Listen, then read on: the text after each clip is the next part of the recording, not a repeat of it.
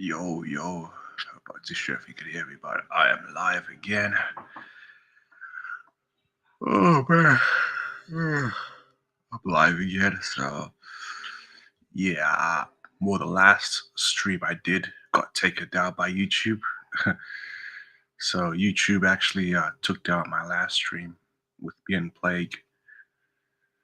So yeah, I mean, it's just I don't know, man. I just need to figure out new ways of saying things because yeah, YouTube. This is the second video YouTube has taken down. You know what I'm saying? So I'm back doing a little live stream. Yeah, YouTube took down the previous live stream, and it's just like, damn. I've been banned so many times on this account. Been banned 3 times. Yeah, man, this game is something else. But I'm back now. Just want to do a stream and see what happens. Every weekend, see your girls on the deep end. You say that I'm back for no reason. Bitch, I'm bent up on diamonds. Girl, you see these diamonds. Girl, you see this cat. You know I'm different climates. How I got this down. Alrighty, so today we're going to be looking at 1 second. 1 second. So,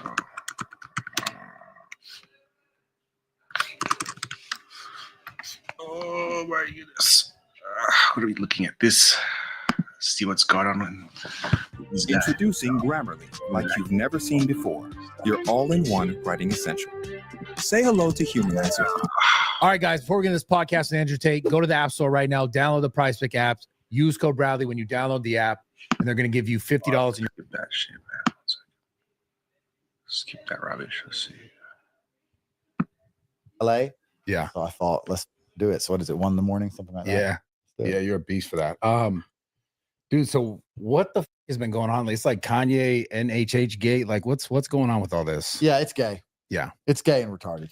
Yeah. Like a song was played in a nightclub and it's almost like, a second genocide. It's incredible. Yeah. It's thoroughly ridiculous. Truthfully, it's ridiculous. Why do you think you're getting so much pushback? Like the internet seems to think you've like capitulated to just the whole situation. I didn't. I just said I didn't play the song because I didn't play the song. The internet now has become so anti-Semitic that even if you believe that the Jews have too much control over the American government, you're starting to think, I may as well just join the fucking Jews now because everything you do makes you a Jew sellout somehow. I don't know if you get this, but like if you breathe air, the Jews also breathe air. So you've sold out to the Jews. Yeah. It's like you can't fucking do anything. Yeah. I guess unless you walk around doing permanent Hail Hitler salutes and calling for the next extermination of every single Jewish person you see, or you want to fire up the gas chambers, they're constantly saying you sold out. And it's incredible because it's not just me. I see it to everybody with any kind of prominence or any kind of platform. They're like, you sold out, you sold out, you sold out. There's nothing you can type without someone calling you a Jewish sellout. It's weird. Yeah. So we've gone from one side of no one being aware of the problem through the Enlightenment where people are aware of the problem to the other side of total retardation. Yeah. And now you see posts, even Nick Fuentes did this. Nick Fuentes said there's anti-Semites or low IQ anti-Semites, he calls them, where they're blaming the ICE protests. No, they're saying that the ICE guy shot the woman who tried to run him over because he saw her as a Palestinian because Jews have convinced the ICE officer that human life, like, it's just like, what the f are these tedious bullshit links? Or he was trained by the IDF. You see that one too. It's at the point now where, I mean, if I was to be a conspiracy theorist, I would argue that the Israel lobby or the people who are in charge of ADL, et cetera, they've realized they can't stop the anti-Semitism. So they're using bots to pump it up to such a level that it's ridiculous. It's agree and amplify. Have you ever spoke to a girl and she says, all you do is cheat on me? You're like, instead of saying, no, I don't, I take you out for dinner and I'm nice to you. What you say is, you're right. You're right. We've been together years, and all I've done is cheat on you. It's all I do. I've never done anything else. All I do is cheat on you. You agree and amplify to make it look ridiculous. Yeah. And I'm starting to think now that this huge, ridiculous anti-Semitism bullshit now, where you can't breathe without getting called a sellout to the Jews, is actually, I think there's something else behind it that's going on. Because I don't know, unless you act like a retard, Yeah.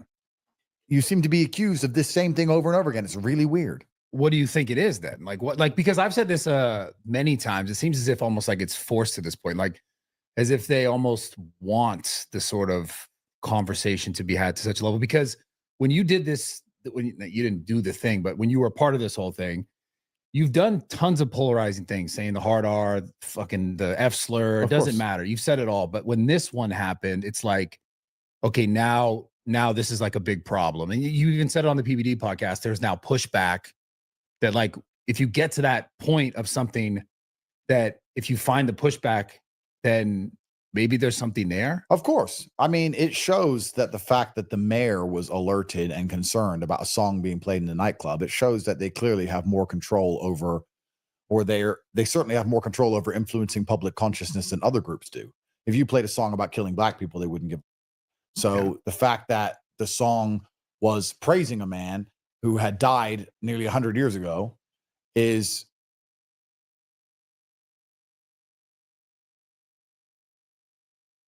Oh, okay. We got two big guests. We got Oh, sorry, man. I just saw your thing, buddy. Hold on. Let me add you up. Out because when I'm watching the video, I don't see the comments because I'm on the full screen. Let's bring up some guests. Let's bring up some guests. So invite a guest, copy, and I'll send you the link. Hold on, Plague. I'll send you the link right now. 1 second. 1 second. Let's bring in some big boys. Let's bring in some big boys. 1 second. Let's bring in some big boys. But I wanted to speak on what Bradley was saying, or what Andrew was saying, that if you play a song and you talk about, deleting BBCs, right? Well, if a BBC makes a song about, sliding on his ops, that's not really, like, that can't really be considered as racist, because he's just talking about him sliding on his ops. So he's in the hood. Some of these rappers that become really famous, really rich, some of them come from the hood, right? And so when they talk about sliding on the ops, they're talking about sliding on people that did them dirty, or people in their proximity, right? Or were in their proximity. So,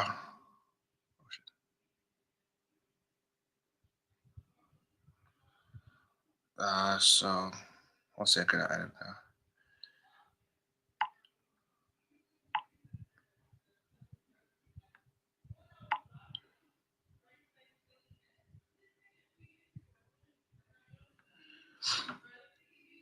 So yeah, basically what that means is, like, that's not really, because the thing is, the reason why they were, involved in the gang beef, it's not because of the race, it's because, they're just in proximity. You know what I'm saying? It's not like they're not attacking each other because of race. It's just because they're in the proximity of each other, and maybe they have some kind of beef, or, like, some kind of problem. You know what I'm saying? So it's not really, like, racially motivated. It's just like a beef. It's just pretty much just gang beef. You know what I'm saying? Gang beef between two groups of the same race can be considered as racially motivated. And that's where most of these rap songs, like the really hardcore, like, gangster rap, most of these songs were created by gang members and stuff like that. So, two gangs of the same race sliding on each other, this and that, that's not really considered racist, because they're not attacking each other because they're race. They're attacking each other because of some kind of gang beef. You know what I'm saying? Because people always like to use this, and it doesn't really make any sense, man. 1 second, let me add this guy. Yo. Plague Yo, Doctor. what's up, man? What's What's good, up, man? Yo, man? I only just Yeah. saw your thing because when I'm watching the thing, I can't see the comments. I I put know, man. I ain't like for a second. I thought you was employing the, Goy strategy, man. I thought you was employing, how people ignore people and, chat. What? Why though? What? yeah, big wide. Yo, what's up? What the hell? Yo, How the you big boy. doing? Wait, What's why good, does man? Wado even know what Chilling. happened with the whole streamers thing with Sneeko and all them at the club playing HH? Yeah. I saw. Yeah, that shit was funny as fuck. Myron's the So- clown, man. Myron's so- the clown, man. So some dude commented on the picture, the one where they were like all standing like a line, like side by Yeah. side, Yeah. and some dude was like, "POV, you about to get scammed," and I was like, "Bro, type shit." Yo, what do you think about yo? So why do I have a question for you? Or are you live Do right you- now on your YouTube channel? Yeah, brother. This is Drake. Yeah, Okay, what's up? Yeah, Drake was the one that sent me the notification. notification. All right. Yeah. So yeah, I was gonna ask you, do you think whatchamacallit, Clavicular, right? Do you think that like we know he's black pilled and he represents a good, he's kind of similar to you. He proved himself, whatever. But do you think with how he's going right now, do you think he's kind of straying from the community? Like he still represents the information and stuff, but he kind of hangs with these guys and like good like la la la la like I don't know, man. It don't feel like Yeah. No, I feel you. like it kind of feel like he kind of feel like he like I don't want to have to say he's a scammer or anything, but it kind of feel like he's like, yo, I'm red pilled now. Like I'm enjoying the the money and the lavish, Yeah. the cloud. I'm red pilled now. Like Yeah, but like, you remember Bama Dave? I remember like when Drake jumped on, he was like, "Hey, yo, Bama Dave, Bama Dave." That shit was fucking funny. Well, Bama was. Bama Dave. Yo, he's a clown.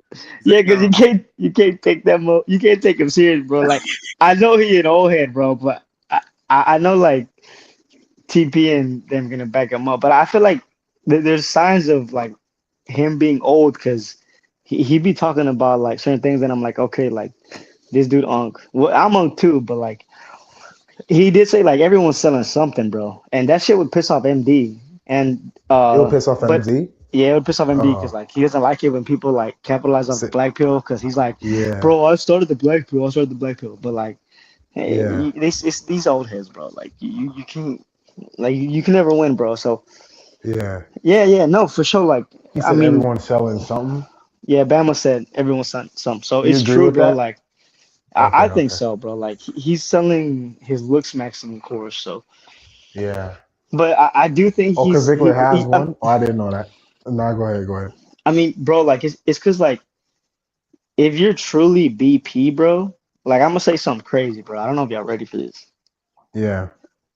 I don't know if you're ready for this, bro. But like, Okay, I'm gonna go in the bunker for the Nagasaki. All right.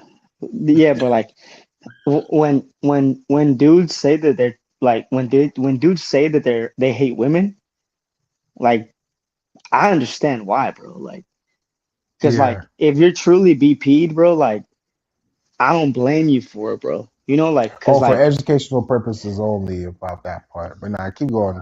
oh You wait, know, you're nah. live though, right? You're live. Yeah, no, that's Not me. Drake. This hold is on. Drake shit. Yeah, he just got Oh, his you're shit took live. down. Yeah, the last one we did, he just got it took down because he racked some age. Well, that's another story. But yeah, he just got shit took down. Yo, to be fair, what probably Wilo just said was based. That was based. It was based, but White was good. I'm just saying I know how the TOS is. When you say you H woman, it will pick it up. It will, Well, even say if you say it in like a regular context. Yeah, that's why Yeah, you my gotta bad. reiterate Bro, for my educational bad. purposes. Yeah, I'm usually like you TOS. good. That's If why, you just bro. I forgot. Like, yeah. I thought we were backstage for some reason, bro. But like, yeah, it's all about the context. It's probably because everything's quiet, but it's all about the context. Like, so here's the thing: it's not even what you say specifically; it's the context around what you say and how you say it. So if you say for educational purposes, it's kind of changed the context. okay, for educational purposes, bro. Like, he can't go to that extreme, bro. Like, so like, there's certain extremes you can't go to, and obviously, like, everyone wants money, bro. Like, Yeah. Drake said it himself, bro. Like the Nick F guy, like he's getting Shit, I paid, want some bro. fucking money, He's bro. getting paid, I've been job hunting like a motherfucker, bro. bro. I need some money. You still haven't Shit, gotten a job, dog, bro. Most of these places, bro, I'm qualified for them, but yeah. they're dry, bro. Like it's more. They said now the ratio. They said the rate. They said the mathematical ratio right now is like 20 to 1. So it's like 20. So on average, it's like 20 people applying for one job opening Nah, you good, dude. in the I United think, States, bro. So yeah. I, yeah, bro. A lot of people are really trying to let go. I'm real sure. A lot of places are really trying to let go of people because people holding on to their jobs, bro. I mean, look at you. You trying to get fired, bro? You how hell long you no, had bro. your job? You know what I'm saying? You've been holding on, right?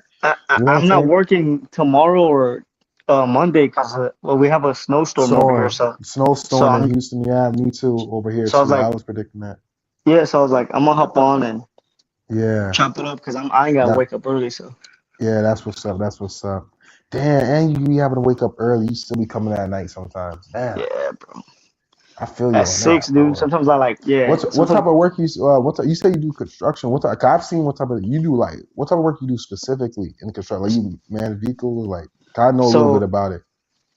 so yeah. I know how to manage like the vehicles, like the Really, cleaner and like the like you got SkyTrack. your like you like got your But license don't and shit for it, or like type nah, fuck shit. no. I don't have my. I So you used to just have learn my. automatically, like you just learn, like you just kind of like hands on, like what people, you just naturally got it. Yeah, bro. That's usually how Damn, trains work, bro. yeah, I tip my hat to you, bro. Usually like you have like an uncle and then he brings his like cousin or Type like shit, there's like type yeah, shit. I'm that's already literally how it is, knowing. bro. Like that really is how it be. And Yes, un but yeah, dude. tío. Yeah, basically. Them boys got Um, your fam got you right. That's what's up, bro. yeah, my uncle That's got what's me, up. bro. So he's No, like that's my what's up. sensei, bro.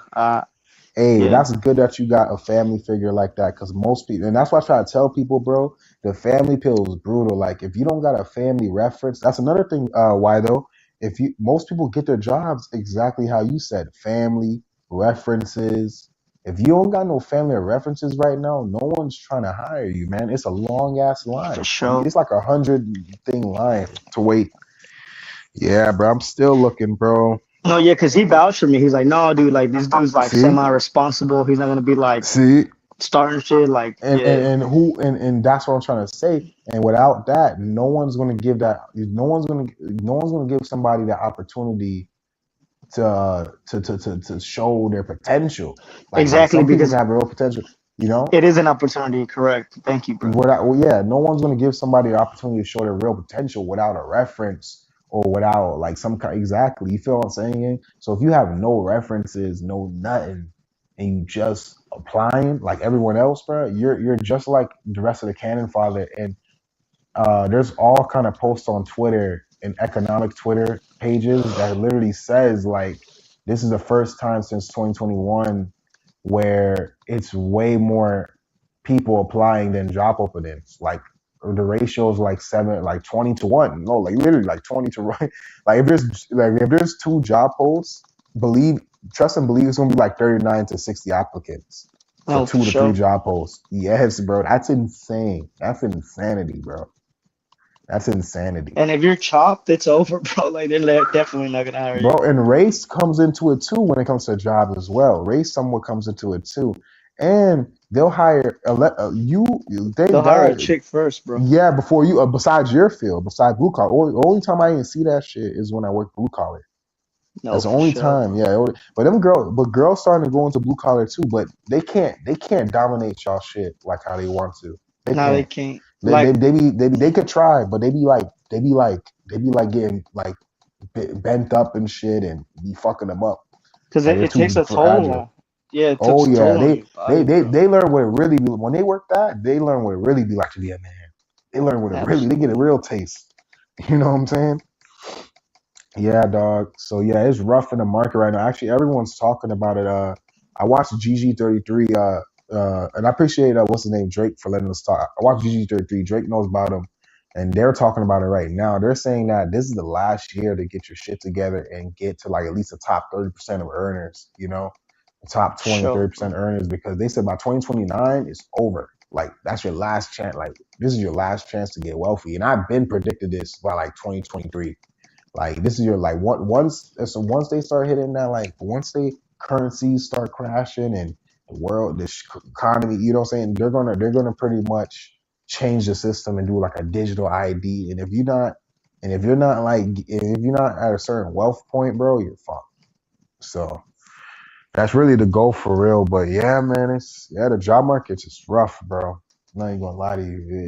It's yeah, if you don't have a reference, bro, you're pretty much cooked. You're like in like a sea of people, bro. And I feel like they're lying about the unemployment. You know, so like they Yeah. always try to play down unemployment like it's only 8%. It's only 8%. It's only 13%. No, unemployment is like at least like 39%, bro. At least 39% unemployment. At least at least That's like 39%. that's like Yeah, the bro. same as the virginity rate, bro. Makes sense. Oh my God. And No, and no, you no. know Don't say that. Don't say that. That's brutal. No, that's a Nagasaki. Oh my God. and, Oh and my you know God. they 30%? Jesus. and you know And most it's of it is men. Why can't it be 30% woman, bro? Sorry, go ahead. Go facts, ahead. bro. Nah, bro, and That you would be know that better. and you know and you know that whole like hyper I you know it's like more predominant than what they actually say is. Like they're gonna Yeah, downplay that bro, stuff because because they want to control fear factor, bro. You know how the media is. You know the Jays run it. yeah, but also because dudes be capping about getting played, bro. Like you ask a dude, hey, bro, you Oh get yeah, played? yeah, yeah. A They'd lot be of like, guys lie yeah, about their bro, I'll body be count.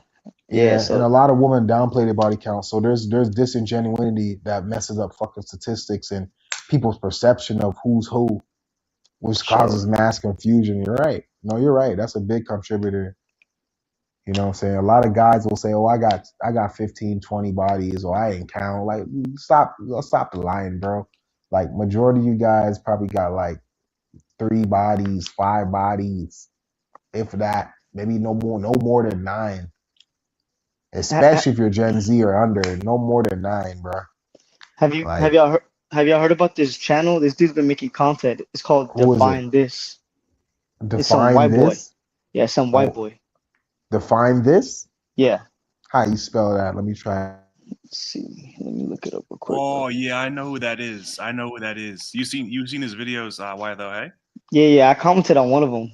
I was Yeah, like, he be going in sometimes. He be going in. yeah, yeah. Yeah. What do you think about him? He I think most of the stuff he says is true. what do Especially you about disagree porn. with? I mean, I used to listen to his content Oh, maybe a oh, month or two ago, but oh, you most of the stuff he found? said, Wait, hold on. You found him? I'm sorry to interrupt. You found this? That you actually know about him, Drake? yeah, I know who this guy is. Yeah, Bro, I just looked him up now. I'd never seen this guy, but I'm about to subscribe. Like, No, you he see, just started. he must be funny. Damn, he Yeah, got he's kind of funny. 144 videos. And he likes doing Simpsons. Like, he like using Simpsons for his thumbnails or some shit. Yeah, he's a white boy, Raymond so Raymond can't accept sub 5 have looks matches. Wait, hold on.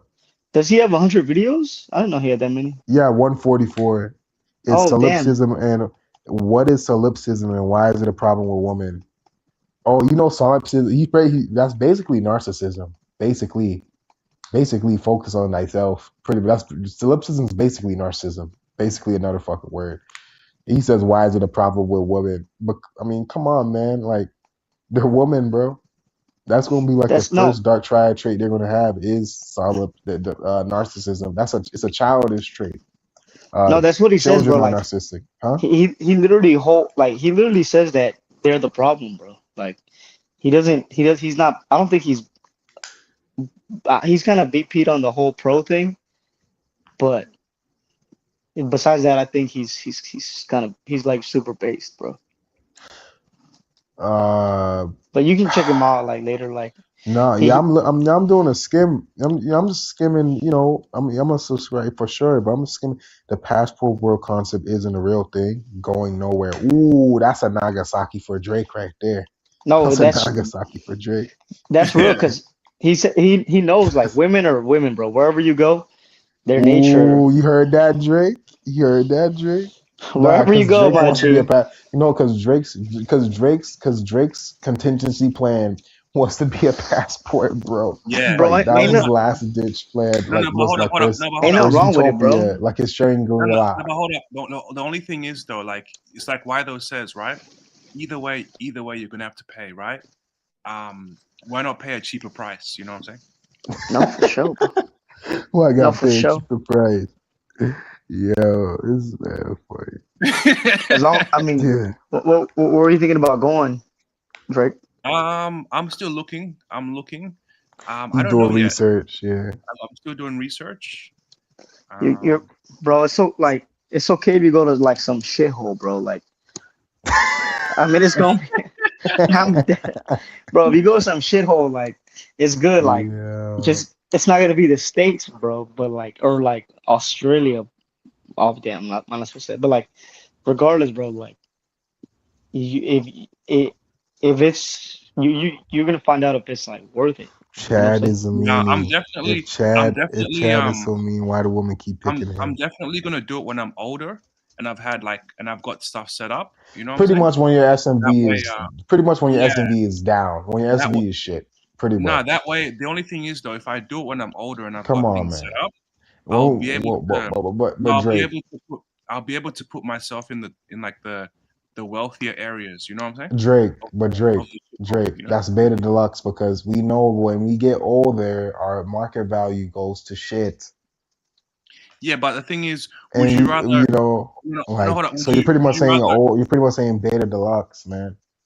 Would you rather stay Like and those pay 10? white, like those J, like those Nephilim guys in the Philippines, like the white No, but dudes, the thing is older though, guys, boomers. it's a lot cheaper, bro. Like, would you rather pay 10 times the price, or would you rather, What do you mean pay less? 10 times the Oh, that's price? facts. Yeah, Ten man. times the 'Cause either way, price. bro. Either way, you're gonna have to provide somehow. You Why the know. So fuck would I pay? Wait. Hold up.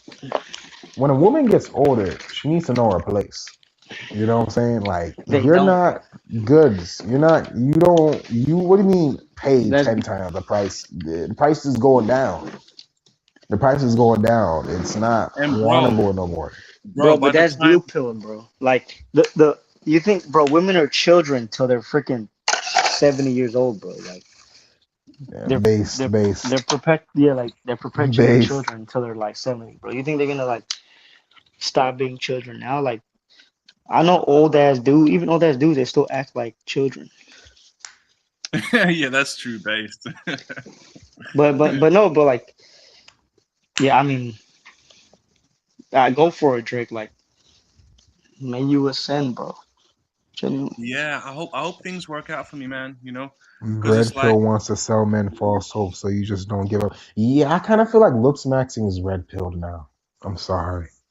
Like looks maxing is red pilled. Like it gives men false hope, so they don't give up. Oh, if I looks max, I mean, look at FitX Fearless live streams. I know y'all saw it, bro. What are the first things that niggas? What are the first things them people ask when they fucking go on his live stream? How do I looks max, bro? How do I looks max, bro? That's literally the main reason why they even want to fuck with that guy. How do I looks max, bro? How do I looks max, bro? Just go in your coffin and reincarnate Max, bro. Drake, are you able to give me one sec. Are you able to play Oh, your yeah, player thing. Oh, hold on. oh, Squiddy I'm gonna wants play to the come video. in. Uh, Batman wants to come in. Oh, Batman. Okay, I think it's Batman. Your camera's on, dude. I had him in right now. Shit, I mean, I don't think. Okay. Yeah. Yo, why though? Did you want me to play the video or? Yeah, fuck it. Yeah, no no no he no was. no I was Oh, no I was gonna say if you wanted to hop on zombies now that I have time. Oh But we're gonna yes, play yes. the you video. have zombie. Oh shit, you got PlayStation 2. Yeah, I do. Oh I shit, got you got PS. 7. You got Black Ops 7. I got Black Ops 3, bro. That's it. Like I stopped playing video games like years ago. But Years ago. I Damn. still So like you used to hopping be on on the zombies. sticks. You used to be on the sticks. Yeah, we'll do it after the stream, bro. Do it Was it after the after stream. okay, bet. And I watched Bradley Martin, bro, like but I What do you also think about watched him? Tate too, bro. I think Bradley Martin's I don't know about him like that. I think he's a good dude, Yeah, but he's big on money, bro. Like I've heard stories of really. him. Like Like yeah, he's greedy. Like you think he's a greed. You think he's probably a greaseball, like Loki when it I comes to that. no, I don't think he's a grease ball. I think he's performative. Like, because I've heard stories of him like throwing dudes on the bus in order to get the bag. So this is like I it mean, goes hand fuck, in hand bro. with I mean, Tate. that's bro. I mean, fuck, Whido. That's odd, bro. That's the guys that's probably at your job, bro. That's fucking all No, these yeah, guys, man. for I sure, wouldn't for put that sure. shit past none of these guys for money, bro. Yeah, Not gonna that's lie, you true. can't trust Goy. You know, so that's what. That's facts. Yeah, But I but me and I Jake said that.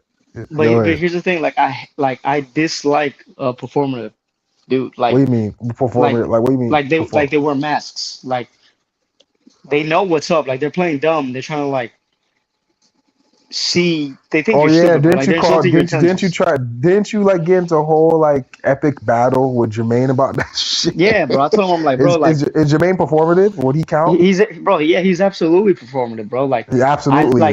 like And I he's noticed you not noticed that. stupid, Like you bro. caught on to that. Like you caught on Like to it on his live stream.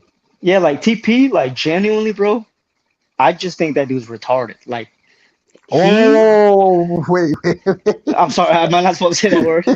Like he's too dumb to understand the things we're telling him, bro. Like genuinely, like I don't think he oh, actually, I don't think he actually okay. like, TP. Okay, TP's IQ. Remember, he is kind of from. Okay, his IQ. I'm gonna be real with you. His IQ. No, I'm not even trying to be funny. I'm being like dead honest, right? no, You that's gotta me. remember TP's IQ. The average IQ is like 90 to 100. TP's IQ is like a 90, 87. So he's kind of slightly below average, kind of that room temperature vibe IQ. So he kind of like you can say it like he's not dumb.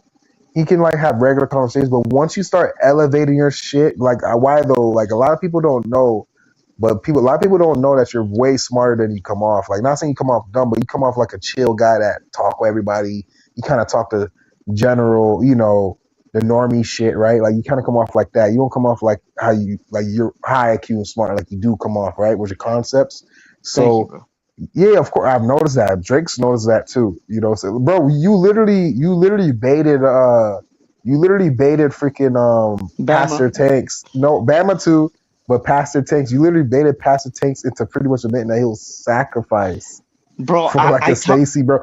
I That talked was to elite tier bait. That was elite tier bait. No, go ahead. bro. I talked to him backstage, bro, and I had a conversation with him, and like I gave him my word I wasn't gonna tell nobody, so I'm gonna stick to that. Like I told him, I'm like, bro, Yeah. like he's like, hey, he asked me for advice. He's like, hey, you know, what do you think I should do?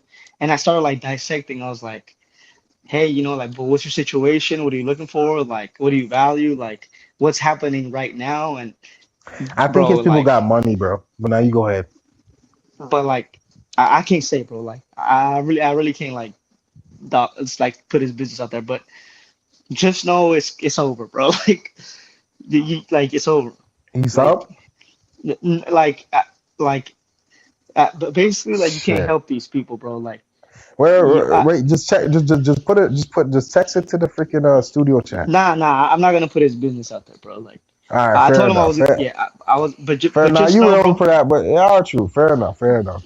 Sure, I'm curious. I know. I'm Yeah, nah, freaking yeah, yeah. curious because that Maybe guy we're be hiding, backstage. bro. Yeah, because Maybe that we're guy be backstage. hot, bro. That guy be larp, yo. It's always those curries, yo. It's always those curries Yeah, that be larping like a mother, bro. bro. Them Currys are like kind of like They be mental, bro. larping, yo. He said mental.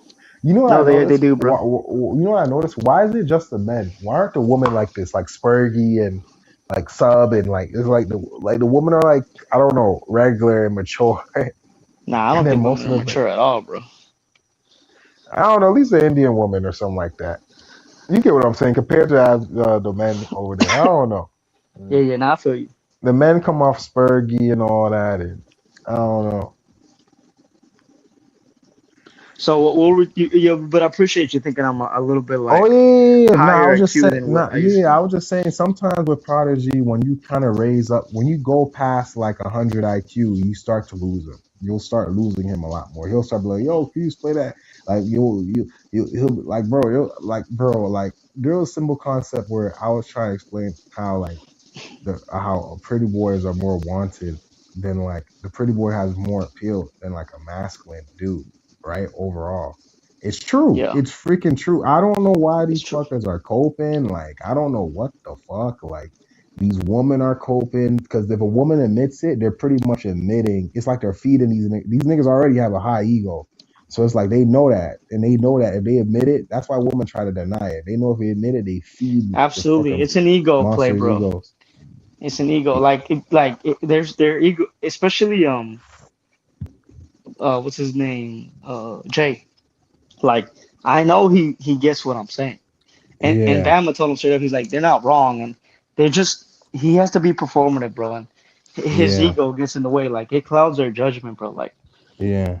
because like You're I told him, you're I you're the told him guy straight, that told me the male ego is dangerous. You're the one who, bro. I thank you for that shit, bro. I'm not gonna lie. absolutely, I'll bro. never forget that lesson. Nah, go ahead. Nah, go ahead. Thank you, bro. Like Nah, it's good real to hear shit. that No, I can bro. at least like Hell, yeah. And get to people sometimes. I know, get to bro. people sometimes. Yeah, for sure. It's a lot of fools in this world, man. It's a lot of clowns in this world. All right. Now you go ahead. And uh I was gonna say something about Jay. Oh yeah, I told him straight up, bro. No, Like yeah, like these guys think they're him. Like, bro, he thinks he's him, but like yeah, in reality, bro, like he wouldn't survive a week or two in the sub 5 shoes. Like he's not that strong, bro. Like these guys will oh, fold. bro. I ain't gonna lie. If you give me some money, maybe I could survive like a few years. But I ain't gonna lie. If you make me a broke sub 5, I ain't gonna lie. I couldn't survive a day. No, no, but think about it though. Like this dude, and I'll admit it, Jay, he's gotten played for like his height, or maybe he was Yeah, a young like high tier Chad when he young, was younger. yeah, yeah, yeah, yeah. But that's me being generous, right? Maybe he was like a Nah, yeah, six. nah, he could definitely get like, bro. He definitely. I'm trying to be normal. Like Jay looks good, bro. You know what I'm saying? You could definitely see how you slay it Yeah, yeah. and shit So like like, that. imagine you were brought up. Imagine you were like getting that. You know what I'm saying? Like Yeah, you were on like easy on beginner mode or like easy mode, yeah, and then they throw you into like nightmare mode yeah, with all that experience. Like loneliness would break him. Like he wouldn't be able to do it, bro. yeah, Maybe that's me coping, yeah.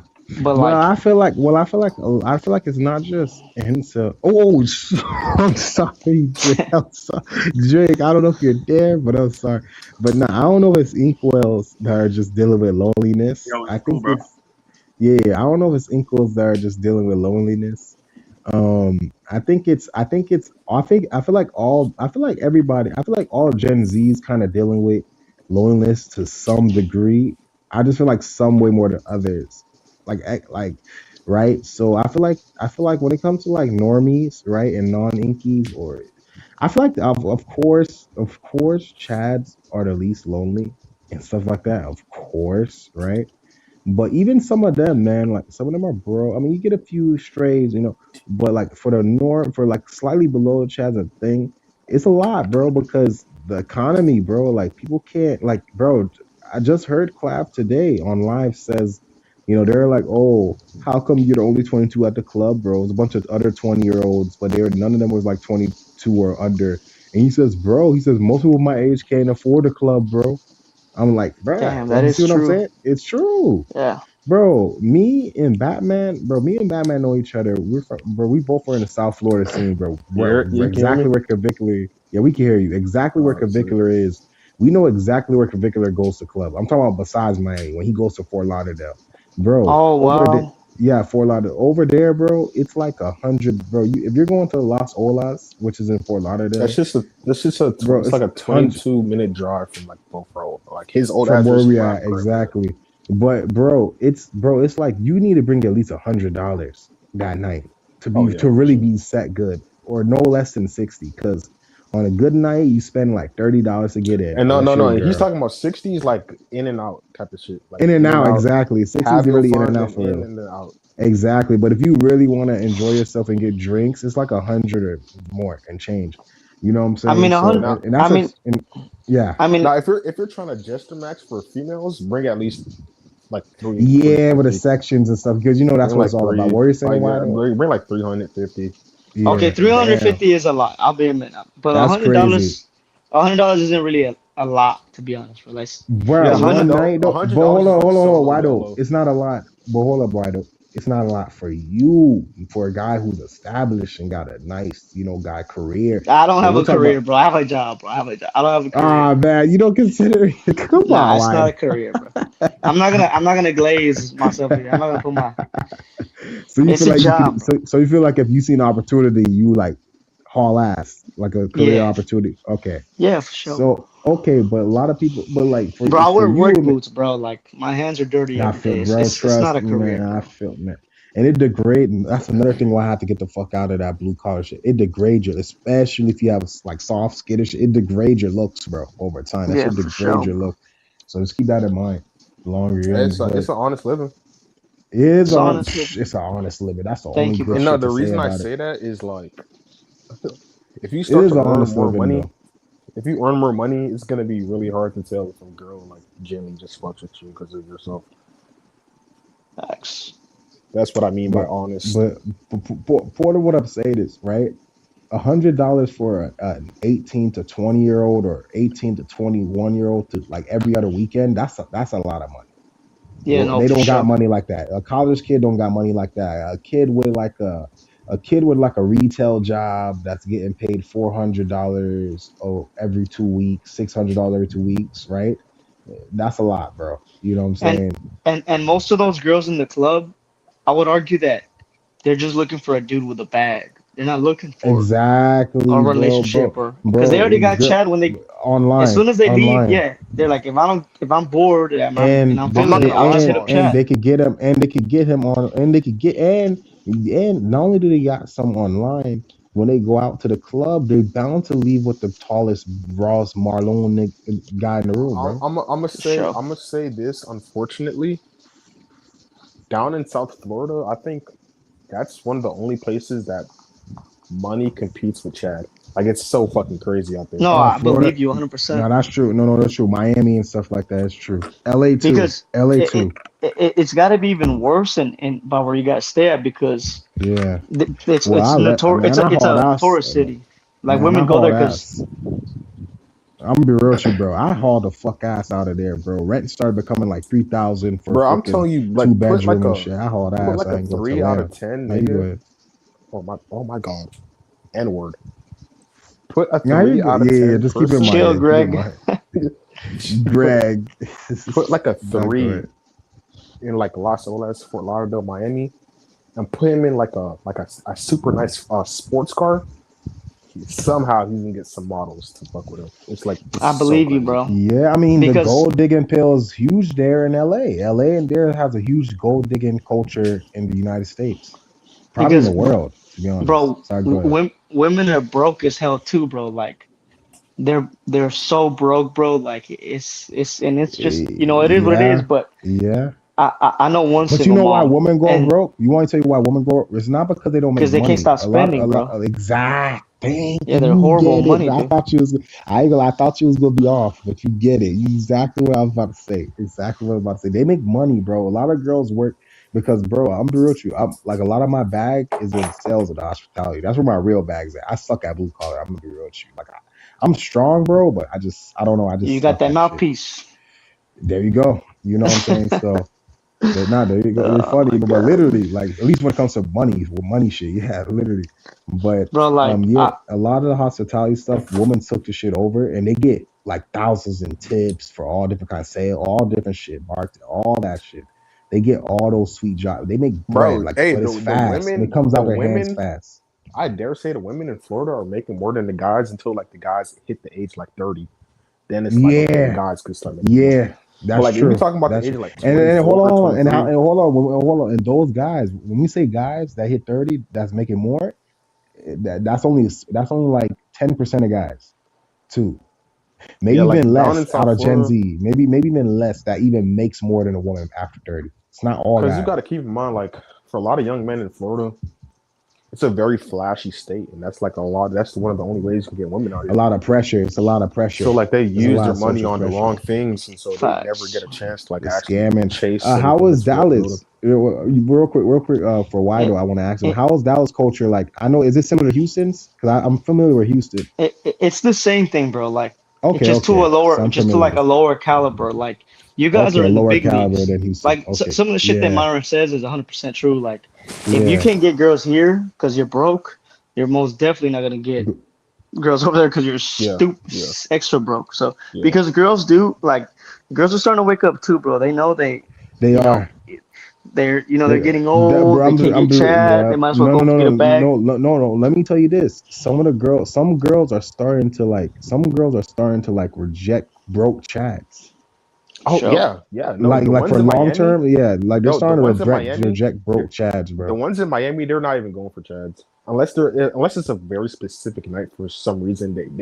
Maybe, but they're really Bro, just I'm gonna going tell out you there for this. big bags, bro. Bro, I'm gonna tell you this. I'm gonna tell you this. This is when I learned, and I'm gonna tell you. I'm gonna tell you, bro. In this instant, and some black pillars will not like. Some black pillars are coping with this look shit. Like I'm not saying obviously looks is right, but you get what I'm saying. The extremities of it, right? Like where it looks over everything, like Chad worshippers. Some of these guys are coping because I'm gonna tell you this right now.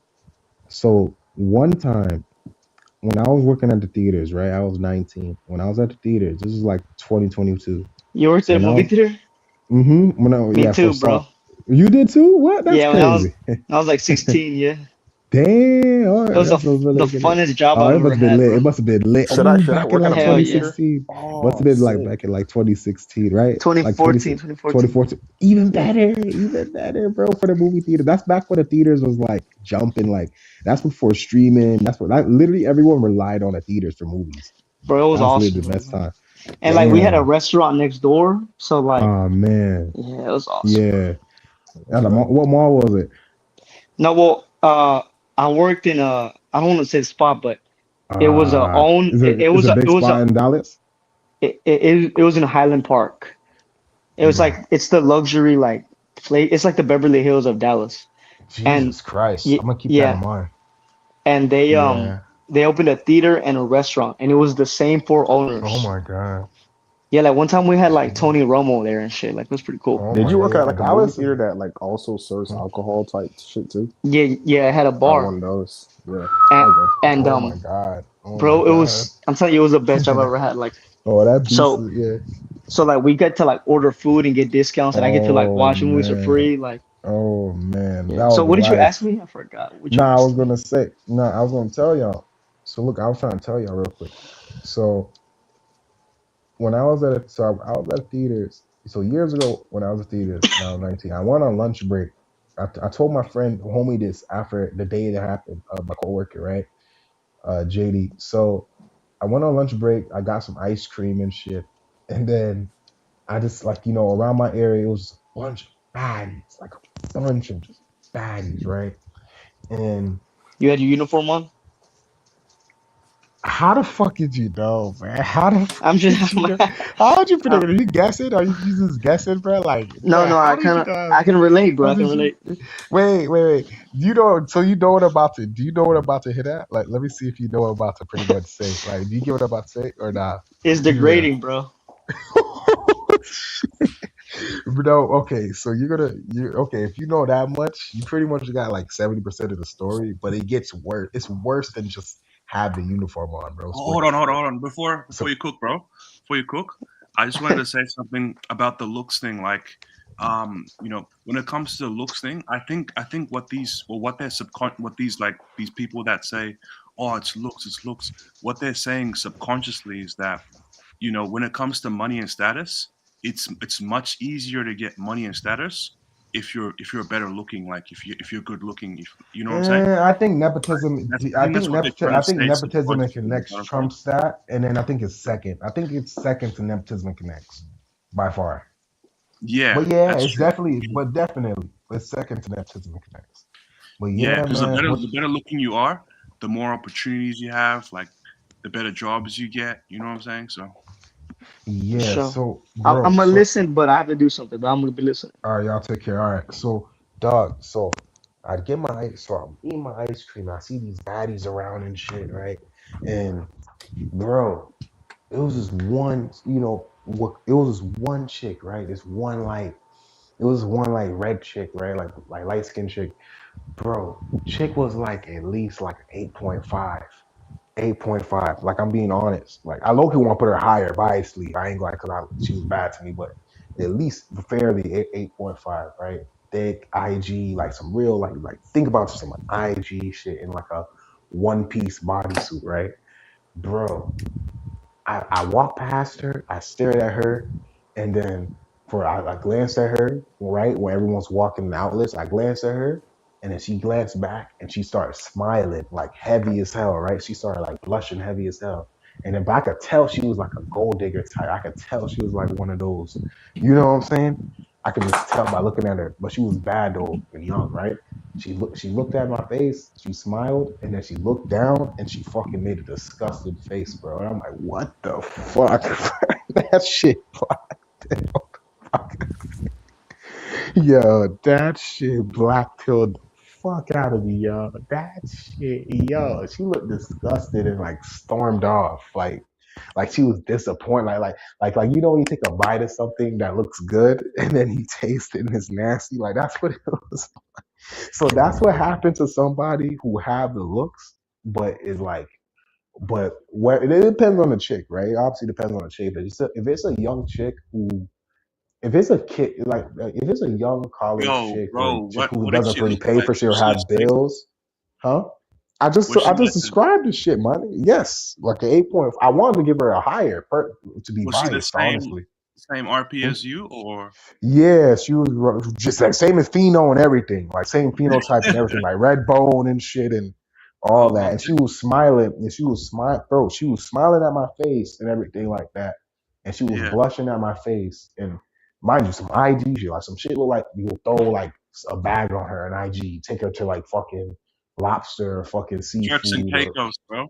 exactly. Take her to church. Yes, I'm not even joking. That arguably, I can still remember, bro. She was one of the baddest bitches, and she was definitely one of the baddest for sure. One of them for sure, right? And she looked at me in my. I was kind of mad. It kind of got me hot because like, damn, it's like you know.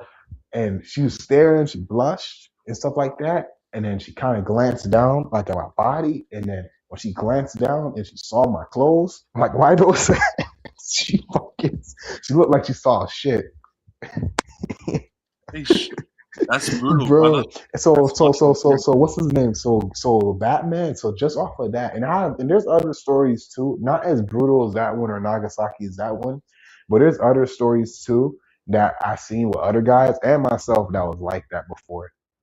Like I got other stories too where I got dubbed because it's rare, but it's rare. 'Cause I don't really get dubbed like that. But I got other stories where I got dubbed, kind of because financial situation, some shit like that. But it's not too crazy. But yeah, it happens, bro. Chads do, bro. If you're a Chad or if you're good looking, bro, or if a girl, whatever, if a girl likes you, you could easily get dubbed. Okay, I'm gonna say this. If the girl's 18, okay, no weirdo stuff, right? If the girl's a minor, like in her teenage years, or she's 18 or 19 or 20, you're not going to really have to work. Well, they are also becoming more and more like money hungry early on, but you still don't have to worry about as much from them as long as you round the age group and stuff like that. You don't have to worry about as much from them because they know that like they're kind of used to guys having no money. You know what I'm saying? Or having low money, you know? I mean, yeah, they got the fast scammer dudes and stuff like the young girls, like the 18, right? They got the fast scammer, yeah, sure. But they Nah, still bro, I know gotta most of the disagree with that, bro. what? What? Bro. Well, I'll let you finish and then you go ahead because I'm still doing Oh, something. Go ahead. oh, you heard me finish the story? You heard me finish the story what happened to me, right? No, yeah, that was brutal, bro. Like, when something looks so good and then you bite into it and it tastes like yo, shit, bro. Like, yo, that's and then exactly, the bro. See, bro, I and swear then to the God, my shit light eating is grin where like bro. they look at you like disgust, bro. Like, I know that's Bro, it brutal. was slow motion, bro. Like I swear to God, everything was in slow motion in my mind. Like dead ass, she glanced in my face, like deep eye contact, smiling, lusting, looked down and fucking made a disgusted, conceited look, like gold. I'm like, damn. I saw my movie outfit. You know what I'm saying? But yeah, now I was saying that if I'm saying for all the guys, if you wanna I'm gonna be real with you, like Chad's. Yes, I'm gonna be real with you. Like if a girl finds you attractive a lot, yes, you can get away with a lot of shit. That's true, right? But especially nowadays, you know what I'm saying? I do feel like with the inflation and stuff, and with woman increasement of options, Chad is more accessible, or a woman or a male that she finds attractive, whatever her preference or standards is more and more common. So they're kind of more used to like getting guys like that short term, right? So they could kind of like dump and dash you easy. Like I heard girls said, man, that guy, he tried talking about I want some now. Man, I got him out the way. But I done heard them little gossip talks like, and I got another one. Like they feel like they can replace you, so at least in the beginning, you know what I'm saying, right? Unless they get attached. So just because you look good don't mean that the girl feel like she can't replace you, bro. Like she can, bro. There's so many times there's girls who had a crush on me, and I ain't gonna lie, and I ain't kissed their ass like they wanted me to, and they immediately got like another handsome ass fucking rock muscle bound dude to fucking like give them attention, like literally 3 seconds later, like you know what I'm saying. So, you're replaceable, Chad or not, or attracted to you or not, you're replaceable, bro. And I'm gonna tell y'all this too, like those guys that rub it off in Facts. these girls' couches, the guys that rub it off in these girls' couches or use these girls' cars to drive to work or ask them for money, not like broke ass shit. Like I'm telling you right now, guys like that days are numbered, bro. Because if at least if the girl's hot, guys like that days are numbered. That's all I'm saying. That's all I'm saying. A girl, a guy, you can have biological attraction, and you can still get dubbed because you just too. At least if you look broke. Okay, what you got to do, you have to LARP, right? So if you know you can pull a girl, right? What you do, I'm gonna be real with you. Like those guys who kind of fake it till they make it, where they dress in designer or they dress nice as It fuck, or works. It works. yes, bro. Yeah, I will admit the girl will see through it. It won't work a long term. Shit won't. It's like a quick money trick. Like you ever tried those little glitches on a video game, and then you immediately it only works like one or two tries, but you get your bang for your Yeah. buck. It's like that. It's like a quick $5 trick, like some cheap ass trick. Like it works a few times, but hey man, you just retry it again. You know what I'm saying? It's like that. So she will see through it eventually, but at least you'll get your fill. You know what I'm saying? Get your little moments. You know what I'm saying? But if you just pull up and a girl realize, yo, this guy's broke, like he works at Walmart, bro, you work at Walmart, bro. You won't have to No, they're pull not another stupid, bro. chick Like that works at they're gonna Walmart. see through your yeah, they're gonna see through your stuff like sooner or later. So you gotta be good.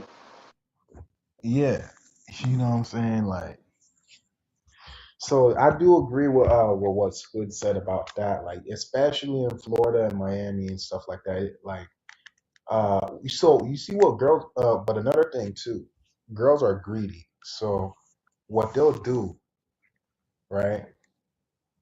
What they'll do is they'll they'll have a roster. Most girls have a roster anyway, so they'll take the broke Chad because you know what I'm saying. So you right, Batman, but you forgetting girls in Miami. They'll just use not all the time. They might just take you serious and date you if you're okay. But if you're like an ugly dude or something, don't think your foot's in the door because you got the money status thing, right? In Miami, don't think your foot's in the door if you're ugly.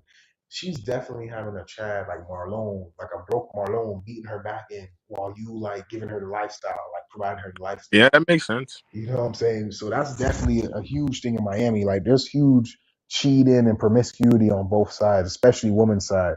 Huge, huge cheating and promiscuity. And a lot and you'll be surprised. You think it's a lot of broke dudes getting cheated on by these women. It's a lot of rich dudes.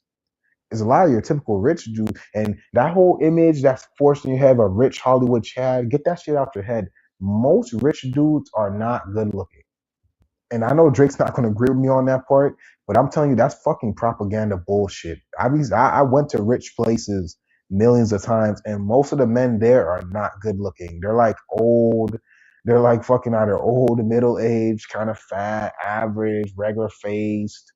You know what I'm saying? Sure, you get a few tall ones here and there, right, in certain positions, but it's far few between. I'm not saying it's rare, but it's not common either for them to be good looking. Like most rich dudes, like that whole rich Chad thing, like that where it's like, oh yeah, man, these rich dudes, they're just handsome. Like, no, bro, most of these rich dudes are garbage. And that's what these girls be mad about.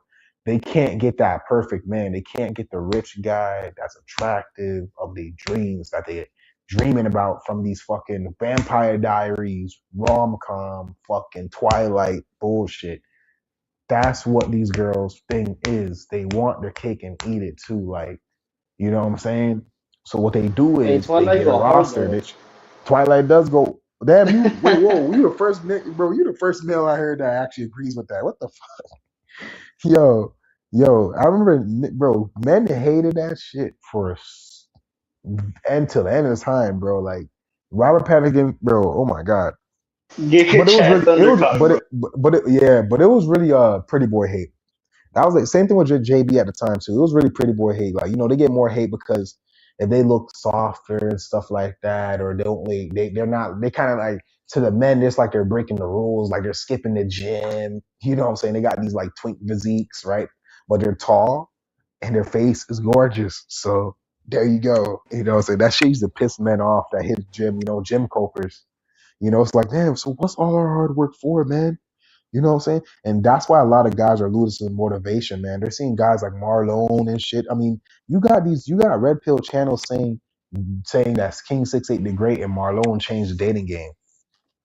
And Duke Dennis saying King 6'8" the Great and Duke Dennis changed the dating game, like pretty much ruined it for guys because now guys are knowing that women approach men like, bro, these guys are black pilling. Okay, obviously these are normies, so they're not black pill, but you get what I'm saying.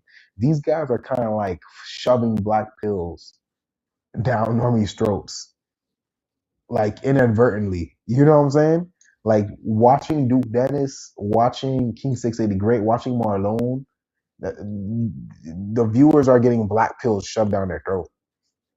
No, Y'all ain't hear about that one guy that confronted King 6'8" the Great, said, "Oh man, you only getting all these girls because you're tall, man. You only getting come on, man, let's keep it real, man. You only getting all these girls." True Prodigy made a Bro, video on the that, black bro. pill. Yeah, and True probably felt like the guy was a hater. True probably like got on the short guy. He probably made fun of him and stuff like that. But the short guy is telling the truth, bro. Bro, Yeah, he bro. got Like, black pilled. He probably was a thug, thinking that, oh, let me some game. What you sipping but on? Until he saw but King again, 6'8" the like Great. Rehab Room made a great point, bro. Like, if Rehab there's a room. debate, yeah, like if Rehab Room was to go on in a debate and he debates like a blonde Stacy, even though True Prodigy, I mean, even though like Rehab Room might be winning like with facts, people are still gonna look at the Stacy and be like, because they judge you off your looks, right? It's still BP. Yeah. They're gonna be Well, like, oh, to a certain extent, like if she's fairly making decent points, yes. But if she's fucking being just super retarded, bro, no way, no way. The well, halo is she's not obviously gonna that come strong in a prepared. debate. No, yeah, Yeah, absolutely. to a certain degree, it's going to give her some leeway. It's going to give her some leeway for sure. He has less leaving room for sure. He has less room for error. Way less. Let's just say that. He has way less room for. He has to be like perfect, precise. Like he can't hesitate. He can't stutter. None of that shit. You know what I'm saying? But yeah, nah, you're right. You're right, bro.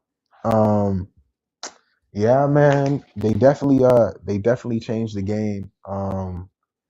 You know, shit, man. Men are just. I mean, bro. They said men are not even going to nightclubs, bro. Women are complaining about there's no bro. And I'm talking about this is all over the world, bro. Like there's this guy named Guidance Vault. Like he's living in Russia, and he went outside to these like night venues and shit. And it's just women. It's no men. And even in fucking Russia, bro. In Russia, bruh. Like this is all across the world. Like no men, bro. Philippine men are getting bro. People like Drake's trying to blackpill them. People like Drake's trying to cuck Philippine men too. Like first they had the JBWs cucking them. Like bro, that's what they got to go through. Like UK men. I mean, you might as well say they're wearing a penis muzzle. You know what I'm saying? The UK men, you might as well say the men from the UK wearing like a muzzle on their penis. Pretty much, like they're getting cucked there with so much liberalism and shit. You know what I'm no, saying? yeah, It's I heard it's bad over destruction. there, bro. It's Like, destruction, man. It's I just heard like destruction. I heard they're I like mean, insufferable over there. yeah, Like I the mean, women are insufferable. Australia is not too far from them either. But the only thing I'll say Australia is better is because at least Australia has pay for play culture that's like legal pay for play culture. Oh Shout out to yeah, Master Yoda. and they have Shout out gambling to and drinking. They're drinking and gambling's allowed a lot over there and stuff like that too. So at least they have some outlets in Australia to kind of take it out on, but it's still pretty rough. But bro, every guy in the world is just destroyed, bro. I'm suffering. talking about Yeah, even Chad, bro. Even some Chad, bro. Right now, bro, you have to bro. be a But here's bro. the thing, bro. The new But rule. You have Chad's, to be but a IP. You have to be a money Chad now. Not necessarily a millionaire, but you have to be a money. You can't just be a broke Chad now. bro. You But gotta be think a about it though, money bro. Like, Chad now. That's the new bro, standards. bro. How many Chads do you know that are truly black pilled? Like, they don't understand that they're some of them are still. I know like some good look 101. He's a good looking You'll dude, be but surprised, bro. he he Batman. he's You're not going. Go ahead. Go ahead. Sorry. he's a romantic, bro. Like he's still waiting on that, that special someone, which is That like a special high tier girl, Stacy. Yeah, and high I'm tier like Stacy, in high my head, tier I'm Stacy. a high tier Stacy, like a Stacy, not high No, I tier don't. Becky. I No, no, mean no, like a no, no. Stacy. You're good. No, no, no, I'm no, I'm no, no. doing You're something, bro. good. So No, no, you, no. I'm trying to You're like get no, this no, shit no, done. no. You're good. I'm laughing because what he's asking for right No, now, like, yeah, yeah. that's hilarious. That's a tall order, man. That's It's a a even for tall him. order, bro. That's a tall ass order, man. Yeah, bro. Like so, these dudes like they don't they do realize the power that they have, but they don't have that much power, bro. Like like the girls, they want it all. They want the money and the looks There you go. And and this is and this is what the black pill is coping with. It's like they cope and think, oh, it's just looks. No, it's just the looks, bro. Everything else is cope. Shut up, bro. You don't have it. You're coping because you know that. Damn. At least I can say, okay, it's just looks. It's an easy cop out. That's what a lot of these black people like lasagna. I'm just saying, you know. But now if you say, damn, it's the looks and the money, it's like, damn, that's like a double Nagasaki. Like the niggas already freaking like the guy's already evaporated, whatever they call it, vaporized. There we go. The guy's already vaporized to dust. And then he's dropping yeah. another Nagasaki. Like, damn. A Like lot of people, with a the lot of money. people, Yeah, go ahead, a lot of Batman. people can't handle the. You It's agree with what literally I'm saying, right? it's literally everything. It's the everything pill, bro. See, you get Batman, what good to I'm see you, bro. saying. Yeah, good to see you too. Yeah, as well. Hell yeah, man. But yeah, man. Yeah, go ahead. So, It's the everything pill, man. That's why I always advocate for like as a guy just working on every fucking thing. You know being what well rounded. Yeah, a lot of guys are pushing that I'm saying? Because dude, everywhere. A lot of at least, yeah. I'm not like how do I explain it? I mean, there's like guys that are not that good looking, but they're gonna run into female attention or female interest. And like as long as you work on as much stuff as possible, not just your looks, like I think if you worked on everything equally, it's gonna at least help you in some fucking way. And I have to disagree with Plague a little bit. Like Yeah. the 18-year-old chicks, Oh yeah, on that one. Yeah. What are you like gonna say maybe about that? if you find one that's like hasn't been ran through, and she still has like that innocence, like she Yeah, yeah. She won't ask for the you money. She won't really be deep on. She won't really be deep on the money yet. 'Cause she don't got no bills or life, real serious life shit. You but right. like But but if if she but she dealt with experienced men. You know what I'm saying? Early on, she'll start asking, or she'll start. I get what you're saying. yeah, if she got an older Okay, but sister, if come she if on. she if she been to the clubs at early age, like if she All went, right, bro, but no, but like why though? But okay, fair enough. Why though? But why though?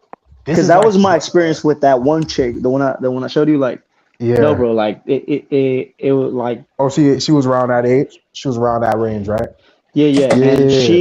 she wanted like the Instagram lifestyle, and I'm like, bro, like that's not gonna happen with me. Like I didn't outright say it, Oh, but why like though? You that's could be her little, look, cute little Gucci provider. bag. No, bro, I'm not Yeah, buying no just Gucci bag.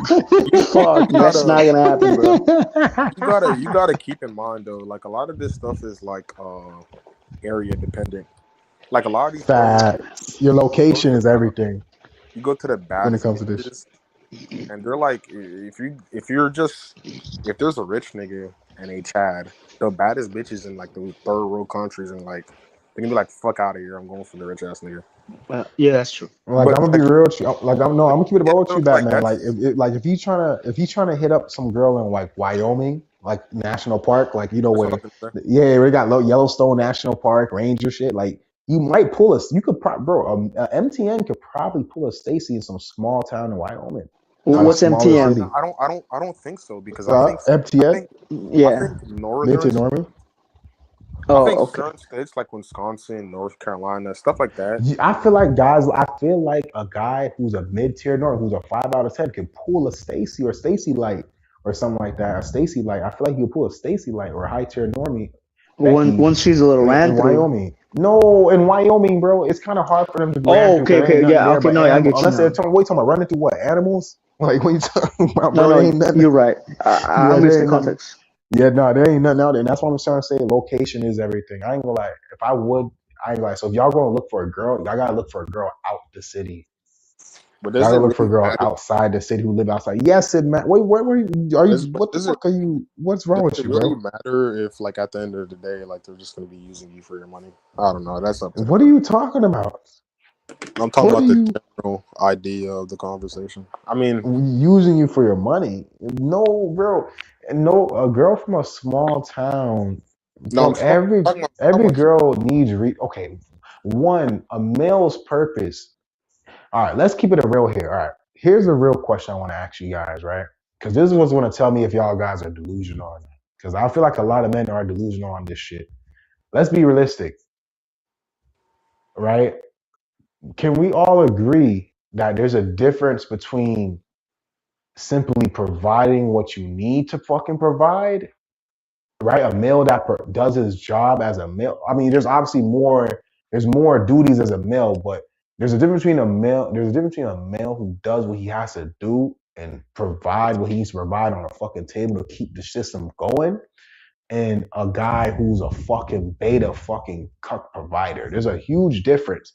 A male or a father that provides is someone who but buys like, food, who holds down, who puts the resources for the but you gotta hold be, down you the fort. gotta be Let me realistic. hold up. Let me just real quick, Go ahead, go right? ahead.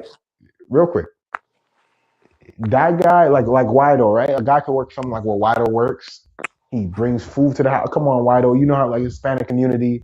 I know it's a lot of beta, providing there too, but it's a lot of guys who are alphas who the woman also likes, who have the looks and thing going on, but they also provide, bro. Provide the food, they provide the bills, they put a roof over her head, resource, they fix things around the house, little shit. They don't Yeah, have to, but little stuff like that. They figure out problems, right? They're the person to go to for problems, protection, right? Those things are natural male things. That's not being a beta provider. That's not being a lame. A beta provider, cuck, is someone who all they have is providing, and all they have to offer is fucking providing, which is why they get divorced when they can't do such, right? And they take BS because they know their worth. They don't have no worth outside of their providing. That's a beta male provider. I feel like a lot of males get providing confused with that. You know what I'm saying?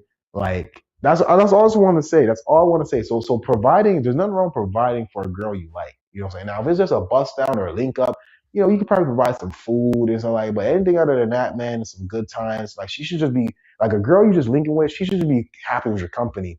If a chick you linking that ain't even your girl or someone you take it serious or talking with, if she wants more and she just met the chick, like it's just someone you linking, someone you kicking it with, she don't like you. You know what I'm saying? I'm just keeping it real. I'm just keeping it real. You know what I'm saying? Now the Gucci bag and all that bullshit and stuff like that, that's just that's just a chick who's used to dealing with beta providers, rich beta providers, or rich chat, whatever the hell. She just has high taste. She's a gold digger. She likes status. You know what I'm saying? Now, if you're not a provider cuck, then, or you're not a dude that just have it like that, or whatever chat, whatever the fuck your case is, then dip out the way. But I just feel like get a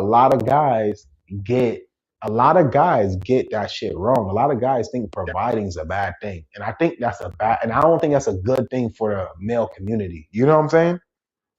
Because I don't like I feel like males who don't provide shit besides like I feel like those are truly worthless males that ruin our society. I'm being serious with you too. I feel like they contribute to the destruction of our society. Those are the ones who create single households. Those are the ones who create fatherless homes, right? Like the Chads or whoever the hell can be smashing like that, right, bro? Like those are the guys No, that create I agree, destruction, bro. bro. I No, agree. that's not Like, a man. That's not a here, man. That's not a fucking here's the man. thing though. That's a boy. A lot of guys that do well, like the relationship. Well, I know I'm speaking like anecdotal, right? Like, I don't want to say. How do I say this? I have an example, right? And he provides, but he also has to like clean and cook and do all this extra stuff. And that's where it's like, bro, like you're providing, bro. Wait, Like, clean and cook. Provide clean. What the fuck do you see that bullshit? What the fuck? I seen one. I seen one. And it's only That's an just one it, example. bro. No So offense. I maybe don't it's different. know. I don't know who that But person is to you. If you have any, like, I'm not trying to disrespect them, but he's a that's an simp, idiot, bro. man. Yeah, That's he's a not a simp, provider. bro. That's an idiot. That's an idiot. You're getting ripped off. You're doing Absolutely. all the you're doing all the paper. Okay, now here's what I didn't mention, real quick, just Well, add on. let me just Oh, go ahead, go. go ahead and say your piece first. Go ahead and say your piece But I first. do see what you're saying. Like there are relationships in like my community where like Yeah. they do provide. It's traditional, man. It's Like traditional. Yeah. I do respect that about the Latin community, bro. I watch, bro. I'm I speak the I'm very tapped in with all the countries, like the But they're movies and usually shit. they're very looks matched, bro. Like if you pay attention to like they're very like Yeah, it's they are. very They are. looks But matched. that's a good thing. That's a good thing. Yeah, no, That's it a good is a good thing. thing. But like, Because when you how see hard is it unlooks to get your matched looks matched, couples, bro? that's How when you hard see is the destruction. Huh? No, yeah, sorry. Go ahead. but it's really hard to get your looks matched, bro. Like Why you say they that? cause like they both I like behind the scenes. I know they're trying to like really make it work, like Yeah. which is good because like relationships aren't Yeah, easy, bro. I done lived in a house. Like I lived with Hispanics multiple different times. Yeah, I've seen it all. Yeah, and But they're cool yeah, people, bro. bro. Like I love my Oh people. yeah. Oh yeah. I mess with them too. You know what I'm saying? They be some of them be a little crazy with the drinking. I done been in the cars with some, be driving like crazy. So I'm I not do gonna that, lie, bro. they be doing reckless shit that's like I'm not gonna lie, like it's some of them I know that some that don't have the full legitimization, let's say. And I'm like, whoa, you kind of being too crazy and wild right now for a guy like with no Bro, but like even for a guy with legitimate, you want to get but think about it. If you don't even have your legitimate, like your, let's say papers, bro, yeah they got nothing to papers. lose. They got nothing to lose, bro. That's So fuck it, why true, not? but like you trying to go back home, like you trying to you trying to get arrested and like thing, like what's the point? I don't know. It's like, hey, they be crazy, but yeah, man. I feel like there was a great example. Now I will admit, everyone has their toxicities too. I have seen a lot of toxicity in their communities too, just like all of ours, For So sure. there's a lot in their shit too, but they do make it work. I do agree. They do make it work.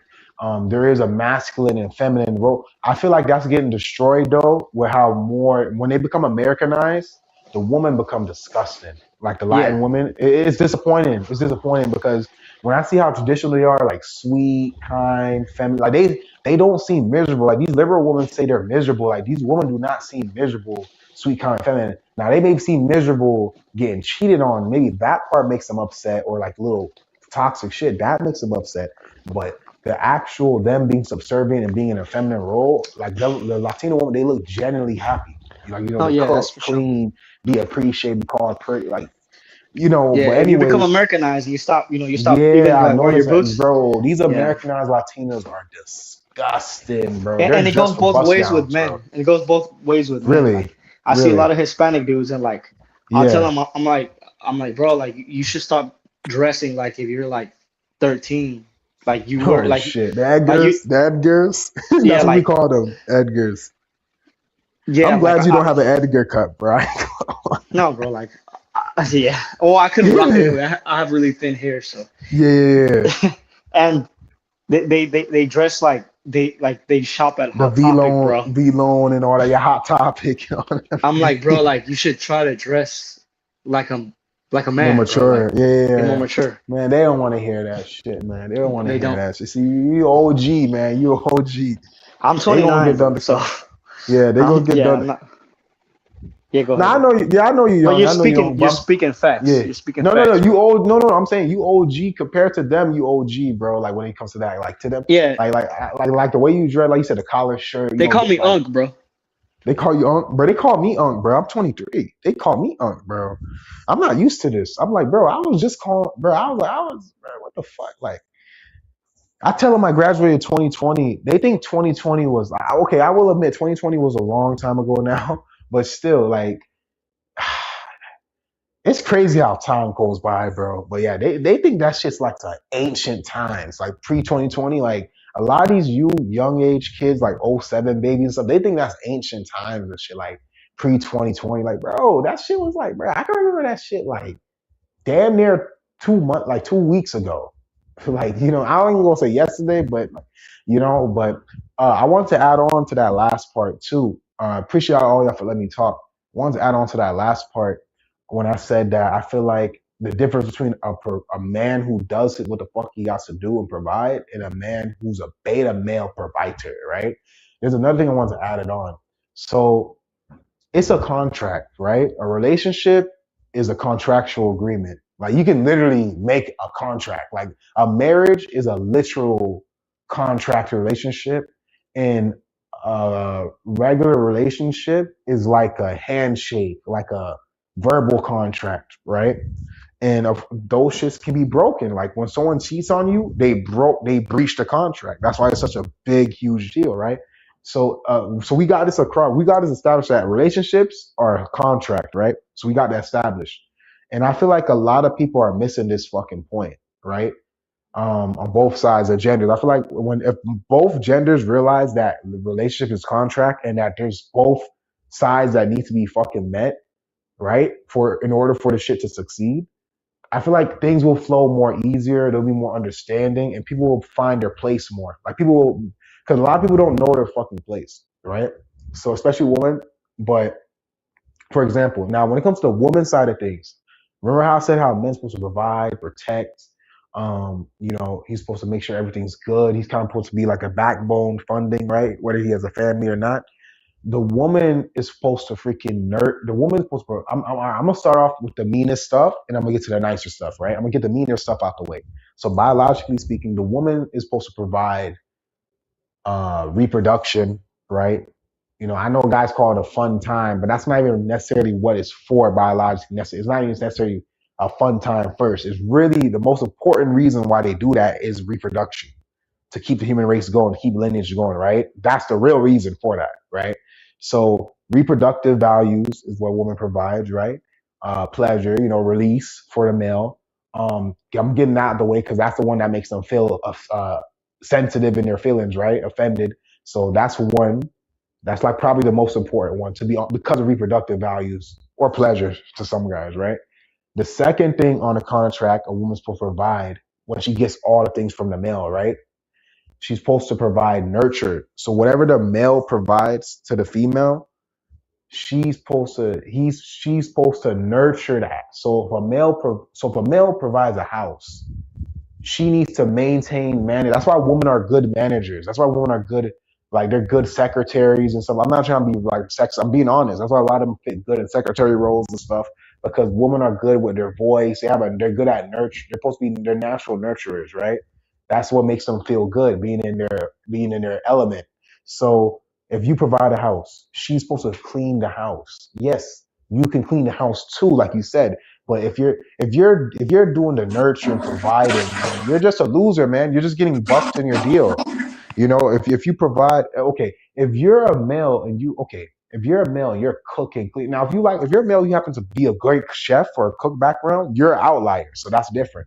But if you're cooking, cleaning like Whito's buddy that he knows and stuff, you're cooking, cleaning, doing all this, and you're providing all that, like, man, I mean, you obviously she's not attracted to you. That's why she's ever had this much leverage over you. You're just simp, man. Exactly. Like you're a fool. You're literally doing all the fucking work on both sides, and you're paying for it. Like you're literally getting scammed. You know what I'm saying? You're pretty much getting scammed, and that's what a lot of males are really like. There was this thing on TikTok where a woman said that having a boyfriend, this JBW Stacy, right?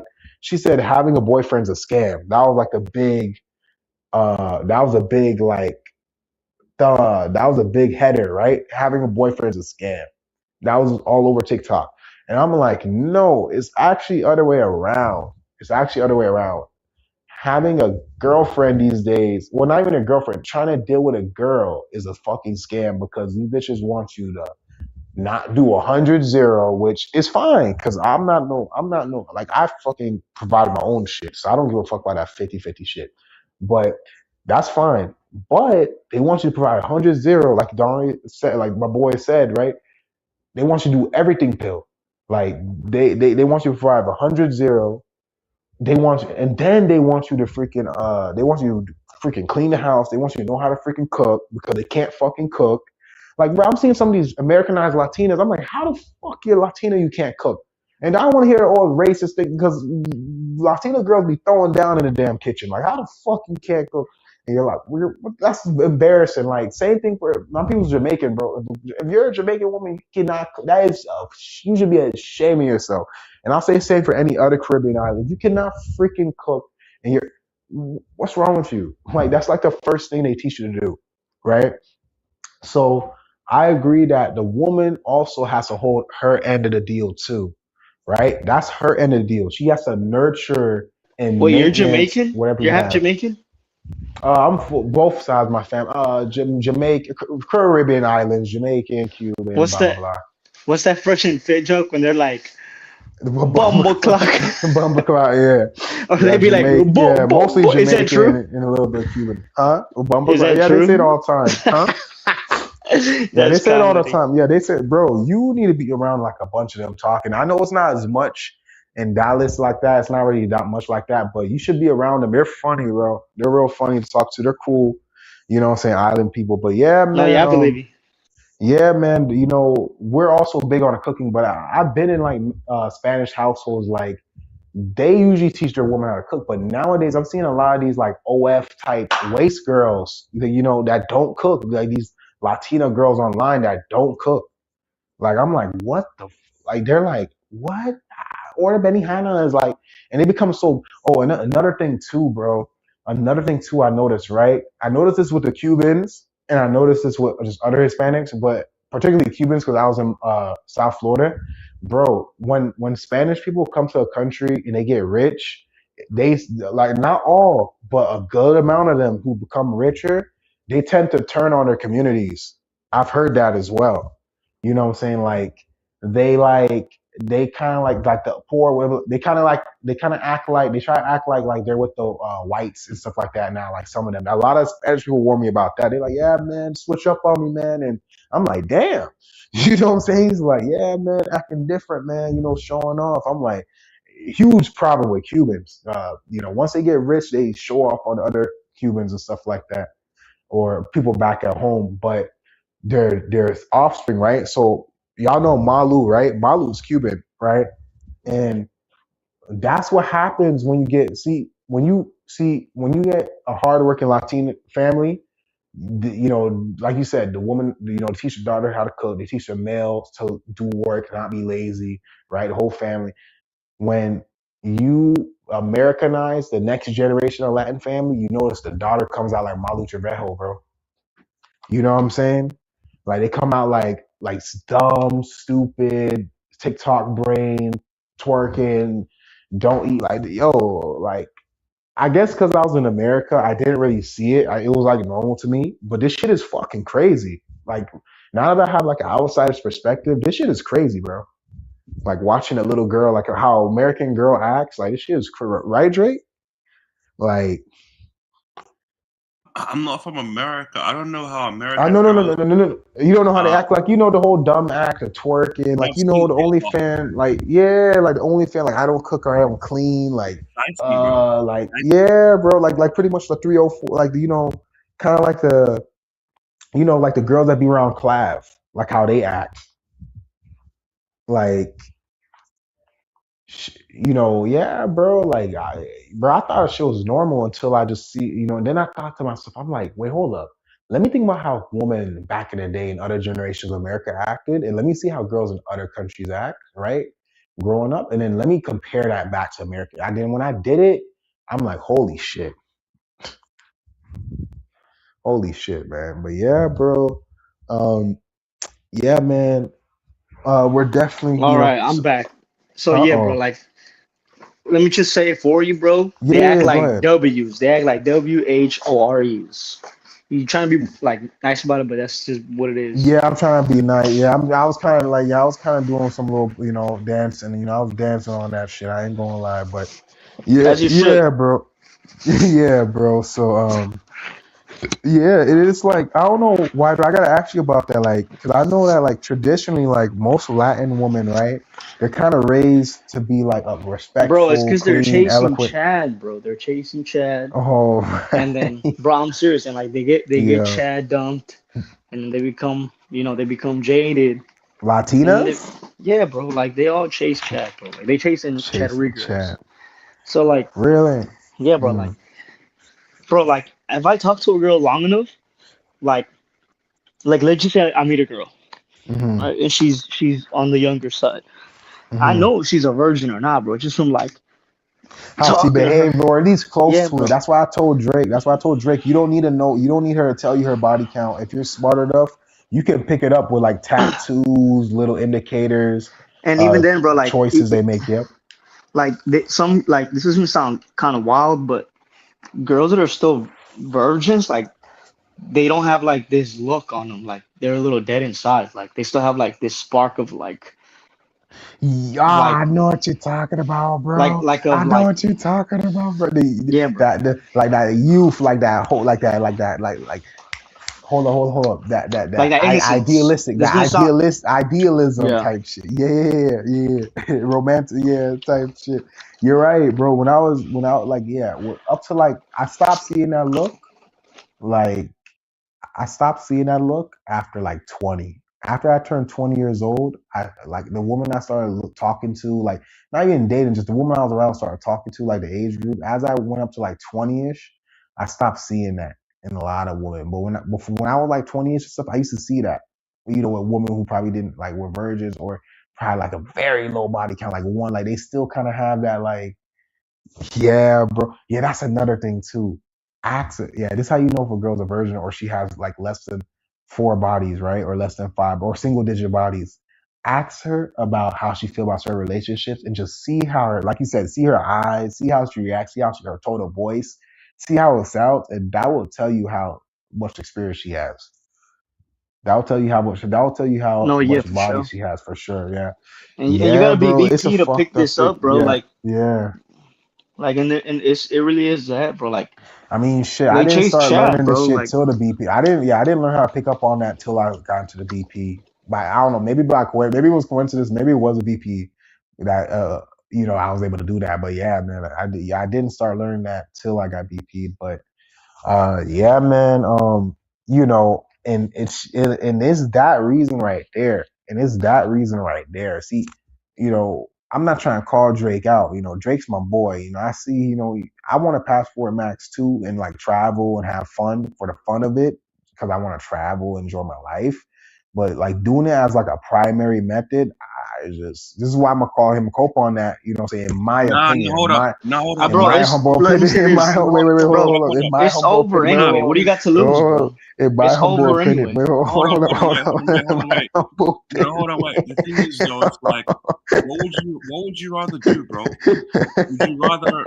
Because Yo, I knew he was gonna come out. I knew he was gonna come out from either way, it's still the same, bro. Like Yo, that boy is chilling, and then I got his ass.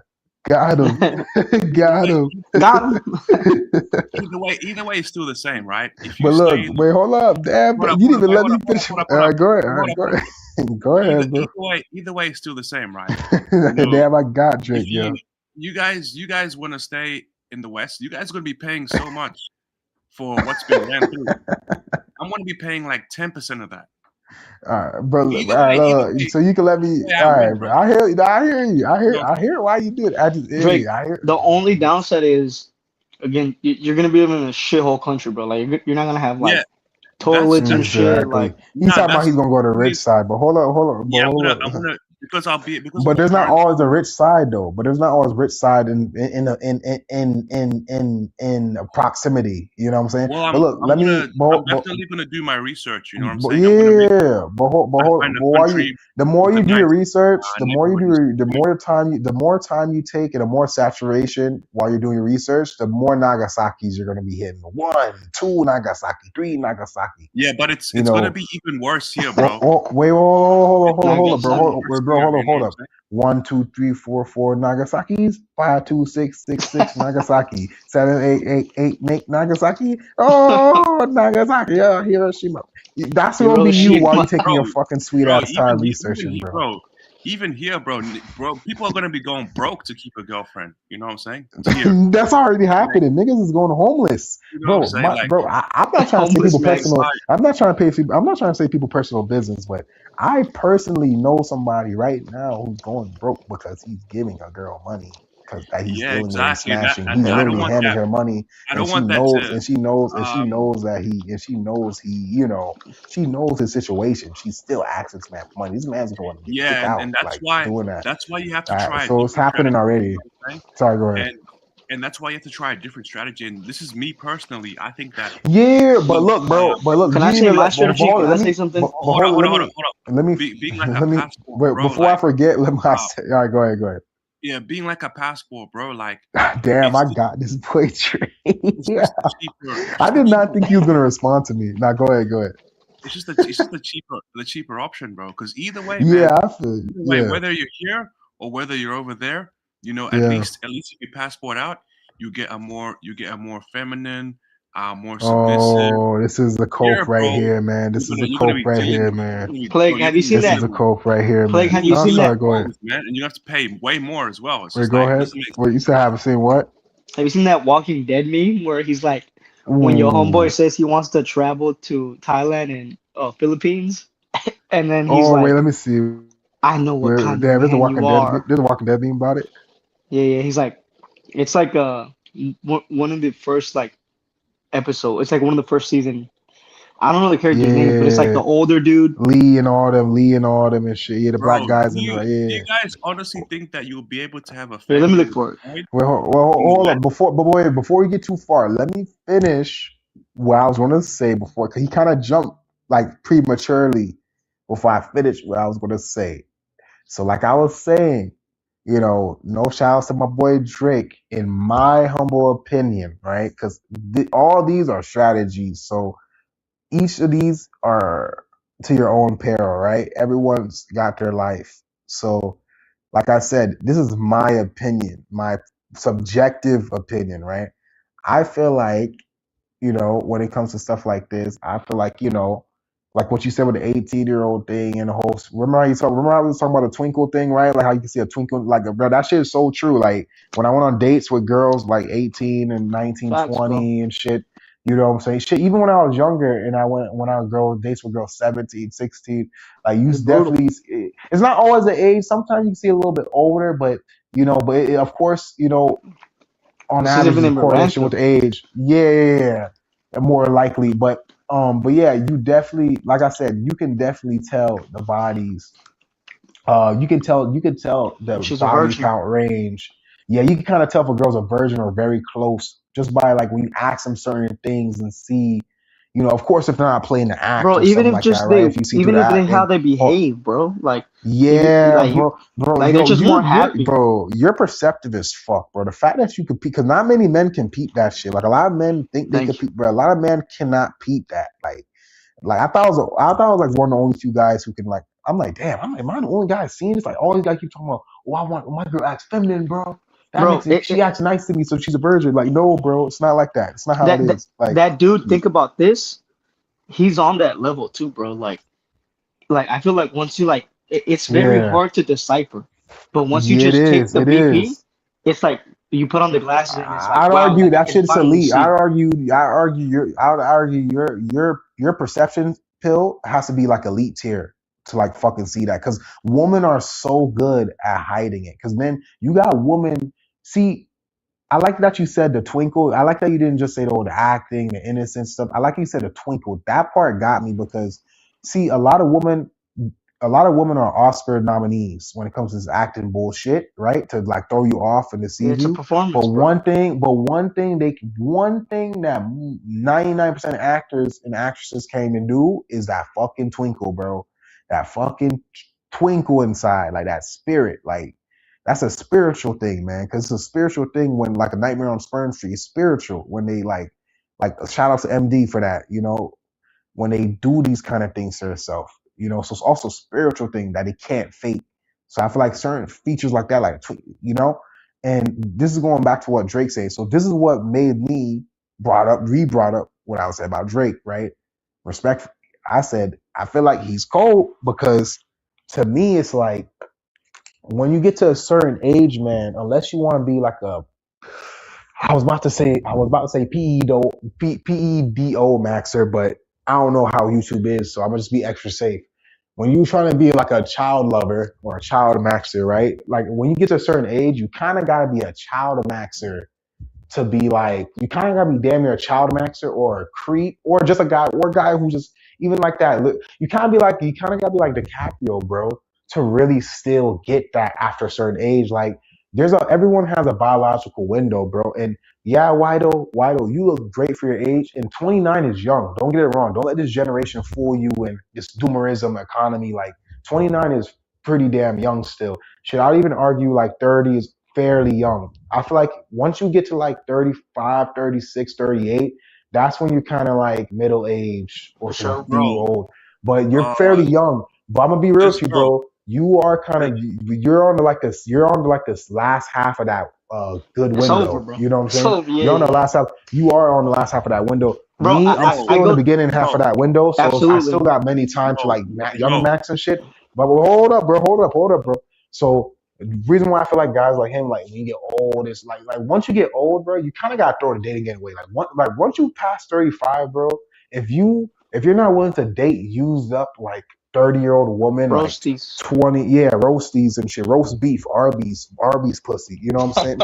Like if you're not able to put up with that shit, man, you gotta quit, man. And I'm gonna quit, Nah, man. Like bro. if shit don't That's work not out for me true. and my boy That's Batman, bro, not we're true, quitting, bro. bro. You Let me Man, bro, you're say this. coping, hold on, man. You're wait, Let me hold say on, coping, wait. this. man. You're Let me Bro, say this. Let me you're say let me this coping, tell you. man. real quick. I'm just You're gonna say past this. the cope, man. You're coping, man. Plague. I have to 100% agree. Every time I go to a See? family event, bro, all my aunts they look at me like they're like there's something wrong with him. Like Nah, bro, they're wait, they're hold up, quiet as F. Yeah, like What? hold up, I'm nah, wait, telling Really? hold you. up. They Yeah, do the bro. same Like thing Nah, to me bro, too, bro. hold on, they're But hold on, bro, like wait, have they it's ever, so bro, awkward, but bro. do they Like ever, wait, hold up, bro, hold on, wait. wait. do Let me they say ever this. Let me think say. Let you're, me say. Let me say something real quick, wait, right? do you ever think you're Bro, homo if if you you're, don't get like if you're hold single on, wait, for too long or some Yeah, shit? I get that shit all the Yo, time, bro. Me if too, you, bro. Me bro, too. Oh my god. if you're 40, bro, like if you're 40, right? There's nothing wrong with dating Right. an 18-year-old, Cold, right?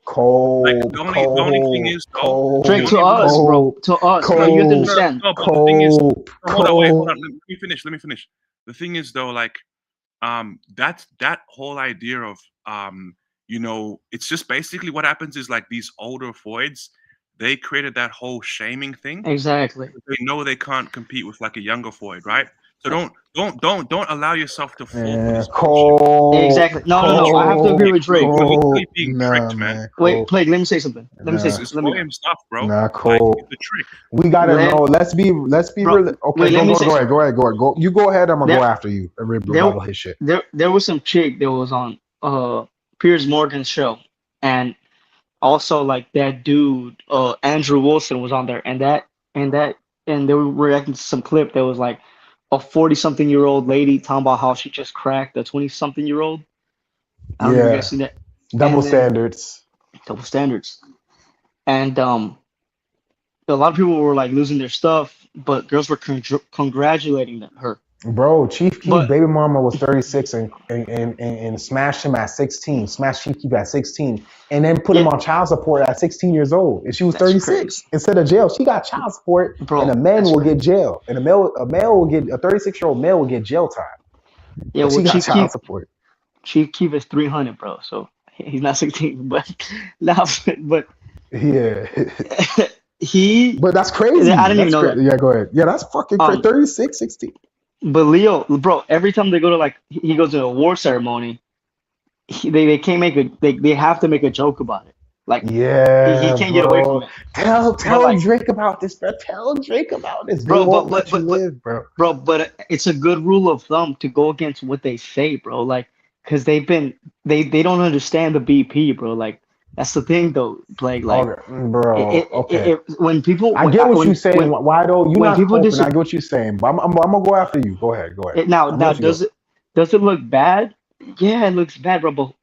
But like if you go to Okay. Japan, the age is 16.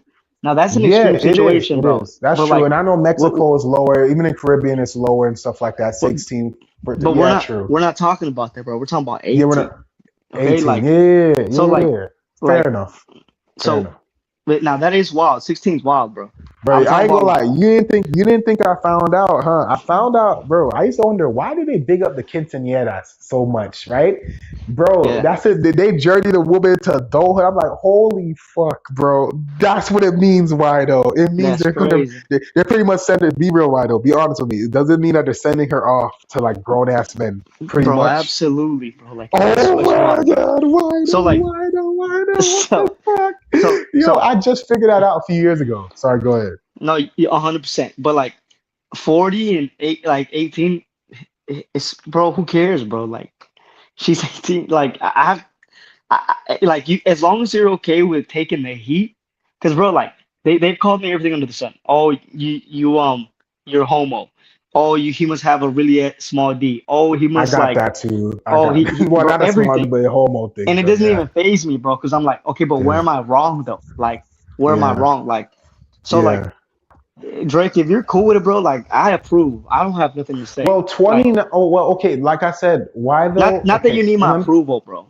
yeah, Not exactly. true, But bro. hold on. Let It's me. just No, no, no, no. it's just Hold on. about doing Let what's me the most rebuttal. Let logical me thing, rebuttal bro. because I got under his skin. Like you gotta do the most logical thing for you, man. You know, Absolutely, bro. you know what I'm Bro, saying? you're crazy. You- Y'all crazy. Y'all got me bent. Listen, I'm gonna tell y'all. Okay, we all have our own It's because you're perspective, still a and I youngin', agree. bro. You're still young, bro. Well, Drake Bro, is young too, I'm but bro. Drake's 20. Well, we're all around the same age, bro. To be fair, roughly. You know what I'm saying? I'm gonna say this, right, guys? I know that I know. Okay, right now, I'm gonna be real with you. Yes, 18-year-old girls, like they're still cute to me and stuff like that. But I do notice that every year I get older, I do see them more and more like a kid. And I feel like, and not it's not like that way, like oh they can't get smashed or smash. It's not that type of way, but it's like a mature, like a person to person level. Like the bro, older I you have to get, be dark the triad, bro. If you're not dark huh? triad, you're gonna lose, bro. What were we just No, no, no, talking no, no, about? no. I'm just No, no. no, no, Let me no. say I'm not. this. No, no. I'm saying you can Like, let me smash say them, but I'm this. saying me personally. No, no. All right, go ahead, go ahead, go ahead, go ahead. We were talking about how you were talking about how you have to use to a certain degree like manipulation to get some of these girls, bro.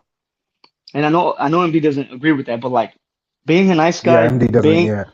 being the following the like red pill or like the blue pill or everything, it doesn't work, bro. Like this is a dark truth, bro. Like this is something that I genuinely believe, bro. Like a lot of these boys, like they know deep down they ain't shit, bro.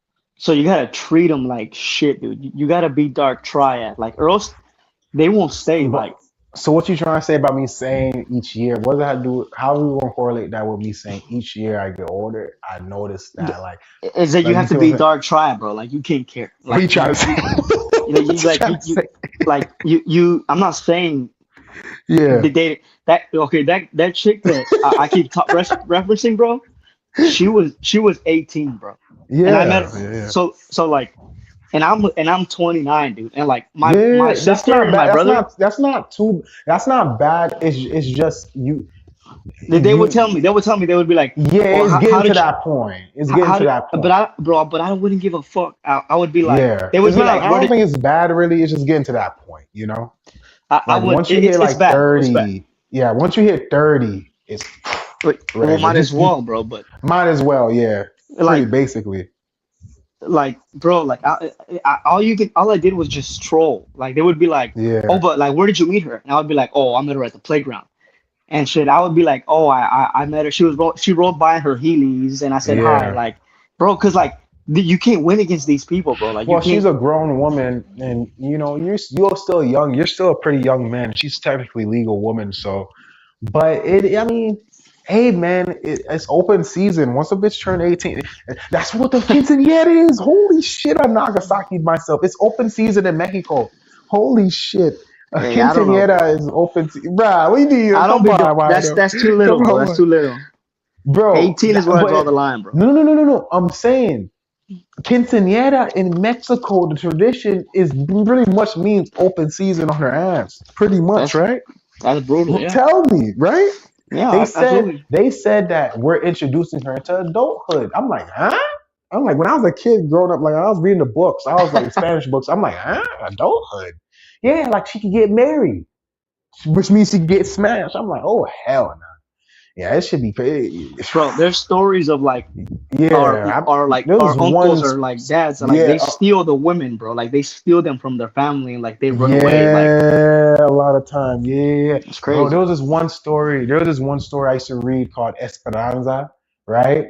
Um, there was this one story I read called. It was a famous book, right? Mexican book, and they was talking about her kids and all that, and and then how they were gonna marry her, some 40-year-old fucking. I'm like, holy fuck, man. And it's not just Mexico; it's all Latin America and just all around the world. Like you said, it's BP, man, it's brutality. But Bro, the, these the girls are United States is hella PG, man. The look, bro. modern These United girls are States. look, bro. These girls, I disavow this. I don't condone Hmm. this. You But don't these condone girls this, are okay? there's girls are out here smashing like at 14, 15, 16, bro. Like Yeah, I they know. they 13, don't I care, know. bro.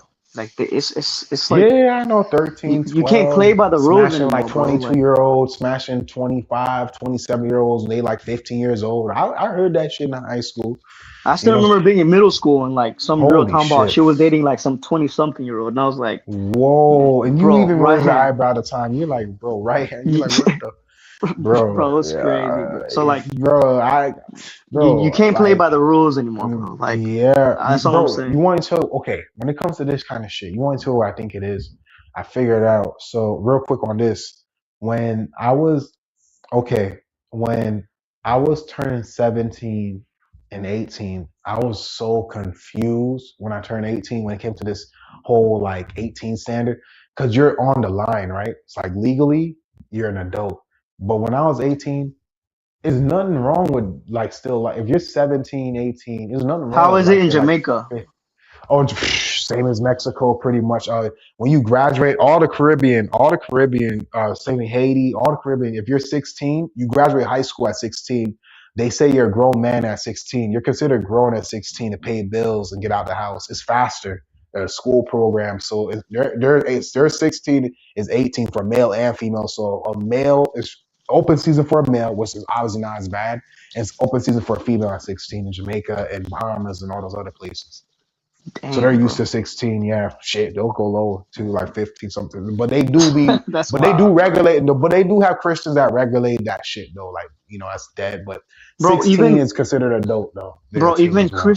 Even Christians here are struggling, bro. Like Well, that's a whole nother topic, man. That's a whole nother can of worms. You know what I'm saying? Like, I don't even want to. That's Nagasaki too. That's why everything's so low trust. Because back in the days, everyone was so Christian. Heaven, hell. People used to believe in that good people get things in life, and now that they're on social media, social media is kind of just opening like a not a can of worms, but a ship deck of fucking worms. You know what I'm saying? Like, no, but I'm glad like the Gen Z and like the younger generations are BP because like you go on Instagram and some dude spills like some red pill rhetoric or some like blue pill rhetoric, and they're all in the comments just flaming this dude like this doesn't help, this is yeah, cold, yeah, yeah, it's yeah, about yeah. Even personality. the Like normies, even the normies are on that shit. Even the normies be making fun of it too. Yeah, that's true. so, Yeah, to a who? degree. Even the normies are red pilled or black pilled to a degree right now. To a degree. Yeah, so who knows? Like I have no predictions on how it's gonna get, bro. Like Yeah. But look, all I'm saying with Drake is we all have biological clocks. Like there's a time where your PP even stops working. Like I think that's like what, like 45. I think like once your testosterone starts dropping like 30, 35, and then at 40, 45, ED starts to kind of like slowly get on the rise. Like maybe not fully for everybody, but Yeah, but that's why you gotta hop slowly on roids, bro. You important. gotta hop on Man, I'm Takes. not doing that shit, man. You I'm not got to, doing bro. Like that this is the shit, thing, bro. bro. I'm Clay, not doing this it. is the Yeah, thing, bro. I'm Like, hanging up my jersey naturally, man. Now bro, go you ahead, go can't, ahead. bro. But this is the thing, you can't play by the rules, bro. Like, Play think by- about think about Cavicula, All bro. right. Like, he's not playing by any standard. Like, Wait, you this actually is the support reason, that psycho? Oh my bro. God. Come on, He takes an F. bro. Cavicula is it's, bro. He's 100% on the money. Like, I haven't seen besides this bone smashing thing. Like, everything he says is true, bro. Like, Bone smashing. He's like a bes- James Sapphire that went right. I don't know who that is, but bro, like you Ooh, you have don't to want to cheat. know. Go So ahead. basically, it's all cheating. Like it's all in a nutshell, cheating. You have to cheat, bro. Like you have to be dark triad. You have to, bro. Whenever I talk to these chicks, I fucking lie my Yeah. ass off, and I don't say this in front of like MD and Scrap, but like Oof. Yeah. I Yeah, they don't like lie. that I kind have of to stuff. They're old manipulate. school with that shit. Yeah. Yeah, bro. Like, but you gotta A like. lot of the men do that. Yeah, that's true. A lot of the men do that. And we'll be honest. Have you tried not lying? Obviously. I Just gonna. used I'm just gonna ask. I used to not, bro, and it And didn't B 1000. work, bro. Hold up. And B 1000. Like okay. And I don't want like a simplistic answer. What were your result? What was your experience like? If you could go a little in detail, what was your experience like not lying and being right triad and doing things by the book and not and just lying and skipping shit? What was your experience each one comparing So it low key? so so when I wasn't lying, I did my What best to was it just like? I would basically just get used for attention, bro. Like Fuck yeah, man. they would see me and I would go say Damn. hi. And Yeah. then I would be like, "Oh, are you from around here?" And they would be like, "Yeah." And I'll be like, "Okay, we should kick it sometime." And it was a good first impression because I was like, I wasn't trying to run game and say some corny ass Yeah. shit. I would just Yeah. tell it straight up, like, "Oh, Yeah. I deepen my voice, right, and try to be Yeah. serious. I'll be a jester." Yeah. And after that, like, once I started texting them, I wasn't trying to like manipulate. I was just being straight up and like not a Yeah. good nice guy because I don't really like the term nice guy, just like Yeah. a good person. And it Yeah. didn't work, bro. Like in reality, like looking back at it, I should have just been like straight up, like, "Hey, like let me crack," because they probably would have let me crack, bro. But like Yeah. they want an asshole. They want a douchebag. They want like So somebody that treats them like shit. Because and I it's genuinely feel 180 and like, it's 180 when you went dark triad. Okay, your yeah, bro. results. But now go ahead. Like here's my theory, bro. Like I Yeah, genuinely believe, bro, like in like my heart of hearts, like these girls know that they ain't shit, bro. So like they don't want somebody that's like a good person, bro. Like they want somebody that's like a like piece of shit, subconsciously. bro. We're obviously talking about subconsciously because they never fucking say that. But yeah, subconsciously speaking, yeah, Yeah, bro. I get what you're saying. Yeah, I mean, fuck, man, my hands are up. You But know, you my have to hands are be in the air. handsome, but you still have to be good looking. You still have to meet that threshold, bro. That threshold at least. Yeah, Yeah. I see. That's another thing that's cool too. I see. Recently, I say like when you touch grass, man, isn't It yes, it's black pills you Chad the more, Chad bro. like yeah. Damn, why you have, what's wrong with you, bro? Damn, bro. My bad. I'm gonna let you You speak, can't my let me bad. live? Shit, man. It's true though. It's true. It does black pill you more. But it also you also realize nuance and outliers more, right? Like there's more outliers than people think. I'll say that much. You know what I'm saying? A little Bro, but more than most of those people girls in are the black ran through, pill bro. think. Like, bro, here's the thing, like, I mean, then we could say that for everything. That's like a straw man. We could say that for fucking anything, right? bro, Like, but let's keep that's it a my buck. experience, bro. Like, once I like, I can tell this girl's being ran through by Chad, and now she's like, Chad isn't gonna commit. So like, I'm And just she gonna wants you to take, be the top of the picture. Oh man. yeah, and like, okay, and she's like, okay, you know what? This guy's tall, but he's not that good looking. Or this guy has money, and he's like, I know he's not gonna cheat, so I'll just take him. So like, if you're okay with like, you know, taking a roasty, like half a roasty, or Bro, like, oh my it's god. I cool, bro. hate roasty shit. Bro, I abhor that shit. I abhor that fucking shit, And yo. you have to understand, bro. Like, not That'll take like me out the mood. Yeah, this is sorry, go why ahead. I respect everybody in the movement. Like you, Drake, um, Batman. MD as well, and Batman. MD I don't as know him that well. well, Yeah. but Yeah, MD as well. lonely, Yeah. bro. Like loneliness, bro. Loneliness breaks men, bro.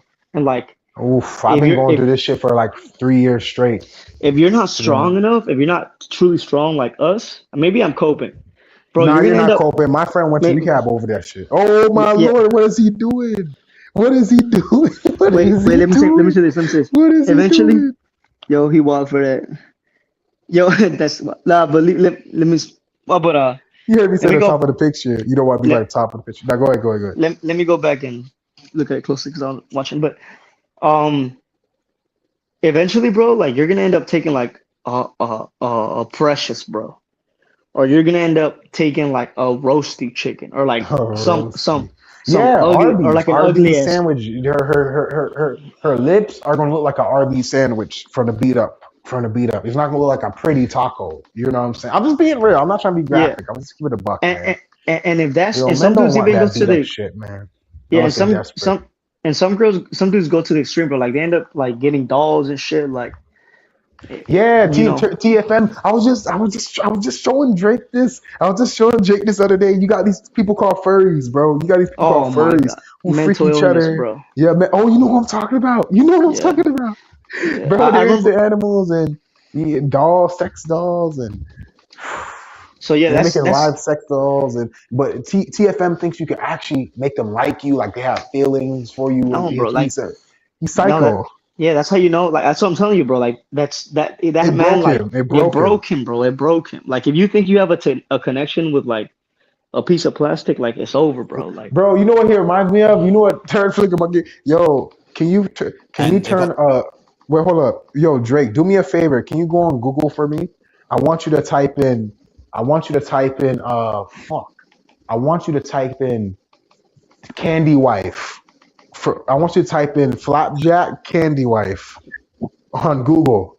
Type in flapjack candy wife and put show screen real quick. Real quick, real quick. I just want to prove a point. I just saw the picture that Drake posted, and it's brutal, bro. She's Yeah. getting Yeah. BBC, and this dude is beta boxing. Bro, you don't want to be the guy at the top white though. That's what you're pretty much saying. You don't want to be the guy getting roasted at the top, you know, with all Yeah, her mouth and but no. But Drake, it's over, bro. Go on Google for me. Go on Google, share screen, go on Google and type in candy wife. Type in candy wife flapjack. Yes, bro. That's what third freaking monkey is. You, bro. Did any of y'all watch Flapjack growing up, bro? Besides Nah, Batman, of course, bro. bro. I'm Oh, I'm older, Gen bro. Z. Dude. I'm Gen Z. Yeah, that's Gen Z. Bro. I'm If you click millennial, video, bro. okay, click the video. Wait, click videos. Click You be sending videos. me some, and like some of them, like I get, but some of them, like I never You see don't stuff get like this. yes, Yeah, my bad. bro. Yes, click the first one. Peppermint, yeah, Peppermint Larry. Yeah, click that one. Click that one, bro. Batman knows exactly what I'm talking about, bro. This man's a psycho. This is Turd Freaking Monkey, bro. This is gonna be most men in 2040, bro, in 26. All I did This was is look at that TFM. gingerbread woman. No, I don't think she's as TFM. sweet as you, Candy Wife. TFM. That's TFM in his I house. hate That's That's her. TFM. That's TFM in his house right there, man. That's us watching. Give us two. Have you guys seen my candy-proof vest anywhere? Why do you need a Fucking creep. vest? Just a precaution.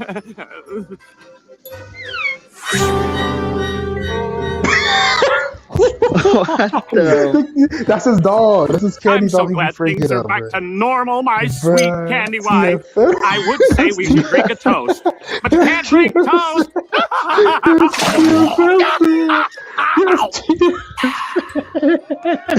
The bitch doesn't talk, man. Candy Wife, are you sure you mixed the strawberry juice correctly? This is kind of strange. This man's making everything by himself. Like, Anyway, man, what did you do to my drink? You put you something in did it, that. didn't you? That's Turd Finger Monkey. Pickle juice! I don't Shit, I'm gonna even try that like shit. It must be pickle real, bro. juice. Maybe it must be real. You know, if you take enough dope, maybe they do have emotions.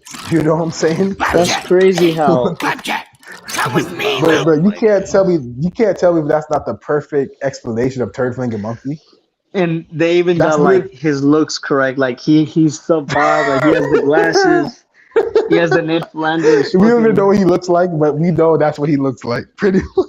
Yeah, we can put two and two together. We can Yo, take Bro, I Educated love Flat guess. Jack growing up, bro. I love that cartoon growing up, bro. Bro, Such a it was visceral so, reaction. bro. I look back at a lot of these cartoons. It's so many black pills you can like refer back to them, and that when you will get older and shit, bro. But yeah, Yeah. man, this Why dude don't they get talks a a Chad to fucking do that, anyway. bro? They get some. They get some Yeah, the oofy sub doofy, five. bro. You peep that, right? You peep that. Yeah, absolutely. Bro, the I mean, stereotype look writes at themselves. Jabba the Hutt. Like, why did Luke Skywalker have to say Princess Leela from a fat, ugly, slimy slop like Jabba the Hutt from Star Wars? Like, you Exactly. know, look at fuck. I mean, look at all the villains, man. Like, fuck. I can't remember them because they're so ugly. You know, I'm joking. I'm joking, but not No, for. I true. can't think of. What's that? What's that? That mermaid, the little mermaid with the fat, Oh, like Ursula. Yeah. Ursula. Yeah. I'd argue. There's a lot Or of guys out Shrek, here. bro. They got No, they no, no, no, got no, a no. short dude like me. Yeah, the Lord Farquaad. Not, but he was low key. I'm not trying to say it. I ain't gonna. Nah, He was say it, bro. I kind. don't go fuck. I ain't gonna lie, bro. He was kind of like a chadlet. You know what I'm saying? In the Like face. people, yes. No But the offense, height though, Wido. bro. No offense, Wido. He No, kind of had your situation. absolutely, bro. I feel it. It's black feeling. That's literally me, Yo, bro. And then like, bro, yo, that's yo, brutal. shit. Yo, Drake, put on Lord. That's why. Wait, but let me say this, bro. This is why I try not to be like. Whenever I'm out, I try not to like be arrogant or have an ego, because that's how people are gonna see you, bro. They're gonna see you as like a tryhard or like Yeah, he you're was trying to like a compensate. Napoleon, Yeah, like you're trying to compensate. Like no, bro. Like like you gotta Adam, like like Adam. Adam. Yeah, bro. When I'm out, I try to be like as blue pilled as I can get away with, without like Damn, letting Drake does the people, same thing.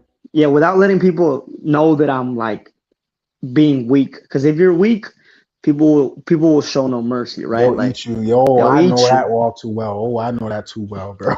So like choose your battles, bro. Like especially as a sub five, like short guy, dude. Like choose your battles, dude. But if you, yeah, it's brutal. But that's me, bro. Yeah, Like yeah. But it's yeah, funny. like he's exactly Lord Farquaad. Exactly, you're naming them. I think when you named the Ursula one, right? Ursula, I'd argue.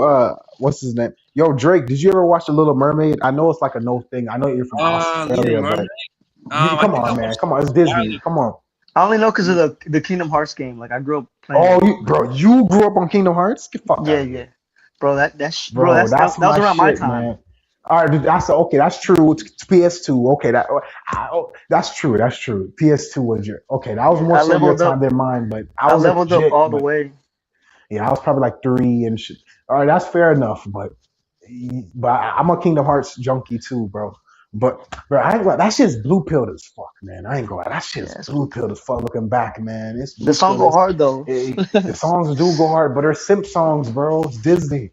They're simp Yeah, it's songs. Disney. Sora's a simp.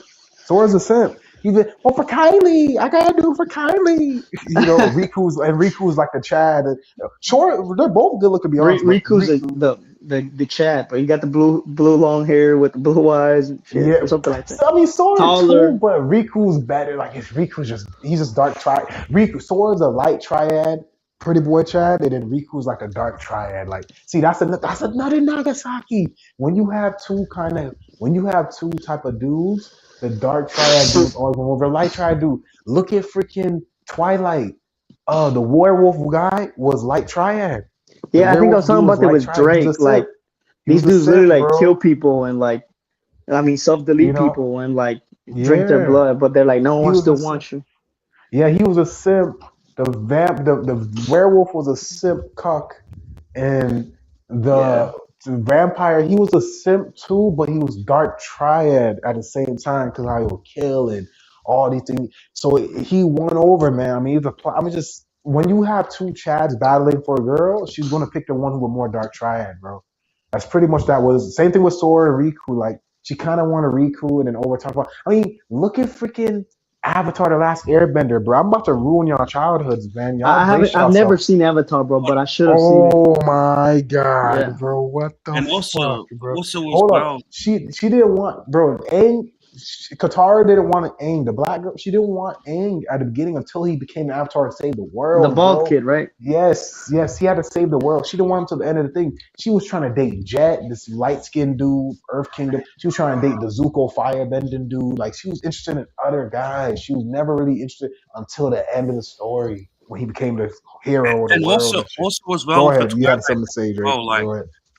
with the Twilight thing, like the guy was also a rich vampire as well. So he had the looks, he had the money, whereas that Bro, werewolf was like Bro. broke and stuff. You know what I'm He saying? Like, was a bro. Well, remember yeah, he? he was broke. He was broke. He was with his parents. yeah, They, well, they was compared to all right. They was all right. They Yeah, was but all his right. dad's like a billionaire. They was, the yeah. vampire was like a literal He was literally broke like a compared to him, billionaire. yes, but he was like Yeah, they were like so middle class. They were like it middle was like class. No, they had a fucking nice ass literal house, bro. the Yeah, no, no, vampire. no, no, no, no. I'm not talking about a vampire. I'm talking about the werewolf. The werewolf family in the second movie, they had like an alright house. Like they were like Oh middle yeah, yeah. class. The werewolf family, they're like Yeah, middle class, but but the compared to but like other a billionaire yeah, I vampire, know. Those are old money. The vampires are old yeah. money, obviously. So They're always he had old money. that Vampires. vampire had the looks, the money, and the status all at once. You know what I'm saying? And no one pays attention to this shit. They just say, But "Oh, it's mainly maybe it if was hold in on, that hold on." But situation. you know It what's was crazy mainly just growing looks up? and You money. know what's crazy growing up? You know what's crazy growing up? All that guys will take from that is these fucking game guys at the time, right? Because Twilight came out in like 2008, so these game guys at the time and shit, right? And red pillars, all they will take from that is not everything you fucking said, Drake, which was exactly what the broke down was, Yeah, right? I mean, All that the Edward men had would take. looks Hold and up. money, All bro. that men. Hold up. He All had that looks men and would. money. Hold up. Yeah, exactly. But hold up. All that men would take from that shit was not what Drake said, right?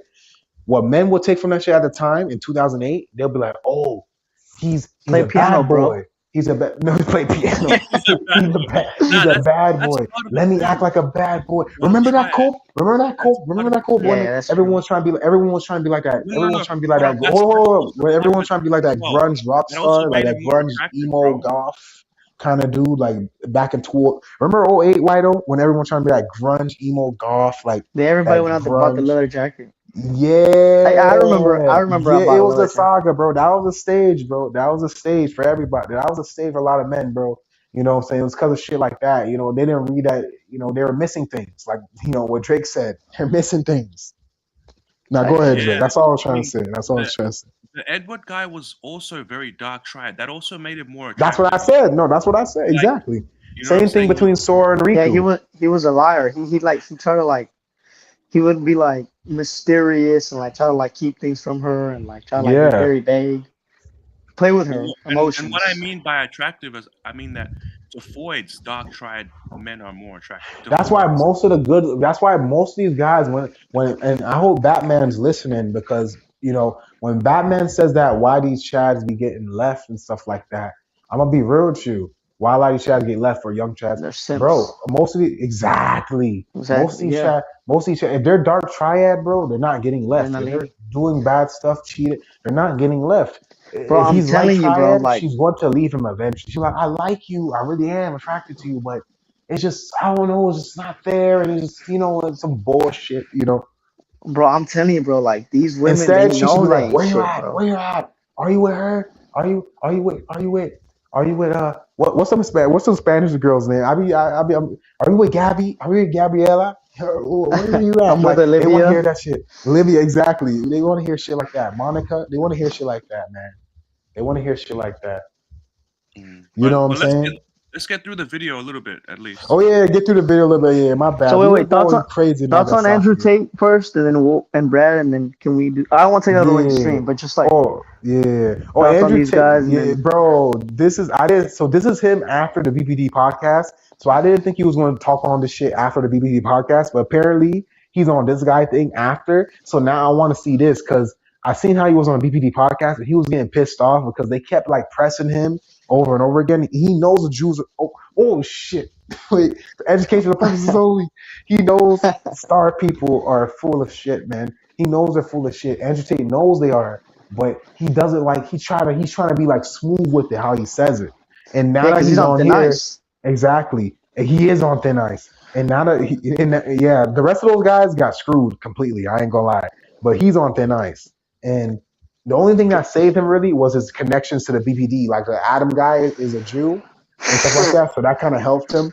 But yeah, bro. Now that he's off of that shit though, he's saying how he kind of like not going hard, but he's going like harder. Like he's kind of more so saying how he really feels on this Bradley thing, and I Well, like that. Like it's less people interrupt him than the BPD podcast, So that's how I feel. I can't wait to see well, this shit. well, Now well go let ahead, me say sorry, go this. ahead. My bad, go ahead. The PBD podcast, the PBD guy, Yeah, he's you a know what I'm fuck. talking about. You know what I'm talking about. He's a money guy. All he cares about is money. This Oh, dude, like, you talking about the sand dude, the sand cell, not A-Rap? Adam, You talk the the one A-Rap? that hosts. Yeah, he's Arab. Yeah, him. Yeah. Okay, you say all he cares about is money. Kind of Yeah, that's the vibe you get. that's all. It Yeah, makes sense. I mean, it but makes sense. here's the He's a worst part. business dude. Yeah, go Here's ahead, the go worst ahead. part. He's a What's male up? feminist. He's a male feminist, bro. No way. No Yeah, way. Not the Iranian guy. Not the Iranian guy. No way. The host? The not host of it? not the star guy. Oh, you talking Adam. about Adam? Adam. You say Adam's a male feminist? No, who's the guy that runs the PBD podcast? It's the Iranian dude. I forgot his name, but Okay, he's the him, Iranian dude. He's a male him. feminist? Yeah, he's a male feminist because Adam, the star guy, was Yeah. pressing him about how in earlier in another podcast he was like, dude, Oh, you watch their stuff too. yeah, Damn, he's like I'm glad I'm not the only one who watched this shit. Now go ahead, go ahead. he's like feminism. He was basically saying women are the problem. Women are out here. Oh, Adam. They haven't, and he's a 40-something-year-old dude. He's been around the Yeah, block. he looks knows good how, for his age. He looks Yeah, good for his age. I was surprised a little. PBD, he's from Iraq. Oh, Iraq, not Okay. Iran, not Iran. Okay, yeah. Now you go ahead, Wido. You go ahead. So he knows how these Appreciate that, women Drake. move. He knows how these women move. He's 45 and single for a reason. Because Yeah. he and he's not a bad looking dude. Pause, no homo. He's not. No, he's not. he- He's not. I don't agree. No.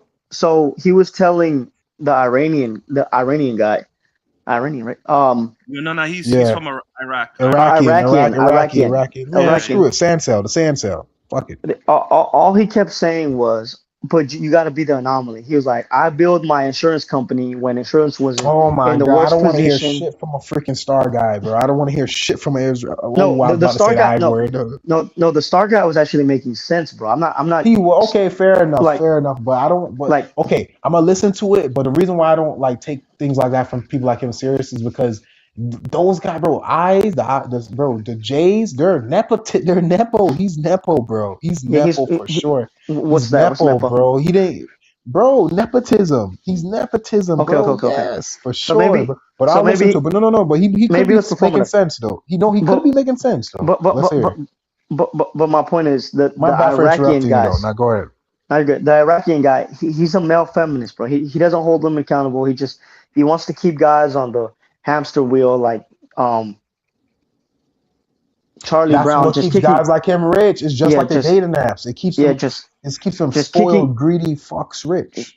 kicking the football around side to side, like getting Yeah, them nowhere, bro. it Like keeps them spoiled, greedy, capitalist rich, man. You gotta think they make money off of simps, man. Simps fuel the ecosystem. That's why the economy's going. That's also another big reason why the economy's down, man. Men are not taking girls out on dates as much anymore. so that's what I'm saying. Like men this are dude, men are not feeding into the system. Men are giving up. Men are losing money, man.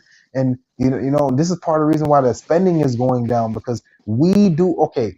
They think women do most of the spending, but they're forgetting who are the women spending. Whose pockets are the women usually spending? Not really theirs all the time. They're spending husbands. male's pocket. Yeah. Exactly. So So on average, that's basically my nah, point. Go ahead. Yeah, exactly. He doesn't. Great point. A lot of these dudes, they don't want to hold women accountable. My bad. Yeah, great point. No, It's great always point. the man. It's always the man. Just keep No, improving. I bro. There's only disagree. so much No, you can improve. I disagree with you when he said that he wants to keep that carousel. I mean, he wants to keep that wheel going. That he wants to keep that goy wheel going. You know, the money dude, right? I agree with that shit. Like a lot of this benefits capitalists, man. Men suffering, poor, all this wicked stuff. It benefits them, man. They feed, and their little demons. They be feeding and stuff. They be feeding off of this shit, man. I'm telling you, you're right. Okay, No, now you're right. let me give thoughts on Brad and I'll go. Oh, yeah, go ahead. And then we're my gonna go bad, into Drake. it, I'm yeah. taking forever, bro. Like, Yeah, I know. My bad. It's my fault. Go ahead. no, you're good. I enjoy conversation, bro. I'm glad I'm Yep. here now because I miss talking to you guys and like sometimes Yeah, I a can't, lot, bro. man. I'm like, trying not damn, to- Wido. I'm like, damn, man. Now you go ahead. You got life.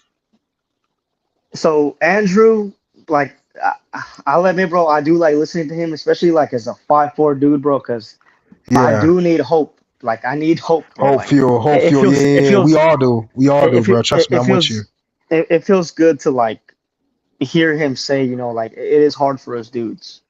And he does Yeah, drop some BPs every now and then. So, bro. but He's the whole black mask, pilled. He's not. He's not red pilled no more. Like he's black pilled by this point.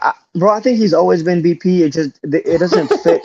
It doesn't fit his agenda to like His agenda, sell yeah, because yeah. But he's I feel worked like in the now webcam. he's dropping more BPs though. Now go ahead, Yeah, go ahead. he's worked in the webcam industry. Like he knows the type of Yeah, dudes that like. And then his ooh, brother is also BP because I seen him go on like the Fresh Fit podcast and like the first thing he brags about is, oh, I'm tall, I'm tall. He's like, I don't fit in this chair, I'm tall. And then also like I've seen him trying to raise up girls. Andrew, he's like, oh, you're so tiny, you're so tiny. He's trying to like capitalize off his height, which is like all he has. So in some of his older not a terrible vlogs, looking dude, your face, but yeah, his height is the well, biggest thing. His but height is think the about biggest it. thing. Nah, But exactly. he always wears those glasses to make his face symmetrical because he knows his eye area is horrible. So Damn. so that's why he wears those glasses, bro. He really tries to like have a and it Oh, but for the for the majority part, like yeah.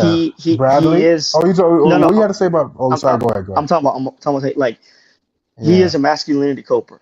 He is a masculinity coper. So Yeah, he is, but but he's older than us, bro. He's older than us. He's like Gen X. yeah, He's and basically. he does say some true stuff like when it comes to like choosing your battles, like you gotta know when you're not wanted and when you're wanted and who to hang around with because a lot of people will try to snake you, bro. So Oh, that is true. trust me, I've gotten so much taste of that bullshit right there.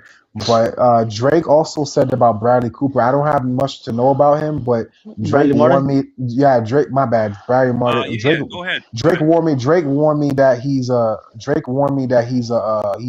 known to like screw people for money, which isn't Yeah, nothing new. But he's one. Do you know that? Like, what you think about him? Like, you yeah, agree absolutely. with Drake?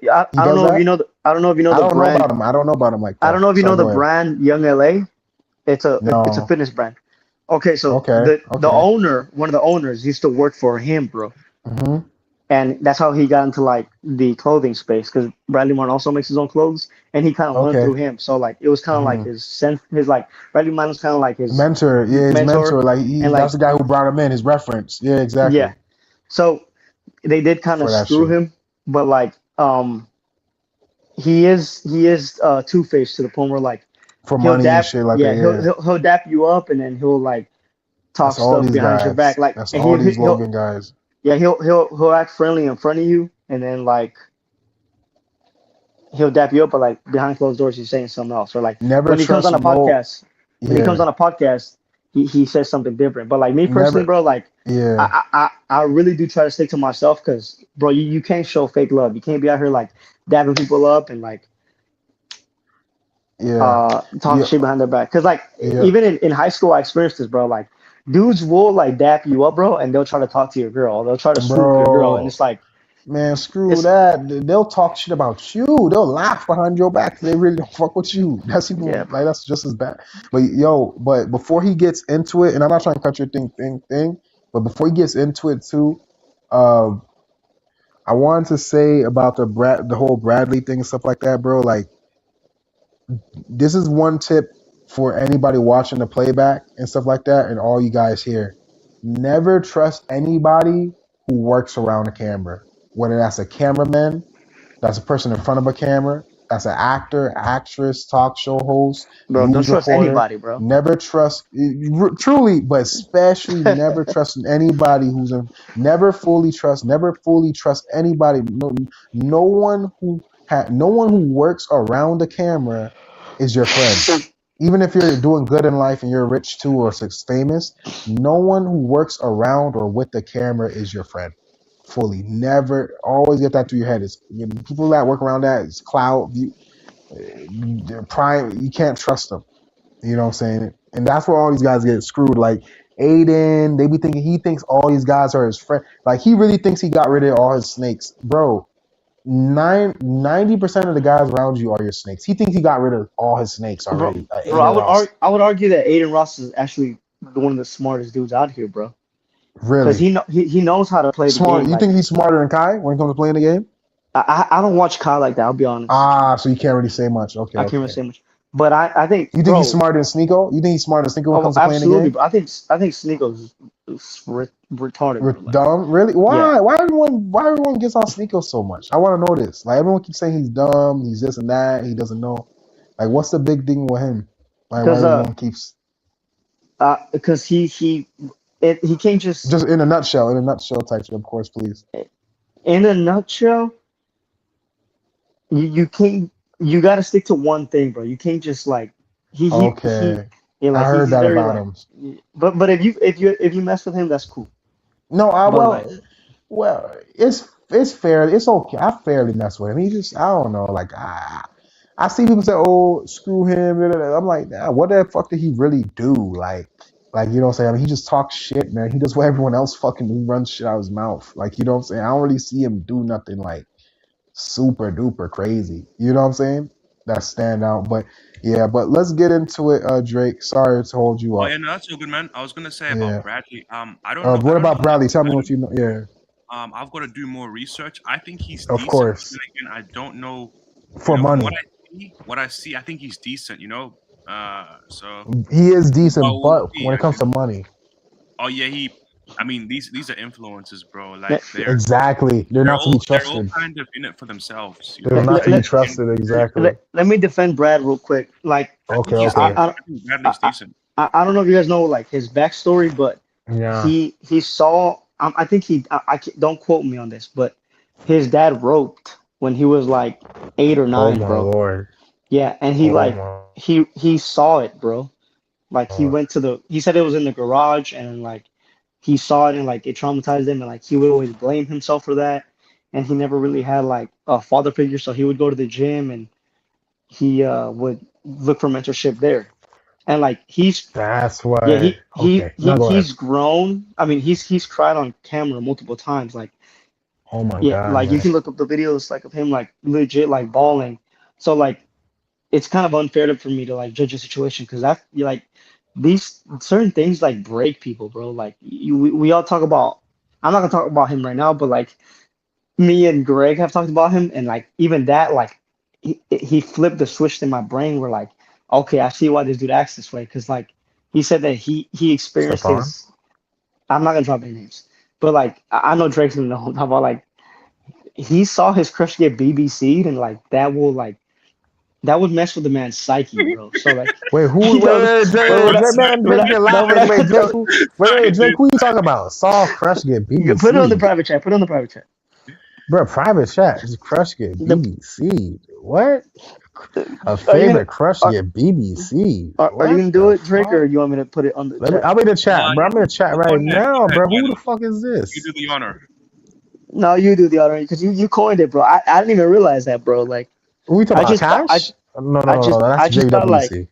well like there's certain things that like shape us in our childhood, bro. Like our younger years, like it's a big influence. I think that's like I would consider that BP like that will shape a man's psyche. That was like traumas like are real, bro.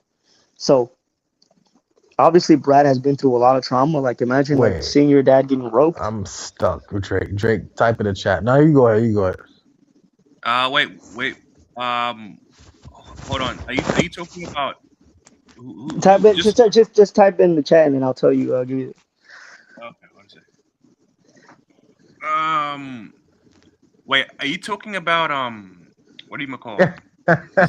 Does his name start with what's the first I'm letter? just gonna, no, I'm just gonna type it. I'm just gonna type it. I'm just gonna type it. I mean, You honestly, was. who are you referring Is to, it a bro? Like, Curry? Is it a Curry? What's his race? Is it a Curry or a JBW? There, I just typed it in. I just typed it oh yeah, Wait, why you laughing? sorry, bro. in. So I'm No. like, and I didn't even realize that. No. So like, bro, like That's these why he things. copes with a JBW so much. Damn. So like, I don't even notice these things. Yo. I think I'm BP'd, but like Drake out here, like he has his third eye open. Damn. So like that, Damn. I didn't bro. know that. These things will break you mentally, bro, if you're not His ready. crush. So like, BBC. Drake, do you want to touch on that Damn. or no? Yeah. Damn. Can you please Oh touch on that, my please? god. And this is another example of like Brad. Brad has also been like expansion. Brad has been You'll through the see. ringer, bro. Like so, like sometimes Yeah, I can't me even blame too. these I'm in the dudes. ringer right now. Yeah, I feel about that.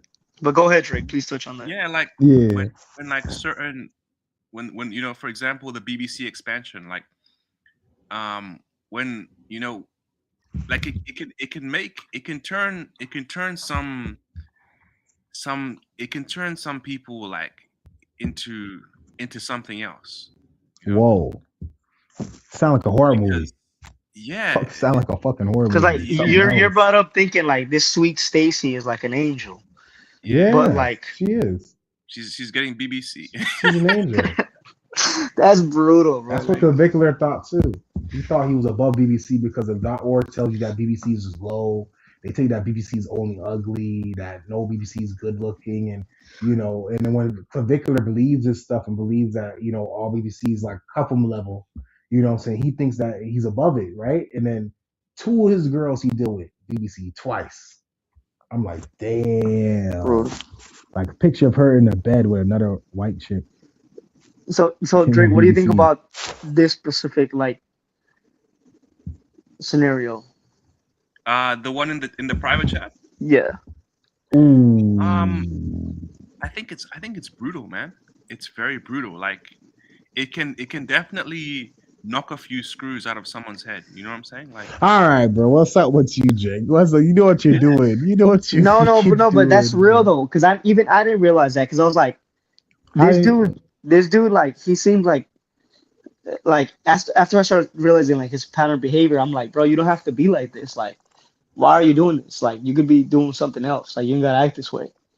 But like, it makes sense, bro. Maybe I'm coping, but Like, what would you say what would you say the behavior you notice from these people? Like, hint. What would like you say they the just behavior? like just be normal, bro. Like, don't beef with everybody, bro. Like, something like your trauma, you have to deal with your traumas, bro. Cause we've all been through it, bro. Like I've experienced shit, bro. But I don't know. Like it's just an example. Even with Brad, bro. Like, like these things, unfortunately, like they happen to you, bro. Like it's out of your control, right? But like you really gotta make peace with that shit, bro. Or like try to cope with it somehow. Cause like I can't speak on this. I can't speak on this, bro, because like I never. That's why. Life. That's why I can't speak on Brad either, bro. Because like that's brutal, bro. Like Drake said, it really is brutal, bro. Nah, that's nuclear. That's Nuketown. That's Hiroshima, Nagasaki. That's Nuketown right there. You know what I'm saying? So. Yeah, bro. Like it's not a one size fits all, bro. Like shit, bro. Some people need to take small doses. Some people need to take big doses. Like I mean, that's a big dose, bro. A garage, like in the garage. I'm just saying that's a big dose, bro. Like yeah, that's enough to make someone like take some pills, man. Start taking drugs, like yeah. And then he says, yeah. And then he says that he would blame himself for it, which is brutal. Like. Maybe I don't know if he's being genuine, but like he does blame himself because like I don't know. Okay, you want to yeah. No, I'm sorry. Yeah, you want to press play, Drake? And no. I'm saying why don't you get your thing off? I just want to keep the shit. No, I'm rambling. I got nothing more to say. Go ahead, Drake. Oh, that was good. No, okay, bro. All respect. You want to play your thing? Sorry. Now, real shit, cool, bro. Man. If you guys have anything to chime in when I play. Nah, I want to hear. Yo. But can you do me one favor? Can you type in Andrew Tate drawing? Just real quick. All right, 1 second. I'm You know what I'm talking about, damn it. You know what I'm talking about. But I wanted to be like, my point was like, our traumas does shape us. Our traumas, and like we never. Our victories shape us too, though. To be on a positive note too. That's true. Experience shapes us. You know what I'm saying? But specifically, you're right. Trauma does shape us. But more so, what you're saying is more relevant. Trauma does shape everybody. Oh shit, he's probably about to do it. So let's hear what this guy got to say. That's about to pop up on the screen. And let's try not to laugh. Yeah, what the fuck? Nah, it's like a trash one. Those are the trash. There's an OG one. Like there's an original one, but we don't see it yet. They're not showing it for some reason. I'm telling you, bro. That's why he wears those glasses to make his face more symmetrical, bro. Wait, hold on. There go. And like, bro, Plague, did you see that Abba? Did you see that Abba? Yeah, Did you see that Abba and Preach video where like they went into yeah, detail with like all the messages that he was sending the girls, yeah. It's and and funny. Oh yeah. and I don't some of really them. like. You mean Abba and Cuck? Like I'm rich. I used to Yeah, no, like I don't those like them guys, but either. they're hypocrites. I used to like those guys, but they're hypocrites, man. I'm No, not yeah, gonna those lie. dudes are like They're blue pill. They're liberal. hypocrites. Yeah, they're They're liberal. blue pill hypocrites. I Yeah, thought they were pretty based and objective and stuff, but they're assholes. They're hypocrites, and it's crazy because they're both Caribbean. Well, one of them's Ethiopia. Same difference. They're pretty much African and Caribbean people and shit. It's like, damn, like how y'all guys just cucked out, man, to the system. Like y'all should be knowing better. Oh yeah, my and they also gosh, support Drake. like the whole training thing, Drake, bro. what's up with you? We gotta see what this guy gotta say. Let's play pray, right? We're gonna see what that little, Wait, let me say this. Let me say that this. Let me say boy, this. Sorry, go ahead. So yeah, Oi. bro, I don't like Abba and Preach either because they're very liberal. Like they I believe in the don't whole like like them. tranny Yeah, thing it's and like exactly my reason. I noticed over um time. They sold out slowly. I used to see them like 5 years ago in 2019, 2020. They were actually reasonable and I've heard reactions. and I've heard that Preach no Abba has like a fat wife, bro, or something like that. So like Uh, let me say he this. is Ethiopian, so that makes sense. So so What? yeah, over, bro. I'm just So saying those so African dudes, they'll do that, in Jamaican. Yeah, go ahead. Sorry. so Andrew, he was texting the girls and he was using Dark Triad. He was like literally like making them feel guilty and like to a certain degree like installing that like that fear in them because he was He was telling using his fucking brain, man, yeah he was telling the girls he was like a like pimp. yeah he was yeah exactly he was like you forget how dangerous I am. He's like you forget how dangerous. He kept saying that. He's like making them like feel that like fear. So like that's Dark Triad, bro. Like Drake is on the money when he says that Andrew is super Dark Triad. Like that's how you have to be now, bro. Like it's working for him, Yeah, bro. he is Yeah he dark has side, a but I don't know, man. I like a side of him though. I can't argue. I can't lie. I can't act like I don't bro. like mess with him Look, though. To a degree, I don't know so him though fully though. But to be fair, but yeah, sorry. Go so ahead. let me say this, and I promise I'll finish with this. He's Yeah. a the way he speaks is incredible. Like that's his gift. Oh my And God. and I say he beats even MD, and there's few who can do that. There's few who can beat MD. Yeah, and Andrew Tate's intelligent. There's few who can beat MD in words. and Rate. Sorry. this is what I like about him. Like the way Yeah. he tells stories and how he tells stories is a good because like whenever I hang out with a girl, like if I tell a story for Mm-hmm. some reason, like they like that shit. Like they like it when you Mm-hmm. tell them stories. So Like kids, like children. kids. You know. Yeah. So every time like I hang out with some chick, I always make sure to tell a story because for some reason like they really like that stuff. And it works, bro. Like I guess that's mouthpiece, but I guess like Yeah. not Oh, there you really. go. You got game. I don't like that term, bro. I don't like game, bro. I I'm feel like that's fucking just with you. fucked up. You got game though. Yeah, bro. But You that got is if I have to classify yeah, if you have to race. classify that as game, that's game. I like that. I think that's his best quality, and I think that's like one Bro, of the I best was joking. takeaways from Well, this I mean, dude. low key, but I was joking. I was fucking joking. Yeah, go ahead, go No, ahead. but that is a good that is some good advice. Like make sure you speak well and you tell a story, and it works on chicks. So yeah, go ahead, Okay. That's your game. He got game. My name's Anus. bro. My You name know. is. And I think that says a lot about how much control they have over society. There you go. Play But it the in, reaction man. on the internet is also very, very strange. There's so much I know about the world, and I try and condense complicated ideas, but the idea that certain type of comments or certain types of conversations are happening on the internet by accident is pretty asinine and ignorant. A lot of Twitter and a lot of the internet is actually now completely fake. It's not even real. Yeah. It's bots. And if you were in charge of trying to prevent a serious consciousness shift in terms of understanding the crimes committed or the influence had by Jews, then I think you would be agreeing and amplifying. And that's why I think nearly every single I don't know, message Drake. You on sure we Twitter can now has This guy, this interview. Yeah. All right. All Wait, right. Let's What'd you say? What'd you say? It's our own perils. I said, remember Oh, last time when we were at that Asian cook? You know what I'm saying? Like, oh remember, yeah. just because I their things think it should published, be just fine. because their things, I'm just saying. So, are you safe with this? I'm just asking. Yeah, yeah. He's not. I think this should be fine. This should be okay. Yeah, you don't think it's hardcore? All right, Yeah. man, because you do know once they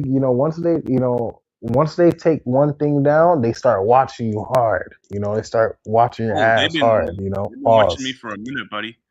I've been banned like 3 times, bro. Like they Oh took down shit! 2 of my videos. They took down my stream yesterday, and they've pretty much taken down 2 of my videos, and I've been banned 3 times. So yeah, Damn. but it's good to be back to be streaming. I'm glad to be back. So Yeah. Has some degree of anti-Semitism in it. I think this is all fake. I don't think any of this is actually real. I mean, and I'm going to ask you a question. Yeah. Do you agree that the ADL or Israel seem to have ADL. a larger a larger percent of control than you'd expect them to have over the American government, considering they're a relatively small? Ooh. It would seem that way. It would seem that way. Yeah. So if a man walks into your It gym would and he seem says, "Hey that man, way. I'm a huge fan. I'd like a picture," and you say, "Yeah, sure," and he goes, "Yeah, okay, thanks. Yeah, I'm from Israel." Are you going to It is attack that him, way. or are you going to say, "Yeah, whatever"? And just take a picture? I would absolutely take a picture with Of course, anyone. Yeah. because if you disagree with the government, it doesn't mean you hate every single person from that place. It doesn't mean you're going to become a violent psychopath. Yeah. You do understand that most of the internet now is going to tell you you're a sellout. If you take that photo, Of course. well, I mean that's absurd.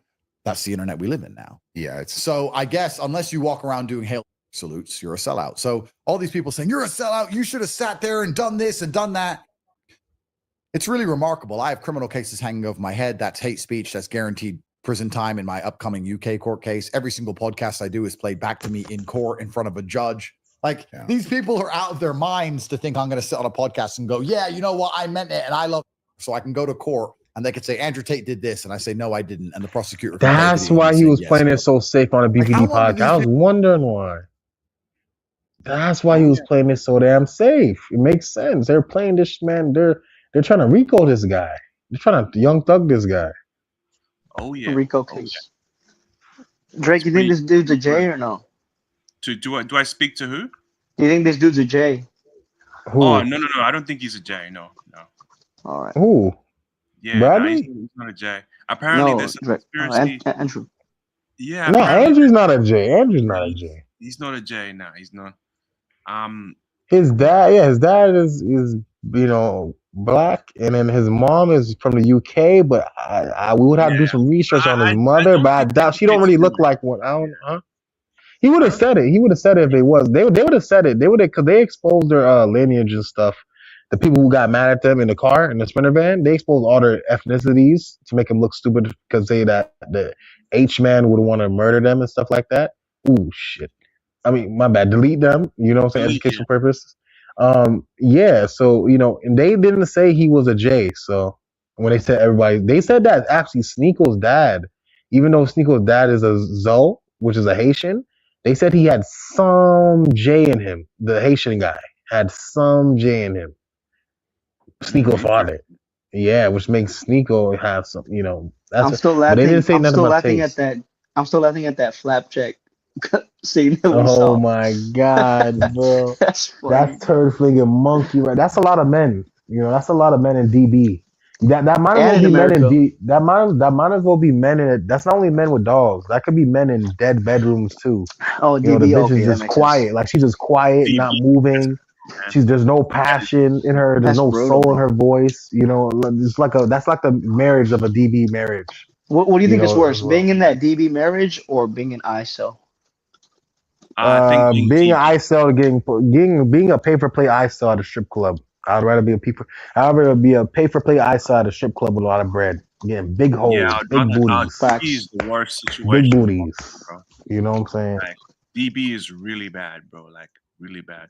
I mean, but I was gonna say we should be a bit careful with our words because last time I got banned for a week, and I recently got banned. So like, my bad. You think was it me what I said the M word? like H-Man Edward Max did Yeah, it. just say delete or like Yeah, I remember, but dog, it'd be so much, man. You know I'm taxed, man. I got you, but trust me, I don't want to say my mind thing, but you know how these guys are, man. You yeah. can't be perfect, even on my streams, we're not perfect, Yeah, no, that's fair enough. But I'll try. No, bro, I understand, bro. They're on your ass, like they're up, like the paws, like they're like in you like a wedgie, like paws, like I get it, you know what I'm saying? But Is that the I whole mean, video or? I'm gonna try it. Oh Oh no, no, we he still could go press. No, he can press play. got Yonks, bro. We still got Yonks. Yeah, you can press play. Shut the fuck up. People expect me Holy to shit. survive out in the real world. And of course, they have nothing to lose, and they're all faceless accounts, or their children, or their streamers with no real problems. But I don't even believe that any of this backlash is real. I think it's all artificial. I think there's something very strange going on. And for sure, the outrage is definitely artificial. That's being propagated by the people who are basically admitting that they have a lot more control over society than they should have. Yeah. I mean, they're admitting it. They're admitting it by the fact that there was such a visceral backlash. Yeah. So they just Exactly. proved the point. But that's the Like, no frustrating shit. part is then you just sort of create more of the same. And it's like, are they trying to get away from it, or are they trying to create more of the same? It's such a strange scenario. It is Because I'm sorry to interrupt it. I just believe that they're trying to get back to the point of like actual censorship, like real censorship. Because you remember, I don't know how many years ago, but I remember when I first started making any content, literally 15 years ago now at this point, there was a few groups that you couldn't really criticize in a way. It was blacks, it was gays. Yeah, we criticized them loads. Right. Man, blacks you can get always criticized. knew. Whatever. Let me shut up. Let me shut the fuck. It's true. Okay, well, hold on, bro. Hold on. With us, all you could, bro, you literally could criticize and get away with it. The only thing you just couldn't say the NER word, bro. That's it. And come on, let's be realistic, man. Who wants to be saying that to black people? Like, that's not nice. Nah, I agree. That's like saying the S word to Hispanic people. I don't like hearing that word. That word makes me feel like, it makes me feel goosebumps when I hear someone say the S word about Hispanic. Like, oh, what is SPIC. You didn't know about that? I never heard that shit, bro. You never heard about that? My guy, careful, bro. Careful. Really? Those white, bro, those JBWs, those Nephilim JBW, bro, they say that behind y'all back all the time. Especially about the girls they smashing. Like, if they smashing Latino girl, they'll say that all the time. It's a very derogatory. It's just as bad as the N-word, bro. And wait, can you put it on? Can you send it to me on IG? I don't know what it is. SPIC, and they'll say wet. Oh yeah, I know that one. You know that one as well. Yeah, that's specifically for Mexicans. And there's a few more for y'all. Like, Caucasians can be very hateful creatures. You know what I'm saying? For human beings, I'm not gonna lie, when it comes to their words and stuff. But yeah, man. I mean, it's just like I said. I don't feel good saying those words, to other people. So why should y'all feel good saying it to me? It don't make me feel good or my people feel good. But besides that, you can criticize black people all the time. People criticize blacks all the time. Yeah, bro. Like, you just can't say the N word. Like, you can't criticize Jews. Sorry, go ahead. Like, I'm a little bit older, right? So like, I grew up watching Don't Be a Menace. I grew up watching Scary Movie. I grew up watching White Chicks. Like, bro, all those are like, yeah, it's pretty funny. But we didn't drop the hard word, bro. Oh no, that's what I'm talking about. The hard one, bro. Even the soft one, they'd be like, I get it, but like really the hard that one's crazy because like, I do hang out with my boys and like they do drop it a lot. Even when I'm rapping, I drop that shit, bro. Like, not that. I'm talking about the ER, bro. Like, no, that one's crazy. Exactly. People, I'm saying, they act like, oh, you can't say nothing about black people. People say things about black people all the time. You just don't say ER to them, bro. Like, that's it. There's only one rule. Just don't say ER to these people, bro. That's not nice. It don't feel good. That shit feel like shit. You know what I'm saying? Just like how other people feel when you call Curry's what you call, when you call Arabs, Bob. Like, come on, man. We don't, So, but now you go ahead. I'm not trying to get into all this ethnic talk, and get Drake hot, man. I don't really care about the N word because I've got some few No, choice the words. ER. No. If they call you the ER Drake, you should. Yeah, I mean, I've got words I can use, so I don't really care about the N. Oh no, don't do That's how it that. should be. Don't That's let Not messed people going up. don't going. yeah, don't let people like try to like one up on you, bro. You gotta just shoot back, bro. I'm pretty sure, Whiteo, you had to defend yourself a lot, right, against the A lot, JBW bro. in Texas. Nah, Like they were nah, when they try you, or nah. If you're cool, like, well, they never. yeah, You tell me in Texas, where they sound like that. You telling me that JBW's never tried you yeah, any yeah, kind of weird way, yeah. They have. But it's alright, G. bruh? Like, Cause I know how they do, bro. I know how they do, bro. Especially when they feel like you taking their livelihood and stuff like that. They slow ass life. And now you can press play though, Drake. yeah, I've had neighbors where like yeah. Oh man, It's alright though, G. now you can press play, Drake. Talk about Jewish people. Yeah. And that was before any of this October 7th. That was before any of this, like everyone. It's sort because of- World War II is the religion. World War II is the story that we're all taught, which has shaped the modern world we live in. And it's the excuse for very important things which are happening in the world today, especially the decimation of white populations. World War II is the beginning. It's the origin story. It's the beginning of the religion of the Western world, of why nationalism is a bad thing, why believing in your country above other countries is a bad thing, why white people wanting a country for white people is a bad thing. There are so many important things which are simply being destroyed, being removed, even though the public consciousness want those things. And it's because of World War II. Yeah. World War II is the foundational story. Can you play that clip that I brought up? There's just one clip. I don't really want to talk so much about this whole thing, but this one clip. Yep. You said that towards the end of this clip. This is when I don't know, it must have been when the song had first come out. You're sort of addressing the song, this guy's interview question, and then you said something really significant at the end. It's kind of going along the lines of what you're talking about now, but I wanted to play this for you real quick. Imagine being able to build an app with your name on it just by thinking about it. Meet Base 44.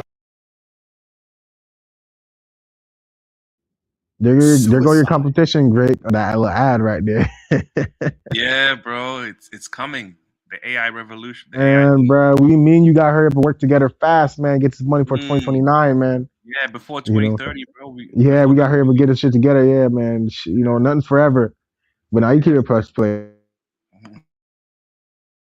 It was the last thing that soldiers said before they got executed. So you're basically talking about all like how of the energy, all of the emotional potential that was forced into these words. And then the lid to the jar was closed because you weren't allowed to say it. Isn't this interesting? All of the people around the planet who were screaming those words with the most possible emotion attached that a human can do.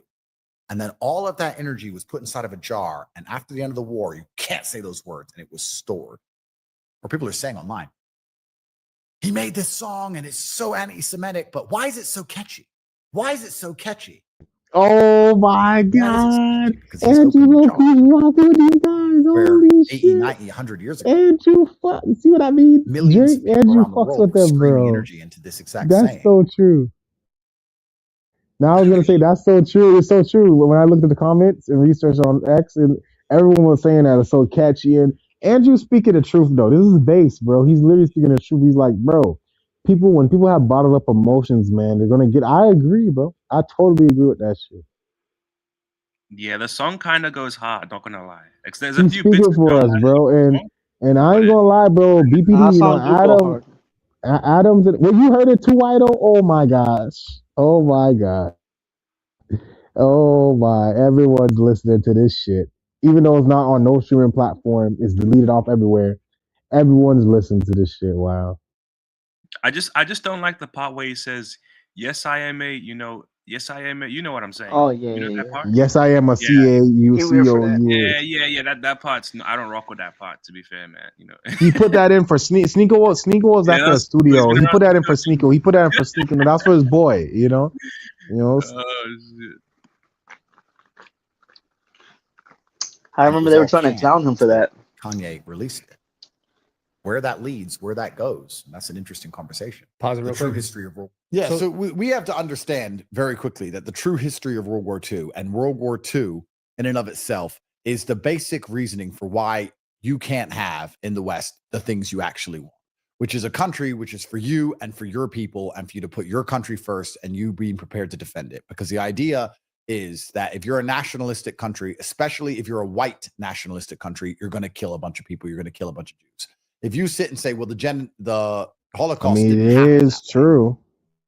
It is true. A lot of JBW nationalist countries and throughout history, King Leopold, they are known to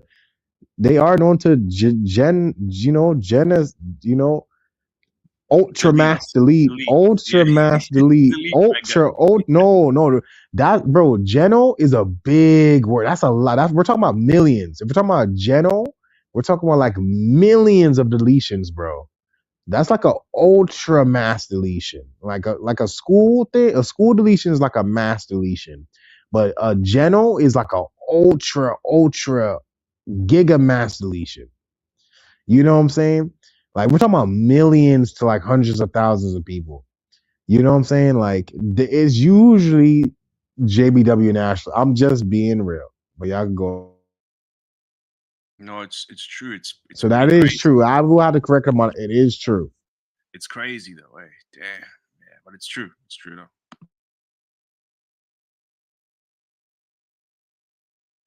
or less people died in the Holocaust than they're saying.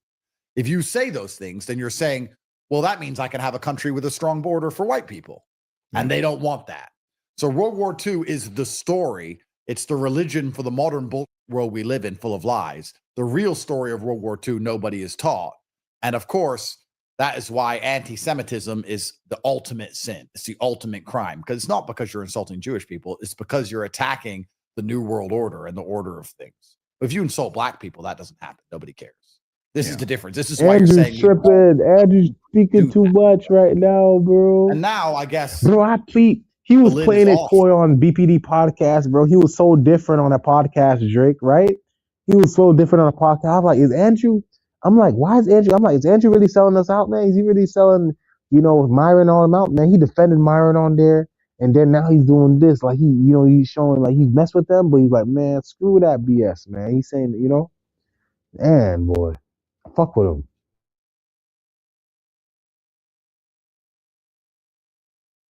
The hail, I just said it, but the lid is off with the song. And also the lid is off with a lot of people understanding the truth of World War II and the truth of power structures in the world. And a lot of that was down to October 7th and Israel's actions, which, they broadcast a genocide in front of the entire world, which was disgusting. Yeah.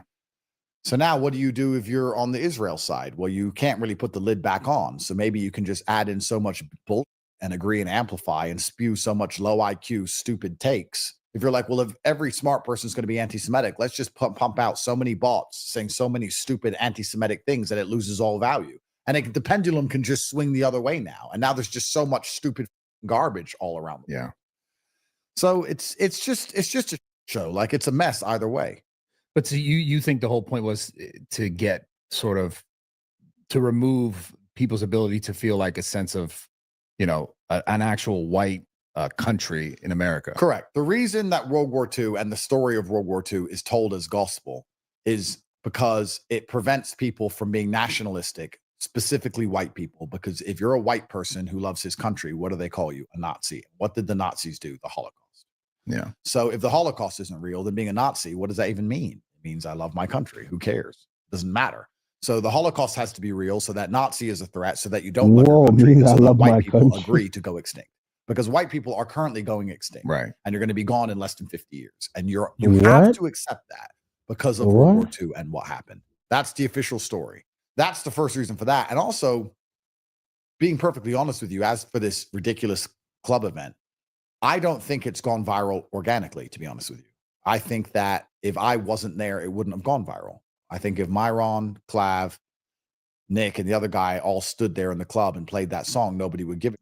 I would argue it would have been less likely. I mean, a little egotistical, but less likely. Nobody cares. It only went viral because I was there. And I don't think that's organic. I think that there is an extremely orchestrated campaign designed to make sure that my influence never reaches the level it was previously. I have criminal cases in many countries around the world. to believe that the constant, endless smear of me in the media is somehow organic and not an intelligence campaign is ignorance. And this video was deliberately pushed to damage my ability to defend myself in court. Yeah. That's what I believe. They said Andrew Tate is there. Let's look at the easy wins. One of the biggest people complaining on the TV is a Jewish nightclub owner. So he wants his opponent's nightclub shut down. That's an easy win. Let's look at the fact I have trial coming up in the UK. And if you say anything hateful, it has no free speech. So hate speech is an instant, quick, easy, bam, jail sentence. Yeah. That's an easy win. Like, this is an easy win for very powerful people to go, let's make this video big. And I didn't even complain that the song came on. I just stood there. I was like, oh, whatever. But I knew what was going to happen. I was like, this is ridiculous. Is it worth it? Yeah. But, kids with streams, they need clicks. It's like grabbing your hat. They're children, bro. Yeah. They're just children, and they'll do anything for clicks. Yeah. No, they're like, they're kids. Yeah. They're retards, and they're not adults with responsibility and things going on. So it is what it is. But it is truly crazy it got so big, but I don't believe it's organic that it got so big. I think it's been pushed on purpose. At one point, to be fair, wouldn't you say that you did a lot of content was just for clicks and stuff as well? I mean, you try and be entertaining. Yeah. I think that there's a fine line to walk, because if you don't give a shit about clicks, then no one's going to watch. If you don't try and be entertaining, then no one's going to watch. Outrage can be entertaining. So you have to walk the line between outrage and value and truth. I guess I was lucky when I first got famous. I feel like I was in a good position because the truth was the outrage. I could say the truth about being a man and the truth about being a woman, and the world was so cucked and we were so heavily censored that it was the outrage. I could tell the truth about COVID and it was the outrage. But now so much of the truth is actually out there that telling the truth isn't outrageous anymore. So now you got to find a new outrage. Yeah. So we go for racism and edgelording and all these crazy things to try and make people go, wow, he said that. But back in my day, I sound like an old man now, 3-4 years ago when I was really big, the things that made national news 4 years ago when I said women couldn't drive, nobody would give a single now if you said that. Yeah. The Overton window shifted. Yeah. So I guess it's getting more and more extreme. I remember during the height of meme coins, people were setting themselves on fire and pump meme coins. Like the world's gone pretty crazy. Yeah. Everyone's got ADHD. Everyone's lost their ability to focus on anything. People are constantly, their brains are all over the place. To get someone's attention is harder than ever. Yeah. So more and more outrageous things have to happen. But unfortunately, at a certain level of notoriety, these outrageous things on the internet have real world consequences. If you were standing there in my place, they could easily, if they decided to, blow that video up and cause your gym, the physical location of your gym, a whole bunch of problems. Yeah. Your landlord might be Jewish. Or he might just not want the press hammering. He might just get pressure. You don't know. Yeah. And even if you own the place, who knows what? The mayor, the da-da. If you have real world, it's amazing what can happen because someone next to you thinks it's funny to get clicks. Well, it sounds like, because you still have a case in the UK, and in the UK, there's this, like, they have actual laws for hate speech. Right. And they would just consider anything and be like, look at this, see this here, he broke this, and therefore. Yeah, they'll put me in front of a Jewish judge and destroy me. I mean, it's pretty simple. I think they're going to do that anyway. I think my upcoming case in the UK is with a Jewish judge, and they're going to say, look at this clip here. And I'm going to say, I didn't play the song. And they're going to say, why did you stand with those clowns? And I'm going to say, but I didn't play the song. And the judge is going to say, whatever, it's 10 years, enjoy. And what am I going to do? Do you think that's going to happen? Yeah. 100%. Like, but what the f- am I supposed to do when the song comes on? Run away? Yeah. Like the song comes on and my brain analyzes the scenario and I'm like, oh, for f- sake. And then I think, you know what? Maybe no one will care. Yeah. And then, the clip comes out and then I'm like, well, the song's been played by so many people so many times. I've discussed it on other podcasts. No one seems to care. What's the big deal? And then all these bots start posting under the video to pump it. And I'm like, what bot farm is being paid to blow up this video? And then I sit there and then maybe I'm a conspiracy theorist, but after going through the 4 years I've been through and I've seen how bots shape narratives and I've seen how, the media is desperate to get hold of me. The fact that I know my criminal case in Romania was started by the British Foreign Office at the behest of MI6 because I was deemed a national security threat. So there's already been an intelligence operation against me, verified, documented in paper. They said in 2023, the British government said he has so much control over the masculine youth that he's an unchecked source of influence. They believe that I could literally name a place and a time and a date and burn the whole country down. And to be honest with you, they weren't far wrong in 2022. I could have said, guys, enough's enough. So let's fight the Matrix. See you in Central London, 8 p.m. It would have been a show. So I was deemed a national security threat, which is why they wrote to the Romanians and said, this guy is unchecked. Do something. Lock him up, or we're going to extradite him. He's out of control.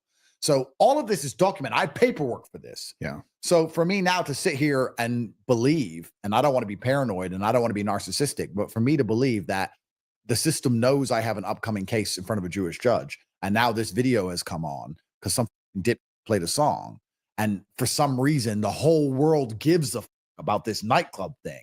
Is this organic? I don't. It just feels weird to me. I'm just sitting there like, what the f- is going on? I stood in the corner. I didn't even sing it. Yeah, it's also interesting how you get the sort of pushback that you do. I think it's also because everyone else who was there as well. But the thing that I find so interesting is like you're in this position, obviously, because of your influence. Yeah.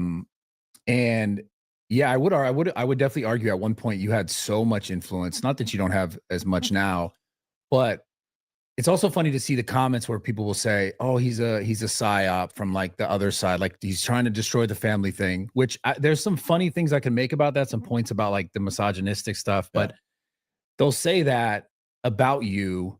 And I remember when I first met you, I had a conversation probably for like 2-3 hours after we did a podcast, and obviously I never got that vibe, never got it once being around you. But the thing that's funny is that now you're in this position. Right, like currently knowing that you have this case coming up. Yeah. I just wonder, how does it flip flop if you do what you just said? If you actually go to jail for X amount of time in the cases you're talking about, yeah, people they'll flip flop and go, wait, no, maybe he wasn't. I think people just won't give a. So I'm writing an essay on cats in art history. I'm an art history major, and this final is due on Friday.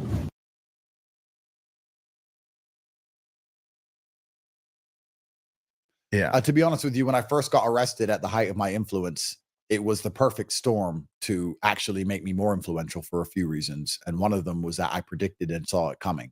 And one day, when I tell the full 2-hour story of what happened to me with the paperwork and show you how corrupt this world is and show you how literally Five Eyes intelligence agencies will just call a country and say, deal with this guy, and how the legal system's all made up and how the judges are bought. When I show all the receipts head to toe on a video, which I'm going to do, and if they put a bullet in my neck, it's already made, it's going to come out. When I explain how everything is, I knew what was coming, and I kept saying they're going to arrest me, and then I got arrested in Romania, and then the charges are so outlandish, human trafficking, it sounds so crazy, and I was the most Googled man in the world at the time, so it was almost like a perfect storm to put to make me more popular in some ways, although I suffered for it. But now if I get locked up, they're just going to say, oh, yeah, he sold out to the Jews anyway. And everyone's going to talk about it for 5 minutes, and then they're going to continue with their lives. So the people who watch these things on the internet, because they're so desperately chasing outrage and dopamine, they want you to set yourself on fire and martyr yourself and destroy your life and never see your kids again for their entertainment. They don't even give a shit about the cause or the message anymore. They just want to be entertained. Yeah. People at home, they want people to steal your hat because they just want to see a fight. They're just like feral animals. Nobody actually sits there and is locked into the mission anymore. I even think all this bull anti-Semitism on the internet is actually helping the Jews. No one's locked into the mission. No one's trying to wake people up to the truth and the reality of how this world works. And if you do, you're a sellout somehow. I said on another podcast, I said, listen, perhaps the Jews are in charge of everything, but you need to not cope and use that as an excuse to fail. There's not a single Jew that stops you going to the gym. Yeah. If you're skinny and you're weak, it's your fault. And if you type that, you're a sellout to the Jews, and they're going to tell you that's not true, that the Jews have psyoped everyone and that they're psyoped and there's no point going to the gym because women only want money. And they're just going to write a whole bunch, call you a sellout. Yeah. And it's like, you guys have been so heavily wrecked mentally. It's all embarrassing. nuance is gone. Of course, all the nuance is gone. Completely. They've left from one jail, which is ignorance, not understanding anything about the real world, through the reality of life into another jail of I can't do anything about it. It's all the Jews, and anyone who says that I have personal responsibility and accountability is a sellout. Like they've just gone from one jail to another. Yeah. So the whole world's lost its mind. And if I went to jail now at this point, I don't think many people would actually give it. I think I'd rot in jail for a pretty long time. And I think they'd just sit there and go, oh yeah, whatever. He was a sellout anyway, or some bullshit. Move on to the next thing. I think the world's actually changed so much more than we can realize because it's quite gradual in the last 5 years. Yeah. You know, when like things happen slowly, you don't notice. In the last 5 years, the world's actually completely changed. Think about back to COVID times. You couldn't say anything about women, couldn't say anything about black people, it couldn't be racist. Everyone got their accounts deleted for all. Oh like my God, it was bro. crazy. I And now remember that. we're all on the internet. You didn't post a black square. They're like, you're racist. You write N. You got account delete N. Yeah. I. Remember that? Yeah. G. I typed G and lost my account. Yeah. Like now you can. Bro, I was on my buddy Sugar Sean. I was like, yo, you're an animal. Yeah. And it was like, this is like racist or bad behavior. I was like, what the? I'm talking about a fighter. You couldn't do anything. Yeah. And now you can be fully racist on Twitter, you know, for better or for worse. So the world has changed so much now. I just feel like if they lock me up, no one's going to give a. And I have to give credit, as much as I'm upset that they've done this to me. I have to give credit to my enemy because my enemy has a weapon, which is time. It just ties you up in the system. It slowly grinds you down. It continues to lie about you. It continues to slander you every day. They pick away at your psyche. They pick away at your brand and your reputation. They use bot farms. They shape narratives. They have all the time in the world. You're on bail anyway, in and out of court, wasting money, going to jail, getting out of jail, paying lawyers, trying to convince a judge. Like they just attack. And also the shock factor of, whoa, what the they arrested Andrew Tate is long gone. Yeah. You know, but and they're just sitting there going, we'll get him 2 years from now, 3 years. Time's on their side. What can you do, bro? A lot of it just feels forced at this point. It's super forced. I hate to interrupt. It is mega forced, bro. Anytime I do anything, I can't take a piss without a mental breakdown on the internet. It's bull. It's forced. This isn't real. It's all linked to my legal cases and trying to make sure that I don't win them. None of this is accidental. And my legal cases are forced too. They just keep printing new pieces of paper, bullshit accusations with no real evidence. They don't give it that it's never going to go anywhere. It drags me through the process. I have to hire a lawyer, go to court, defend myself, deal with all the media slander, continue to fight it all the way to the end, and they just print a new piece of paper and wreck me. Yeah. I have this theory that a British prosecutor, because England's a toll, probably doesn't make more than $100,000 a year. And the British taxes are around 50%. So if they can get an idiot prosecutor to type up a lie for $100,000 a year, and I have to pay my legal team $5 million to defend myself, and they get 50% of that in tax revenue. So they benefit 2.4 M. The British state gets rich off this. Yeah. I'm paying legal fees out. My lawyer has to pay 50% because he's a lawyer. He's a good lawyer. He's going to pay taxes. Their prosecutors effectively free, and they just get to print out pieces of paper. Andrew Tate is a hateful person. Here's a tweet he did that's hateful. Andrew Tate is a hateful person. He stood next to children in a nightclub one day. Here's ... We believe defend yourself. And I'm just getting wrecked, and it won't end. It's like it's really quite remarkable. You know, you wake up every day and there's just some new bullshit lie, and I actually wonder why. When it's clear I'm not going to incite this riot they're afraid of, they're not going to stop. But I guess they've just decided they're going to keep going till I'm gone, I guess. Yeah. Have you got, there's this other sort of narrative. Have you gotten help from the current administration? If I had help from the current administration, I wouldn't still be on bail in Romania. What actually happened is, and I need to tell this whole story. It's a 2-hour story one day on a long podcast with the paperwork. But the short version is that my case was actually dismissed under Joe Biden in 2023 of December. They threw my whole case out due to lack of evidence. So they locked me in jail, locked me in my house, prevented me from seeing my mother when she had a heart attack, prevented me from seeing my kids, stole all my money, stole all my cars, stole all my wealth, raided my house 4 times. They did all of that. And then when they put the file to a judge said, there's no evidence in here. You've accused him of crimes, but there's no evidence. They've just typed up what they think I've done. Where's the proof? There's no proof. And threw the entire case out. So they did all of that for no reason. That's exact same thing happened with COVID. Yeah. Well, kept the gym open. Crazy. Yeah. And then in the Romanian system, that means that the file goes back to the prosecutor. So now it's on the prosecutor's desk. It's been on the prosecutor's desk for 1.5 years and nothing's changed. But I'm the first person in Romanian history that, although my case has been thrown out, I remain on bail. But they did give me my passport back. So they threw my case out in December. In February, they said, here's your passport, but you still have to check in. You have to still go to Romania to check in. To this day, that's true. If I don't go check in, it's Interpol red. Here's your passport, go away. Is the fact that Trump was president the reason I got my passport back? I think yes. I don't think he did anything. I think the Romanians just got scared to keep us there without a case in the system. And we're American citizens. And now Trump's in charge. They're probably like, oh, they're going to realize that, you know, the American embassy is going to start to give a, because before that I was calling the American embassy and they didn't care. Yeah. They're like, yeah, whatever. Don't care. And then Trump won. I called the embassy. They're like, what the okay, let me ask around. America's back, bro. Like before Trump, America was gone. You know this better than me. There was no America. So the Romanians were like, well, let's fuck him. But then Trump came like, oh, he's a real American again. America's back. Well, then let him go. I don't think he actually helped me in regards to, you know, calling the Romanians or anything crazy like that. So that's the situation I'm currently in. That's the predicament. I've got bail in Romania. I've got an extradition hanging over my head with the UK. I've got 3 or 4 cases in the UK.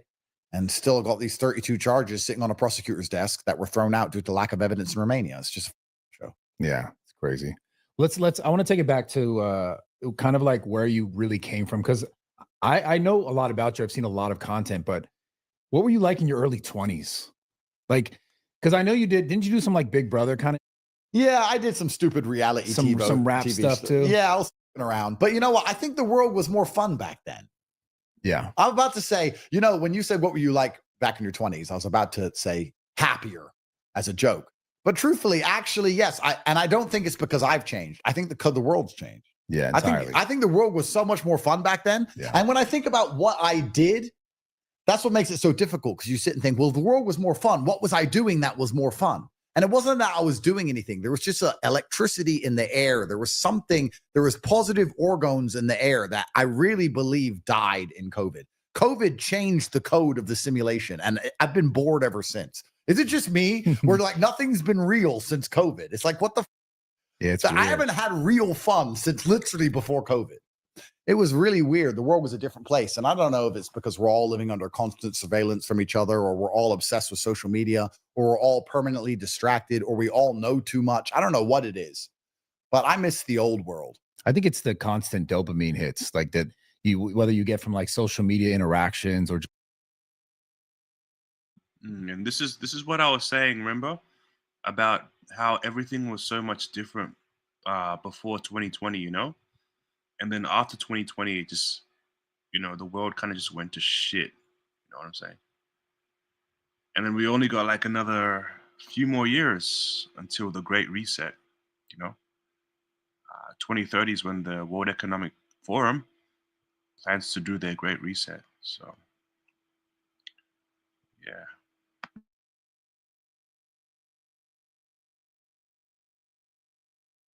Just like, you know, looking at what your life should or shouldn't be, like you're just constant sort of searching outside of yourself for everything. Yeah, you're constantly either thinking about the past or concerned about the future, or looking at someone else's life wishing you had it, or concerned about some event in the world, or feeling sad about Gaza, or having your brain's all over the place now. It's like I think you're completely right. Back then you used to go on a night out and have the best time of your life and not take a single picture. Yeah. And that's how you knew it was great. You didn't even touch your phone.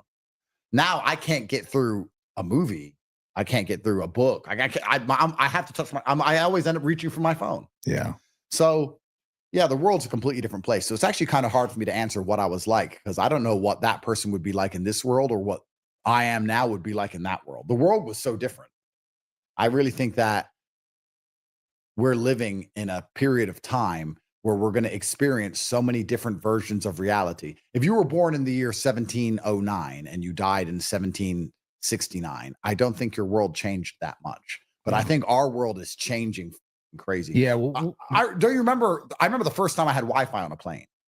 Yeah. Now I expect, and I better have. Yeah. And it better be fast. Why is it not loading? Why is it not loading? Like, where's my quick Wi-Fi? I'm trying to watch YouTube. This is trash. That's so funny. I remember the first time I spoke to Chat GPT, I was like, what the this is a machine. But that's a whole so what's happening is humans are not supposed to be existing like that. We are existing how we normally exist, but with technology is not. This is not a normal human thing. Of course. And I think it's like literally the melding of like computer and human. Yeah. And then just slowly completely. going through that. Completely. It's only a matter of time till we all have Neuralinks in our brain and we're not allowed to think certain thoughts or go certain places. And the chat GPT corrects us when we try and talk. It's only a matter of time till we're literally cyborgs and we are part of the Matrix. The Borg from Star Trek is coming for all of us. Yeah. We will be assimilated. There is no escape. Yeah, and this is basically why. This is basically him talking about like the mark of the beast. You know what I'm saying? If you know, you know. So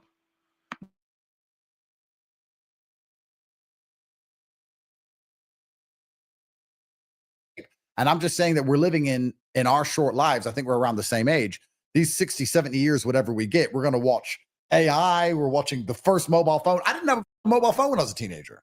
Yeah. Think how fast we're used to mobile phones now. Like it's nothing. Think of the remarkable, think how crazy that is.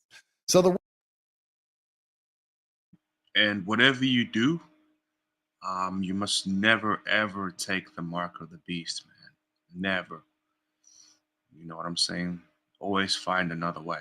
So never, ever, ever take the mark of the beast. You know, you're always gonna find another way. I mean, it's still 2026. You know, we still got some time before 2030, before the Great Reset. So, yeah.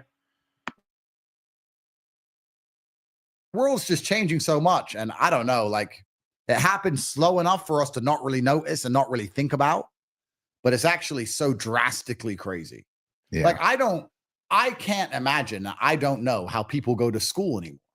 How do they teach lessons or do exams or test or quiz anyone with phones and chat GPT and AI? I mean, bro, I have employees that straight up do use chat GPT for everything. Yeah, of course. I mean, and also like I know people who use chat GPT like, excuse me, to even try to talk to women. Oh, 100%.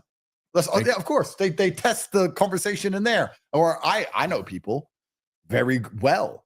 In fact, a couple of my girlfriends, exactly this. They've got ChatGPT, and it's not just ChatGPT because they've said, hey, you're going to be my best friend forever. I want you to talk to me in this tone. I want you to use emojis. I want you to be a 29-year-old female who has a very high IQ and a good understanding of sociodynamics. I want you to explain things to me in a sharp and succinct way. Like they've built these people that they're talking to.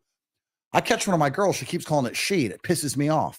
Well, she said, I'm like, stop calling it there's she. no way you're kidding. There's no way. 100%. I'm like, call it it. It's a machine. Stop calling it she. And she's like, what's the big deal? Like women usher in all of the bad things that happened in society forever. Women ushered in LGBT. They usher in abortion. They usher in open borders. Every single idea you can think of, women usher it in. And women are going to usher in us normalizing these machines being considered people. It's crazy. I mean, we're becoming less human. That's what's happening. Of course we are. And we don't trust our own thoughts, or we don't want to use our own thoughts because we have this machine there. And it's just a matter of time. The real question is now, the people in charge of the world, how are they adjusting the machine's replies to control what we all think and act and do? Right. Because that's what they're going to end up doing. They already do that with algorithms. They try and decide what do we want him to think. So and we know they do this because they do it primarily to sell you things. 100%. I want Bradley to think this way because I want him to buy this thing. That's indisputable. Of course. Yeah. So if you remove the buy this thing, I want Bradley to think this way so that Bradley doesn't do this or Bradley does do this. Yes. That's exactly the situation we're in. And they're doing it also with AI. So it's actually very scary, the world we're living in. And I can't imagine, like I said earlier, I went to school, I read information in a book, and I got quizzed. But now you just chat GPT the answers, or you Google the answers on your phone. Yeah. Or like, what's the point of a math class? A calculator's in your pocket. My teacher used to literally say to me, you're not going to walk around with a calculator in your pocket. And I do. Like, man. Bro, how do you even go to school now? Yeah. Like you go to school and they say, what? Hi guys, ask ChatGPT about this. Is that school? Yeah. I mean, I have complete lost faith in the whole school system. I don't know how it works. It's clearly bull. Like, is everything bull? And the barrier to success in life for such a long period of time was not only agency and energy, but it was also information. You had to know things and know what to do, or find somebody who did know what to do to get it done. But now information has lost all value. Information is now free. If you or want it's just not even real. Like Or that's it's- the it's scary bull- part. Or it's bull. Yeah. That's right. So, we've entered this really brand new age. It's super weird where anybody can know anything all the time and they can all know it for effectively free. So, how do you differentiate between the successful and the unsuccessful? Well, I would argue it's agency and energy to apply things, but it's still a really weird, strange situation. If I wanted to start one of the world's most complicated companies, I can literally ask the AI, I want to start a legal practice. I'm not a lawyer. Yeah. How? I don't tell you how to do it. Yeah. It's like, it's incredible. I might do that. I could defend myself. How in do I court. defend myself? Yeah. It's the world's crazy. So where do you think it goes? Because I mean, it does really just seem like we're becoming less human. It's going to turn into this like complete reliance on the technology, because that's kind of what the first, the iPhone kind of became. And it knows where you are, knows what you like, and knows what you do, and knows everything about you essentially. And then they use that information to either sell. Sounds like they're going to start using information to sort of coerce you into sort of whether left or right political opinions. It's happening. Where do you think it all goes? And I just wanted to say something as well.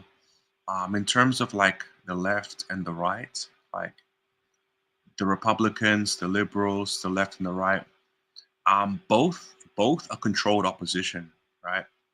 So both sides are basically controlled by the elite, right? So it doesn't matter which side you pick; they're both controlled by the elite, basically. So it's the left-right thing is just there to create more division. Basically just to keep the goyim divided. They use things like race as well to keep the goyim divided. You know, um, while they continue to steal from the government. These elite people, right? These elite JBWs, right? So just don't buy into the whole left-right thing, bro. It's completely controlled opposition. Both sides are controlled by the elite. So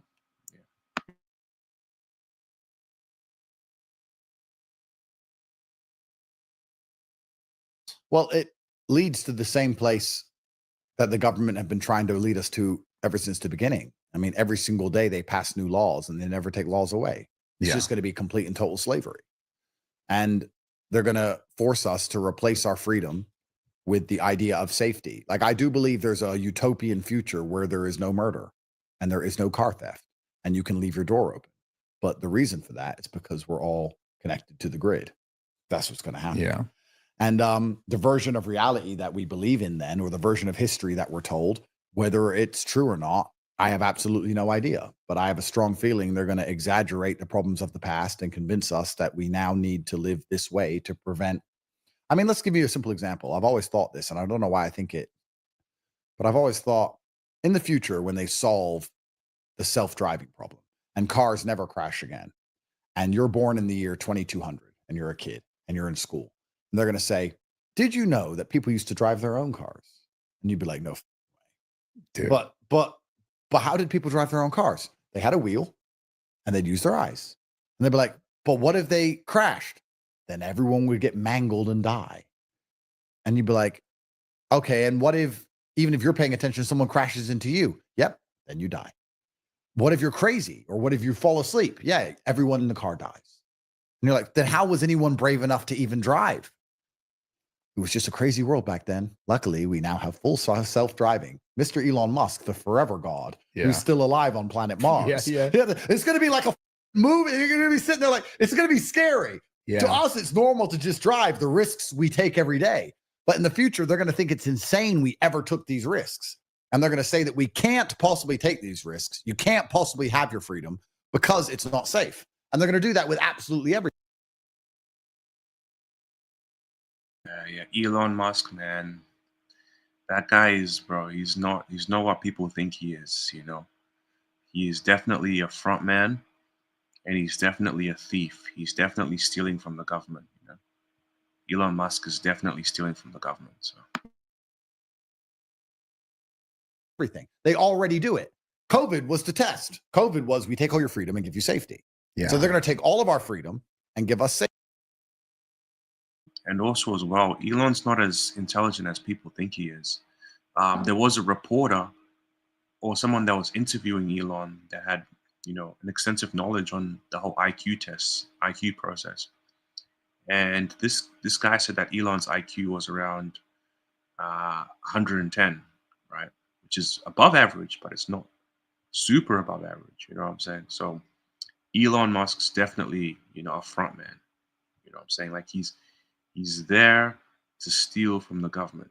You know what I'm saying? That's what Elon Musk is doing. He's literally stealing from the government. So, Elon is basically just stealing. Elon's stealing from the government.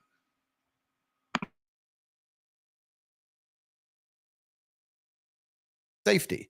And the worst thing about that is that even me as a freedom fighter and somebody who sees this coming, I know it's going to work because even I decide to live in Dubai, which is the safest city in the world. Why? Because they have control of everything. But I don't want to live here because I might get robbed or shot. So it's right. So you're asking where it ends. It ends with absolute control for the people who want to rule the world. Do you think it matters whether it's left or right? I don't think there is left and right. That's exactly what I think. Yeah, I think there are pools of transnational capital, and I think that these large pools of money, their primary objective is to get more money. And if they can get more money by turning their money into money, even better, because that's the biggest scam on the planet. If I give you money and say, open a factory to make money, that's one thing. But if I give you money and say, turn your money into more money, and you just put your money in an account and it goes up without any work, well, you're not doing any work. But the reason it's gone up is because someone else has done work and you've stolen their work. That's effectively what's happened. Yeah. And these big pools of transnational capital are doing that. And let's make up a example, but let's pretend these huge pools of capital also had the ability to affect elections because they control all of the world's money and all of the world's media. And let's say they could long or short a currency in a very simple term.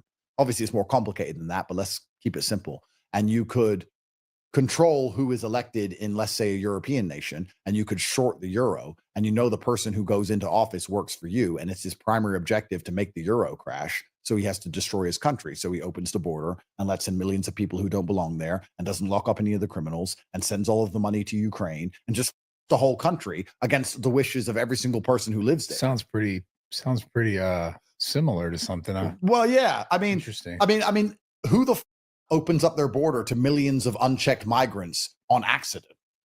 Who the sends away their entire national treasury of weapons and money to a corrupt country which is going to steal it all on accident? These people it's not an accident. Yeah. These people work for pools of transnational capital, and the transnational capital has bet on the decline of Europe, and they make money as Europe declines. If you're going to play roulette, black or red, and you can control the ball, you're going to make sure you can win. Yeah. Europe is committing suicide, mass suicide. America, not as bad because we have Trump, but still there are large, powerful entities in America which are trying to decline it. The Democrats have no problem destroying this place. They're doing it on purpose because they get rich doing it. They don't give a. They're not destroying it purely because they're idealistic and evil. I think that's quite actually, that's quite a optimistic mindset to sit and believe that the Democrats are just dumb.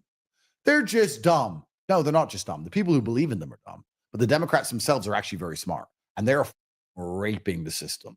And they're destroying the entire place. They're burning the house down so they can steal everything on their way out. That's exactly what they're doing. And that's what's happening in the world today. There is no left and right. There are pools of transnational capital which are trying to steal as much money as possible from the places that matter, which is the Western first world.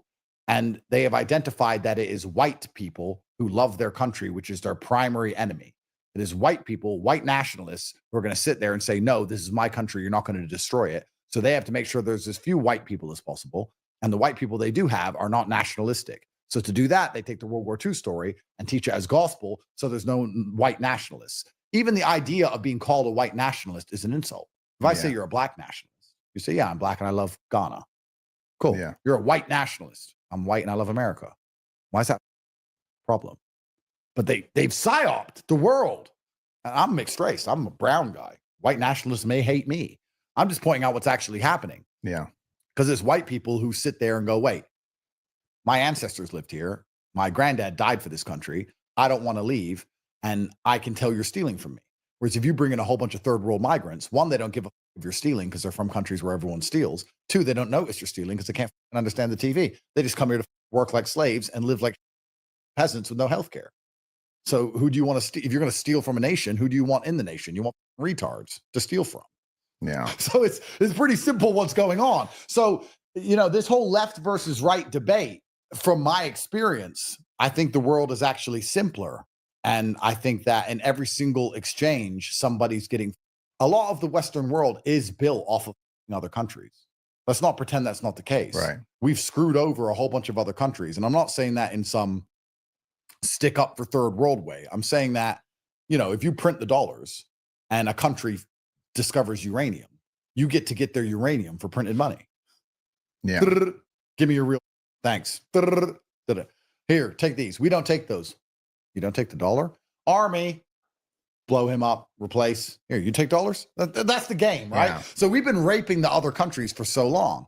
And my theory is that there is a much larger return now. America, because it prints the money, is different. But Europe, for example, the elites of Europe have realized instead of stealing from other countries to benefit Europe, there are much larger returns for them to destroy Europe and benefit the other countries. So they'll set up in Middle East somewhere. They'll set up in UAE or Saudi, or, and they'll just make money off the decline of Europe. That's all they'll do.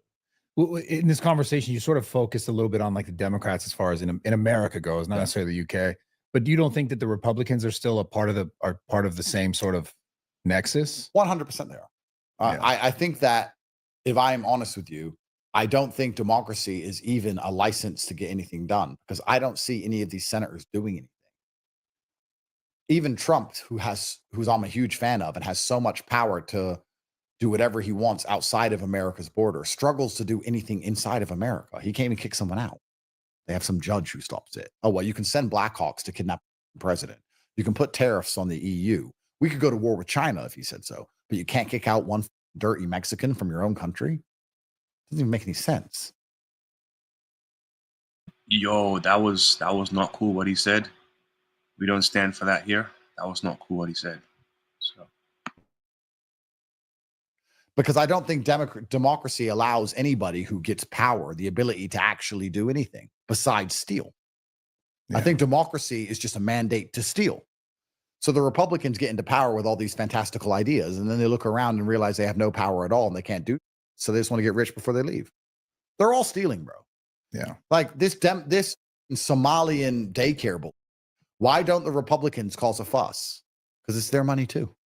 Well, yeah, I mean, that's the frustrating part. You see it and you're just kind of like, and not even just that. It's like even all the Doge stuff that they were talking about, and then they kick Elon out for trying to cut the money down. And even like the whole fact that the Pentagon is, they don't pass any audits for 8 years. It's like it's just a very clear sign that like they don't, not that they don't know what's going on, they just don't care enough to actually change it. If you enter a culture where everybody's already stealing, are you going to be the only dumb who doesn't? And then nobody will trust you if you don't. So you don't even get to keep your job. So if you walk in and everybody's stealing, if you walk into a store and everyone's stealing, are you going to go to the cash register and pay?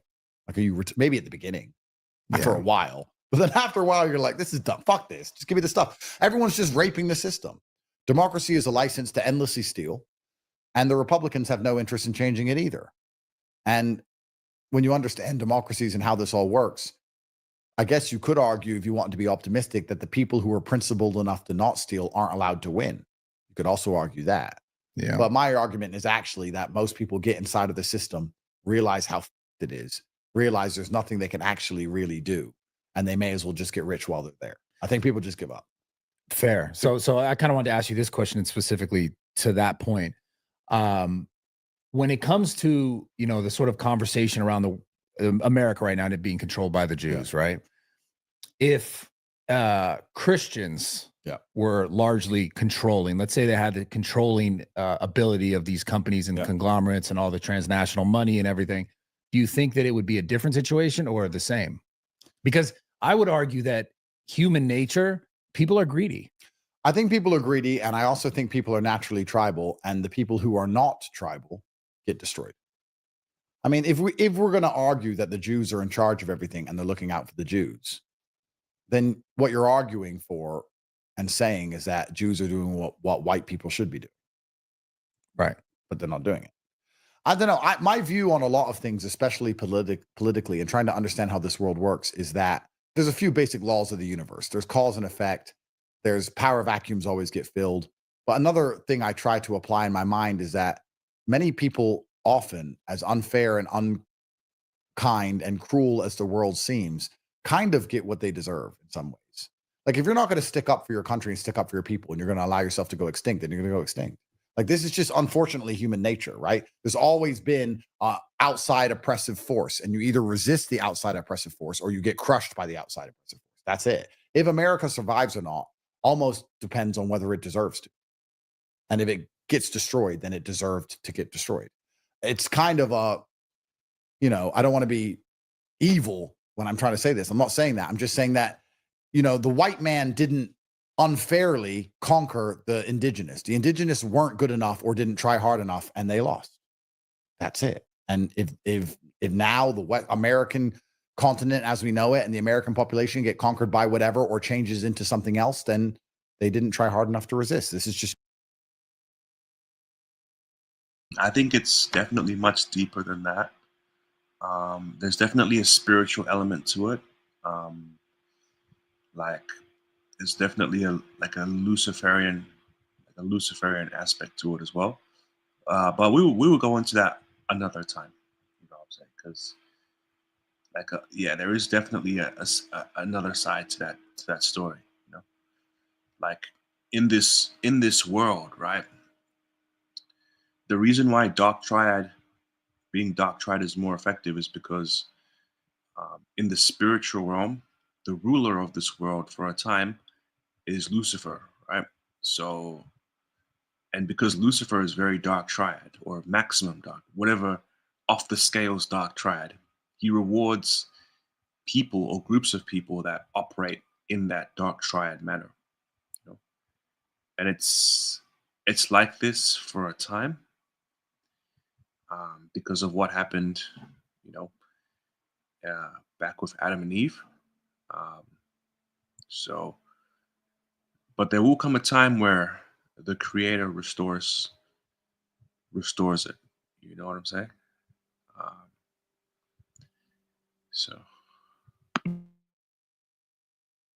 Human nature is how the world works. Power vacuums get filled. So if Christians were in charge of everything, would they be tribal and stick together and put their own interests first? I don't think so, because if they were that way, then they'd already be in charge of everything.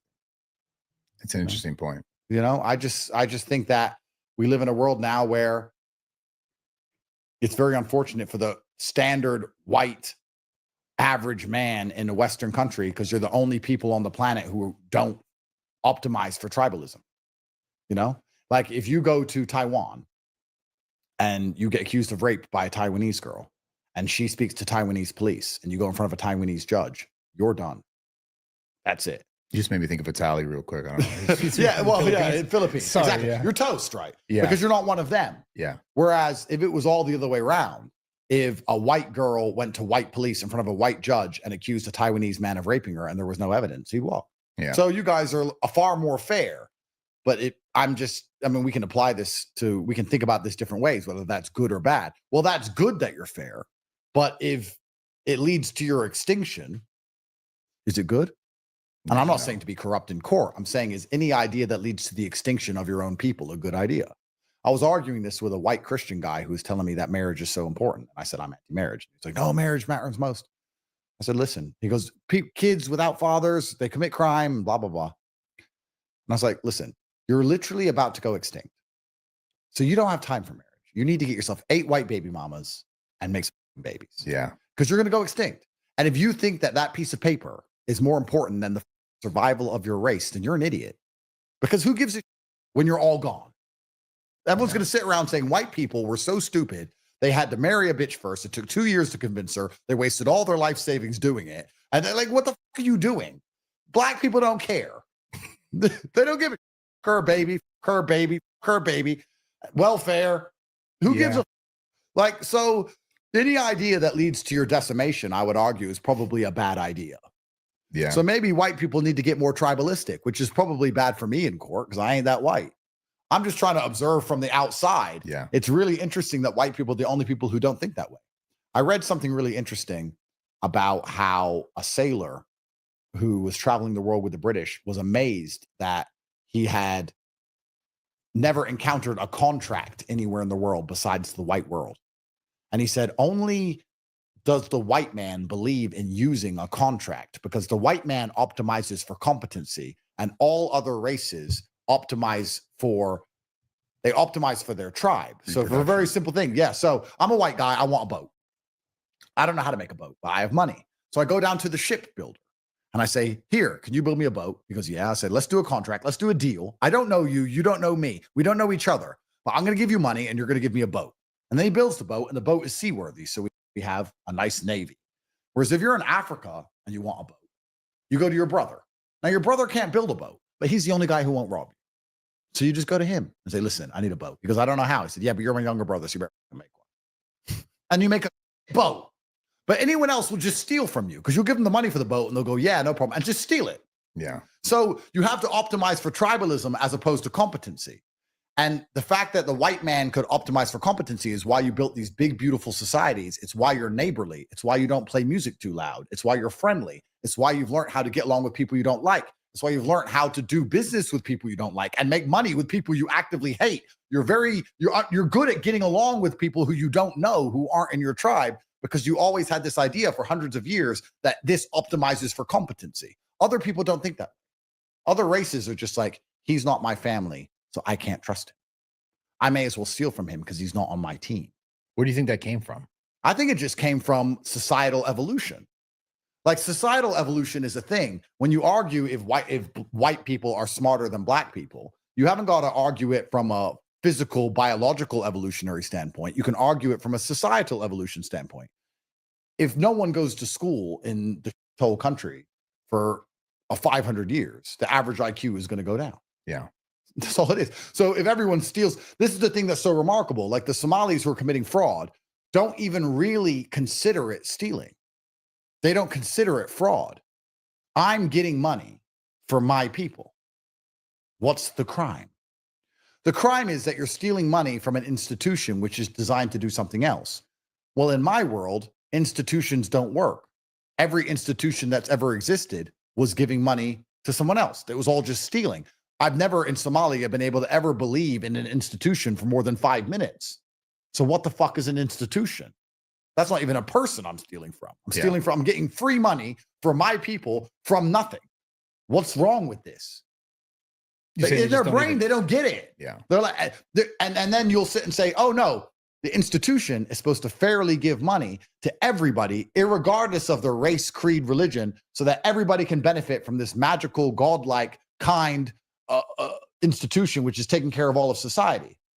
And they sit there and go, yeah, but they're not my people. So I want it. It's just like a completely different tribal mentality that the white man doesn't have. And it's led to, I mean, it was the greatest strength because it built civilization because you're optimizing for competency. But now it's been hijacked and it's the biggest weakness.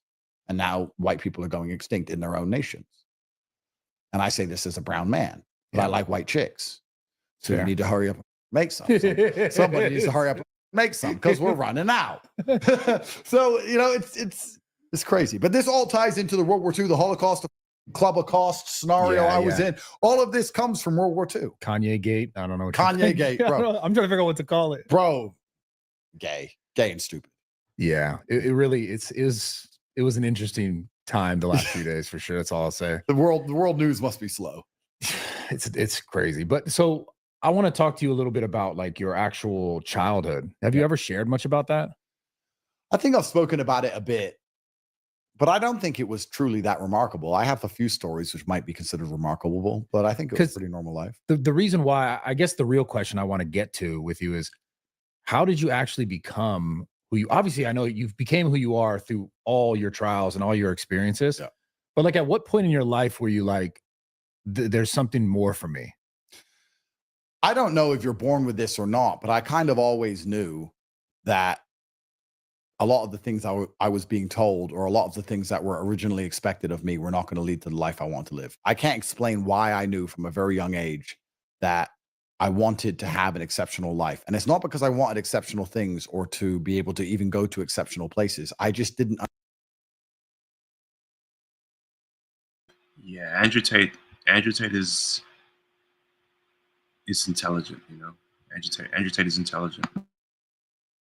Understand why other people had things that I couldn't have. I don't know how to explain. I was 7 or 8 years old. Yeah. I didn't understand why. I was like, Dad, why do they have all that? Well, they have money. Well, why do they have money? They have a good job. So their whole life is better because of their job. Yeah. So why can't I have that job? You have to go to school. Okay. And then you go to school and you're like, well, this ain't going to give me a fuck. This is bullshit. Like, I just knew there was a different version of reality. And I think it's just curiosity more than anything else. I just want to explore every level of the map before I'm gone. I think that's all it is. I can't tell you exactly where that came from. You know, before all my legal trouble, I used to say to Tristan, I wonder what jail's like. I want to explore every level of the map. That's hilarious. And then God gave it to me. So lucky me. But, you know, you just want to explore all the levels of the map and see it all. I had a fantastic father. I had a fantastic mother. I had a great childhood. Nothing bad happened to me. I have a whole bunch of fantastic stories to tell. But all in all, I just knew there were people living a version of reality that most others didn't. And I wanted to understand how that was done. Yeah. That's how it is. What do you think the most valuable lesson your father taught you was? I think he taught me to understand that. And I've learned this very deeply and understand this very well, especially in the last few years, is that your enemy's never going to really have mercy on you. I think that's an important lesson that a lot of people forget. I see people complaining, or whether it's at their girlfriend. I see people who, let's take a very simple, benign example. Their girlfriend is annoying them and they say, listen, I'm under a lot of stress. Just leave me alone. And I'm like, she's never going to have mercy. People don't have mercy on you. In fact, when they see weakness, they just double down. That's human nature. Is you have to be the resistance against the oppression, or they're going to push to the very end till you're crushed. If you expect your enemy or your opponent to ever have mercy on you, 99.9% of the time you're wrong. And if they do have mercy, it's temporary. They'll come back. And I think that comes from chess, and it also comes from a few stories of my childhood. When I've tweeted this one out, when I was riding the school bus when I was 8 years old, there were some kids who were older than me picking on me. And they were both 10 and they were behind. There's two of them, and they used to like flick my ear and throw things at me. I was 8. And I went home, and one day I was crying, and I said to my dad, these two boys are picking on me. And he said, where? And I said, on the school bus. He said, you have a lunchbox. He was playing chess, drinking whiskey. He used to play himself at chess back and forth. He said, I had a lunchbox. And I was like, okay, whatever. And then I got back on the bus. A day goes past, another day goes past. They're still picking on me. For the next 3 or 4 days, they're picking on me. And then one of them flicked my ear. I remember, you know, when you just boil with rage. I just boiled with rage. He flicked my ear. And I remember just boiling with rage. And I turned around with the lunchbox and smashed him clean in the face. And blood started squirting everywhere. It was a blue Batman lunchbox. It smashed into pieces, and the piece of plastic got stuck in his face, and there's blood squirting everywhere, all from his eyebrow. And I hit him. And after I hit him, I just ran straight off the bus. And I ran so fast. I wasn't even thinking, because so much adrenaline, that I was holding on to the handle, and the whole lunchbox was gone. I'd smashed it to fucking pieces on his face. Yeah. So I get to the front door of my dad's home, and he sees me holding just the lunchbox handle, and there's blood all over my hand. He had been playing chess against himself all afternoon. And he said to me, let's go, son, get in the car. And we got in the car, went to the Walmart. And he said, I'm never going to call the school, but I'll buy you as many of these lunchboxes as you need. And he bought me another one. And I went back to school the next day with a new Batman lunchbox. And I never saw those kids again. I don't know if they got taken out of school or what. I never saw either of them ever again. I was really scared to get back on the bus. Never saw them again. So Yeah. my dad never bailed me out from anything. Or like in chess, where I was a professional chess player when I was young, you start to lose. You can't sit and, you know, make a sad face. They're going to crush you. You leave a pawn hanging, they're going to take it. So I think I've learned from a very young age that your enemy's never going to have mercy on you. And a lot of people go through life expecting their enemy to have mercy in so many tiny, intangible ways. They expect if they act weak or act sad or show they're hurt or, you know, to show they're not a threat, that eventually the person who could kill them won't kill them. And that's not my mentality. My mentality is that if they can kill you, they will. The second it's convenient. Do you think people are taught that? Of course, 100%. I think people are taught that from a very young age to just, I mean, a lot of men, especially in the world today, try to broadcast that they're not a threat. And their idea is that if I broadcast I'm not a threat, no one will hurt me. And the annoying thing about it is it kind of works. You know, you can see these streamers, which are real skinny little dweeby pieces, and they're so skinny and so pathetic, you can't even really hit them. It's annoying. You wish they were a bit bigger so you could just smack them in the face, you know? But that, you know exactly what I'm talking about. Yeah. So it does exist and it does work to a degree. But of course, in the real world, if someone wants to rob this retard of his watch, they're not going to give him he's skinny or feel sorry for him. But yeah, it's absolutely a taught thing where a lot of people believe that, you know, saying sorry or giving up or rolling over is going to elicit mercy from people. And I think if you go through life understanding that's simply not true, that you're going to approach situations, I wouldn't even necessarily say more better, but you're happier with yourself in how the situation was handled. Yeah. I'm happy I'm the only person in human history who called the Romanian system corrupt while in the Romanian system and didn't get put under a jail. Yeah. Like when I was going in and out of court, everyone was saying to me, my lawyers, other lawyers hanging around the court, other judges who weren't presiding, hanging around the court when I was standing there, they said, listen, if you keep calling the Romanian system corrupt, they're going to fucking wreck you. You have to shut up and show respect to the system. And I was like, it's corrupt though. Yeah. And they're going to fuck me anyway. So let me go to jail with my head held high. And also fighting back. Yeah, of course. Like I was just like, fuck you, this is a setup. Yeah. And everyone was telling me not to do that. They were saying, if you just shut up, show you're humble, be quiet, you can win. And I was like, I don't think I'm going to win anyway. So fuck them. I'll just fight it tooth and nail to the end. I didn't expect them to ever have any mercy on me, you know? And I think that's the most important lesson from my childhood. And I think it's something that a lot of people in the world today just have forgotten, or it's not their mentality.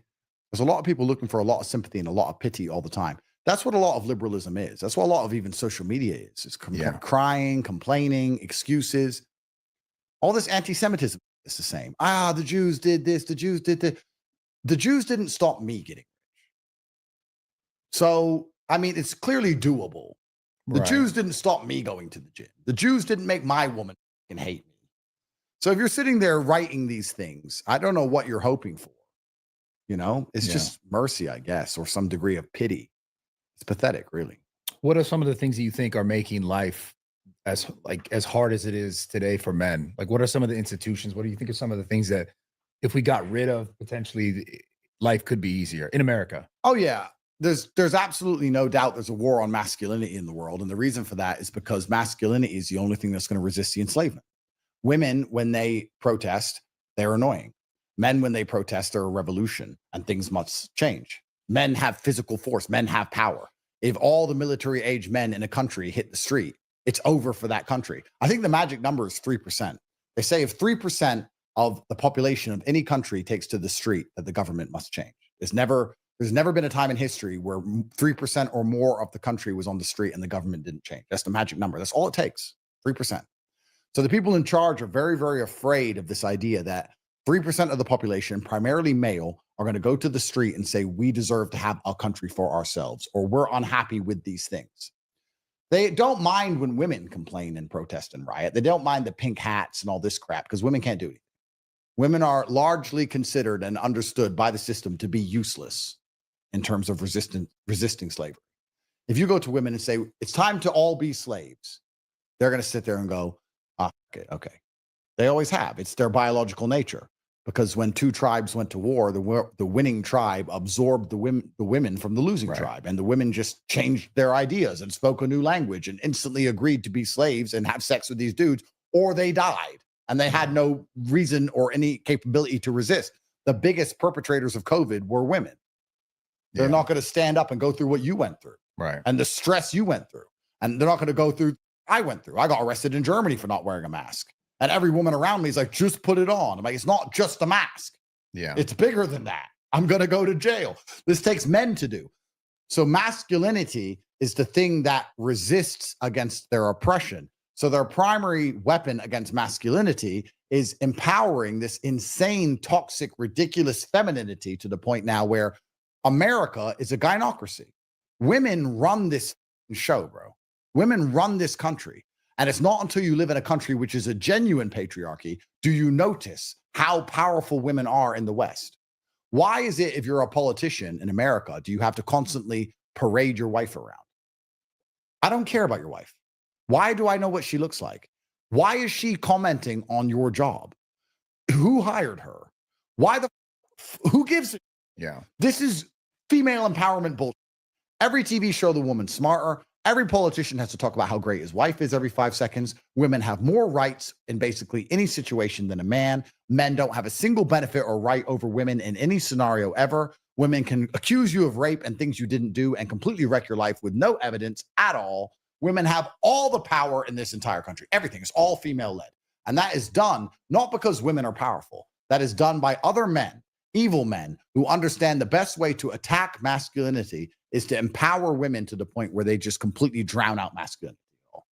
In most marriages in the West today, the wife is effectively in charge. And once you've got that done, once you have a household where women are in charge of men, you now have the ability to psyop the women with emotional arguments and control the entire population. That's how they did COVID. Grandma. Yeah. Grandma. Yeah. Men are logical. And men are like, I don't care. Grandma's old. Old people die if they get sick. Women aren't logical. I love my grandma. So if all the wives are in charge of their husbands, now the husbands comply, which means the kids comply. So they are deliberately. You don't have to be an expert to create something you are happy with. Empowering women to a ridiculous level now, so that women have more power than men. And unfortunately, women are far more susceptible to emotional arguments than men, which means you can now use an emotional argument to control the entire population. You don't have to sit and say immigration unchecked without passports is good for the society. Here's a study and prove it. You have to say, look at this kid at the border who died. Emotional argument. Right. And now the women are protesting, begging for a country to remove its borders, which is insane. Yeah. So if you look at all the bad things which are happening in the West and are destroying Western society, the LGBT insanity, the open borders, the constant and endless abortion, the anti-ICE protests, all this crap is women. The drag queen story hours, it's women.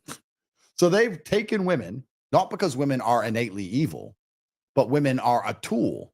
They're a conduit. And women are doing the work of the devil at behest of the men who obey the devil to destroy this place. Yeah. So let's talk about that. Do you believe this is truly good versus evil? Or is it just humans who are just greedy?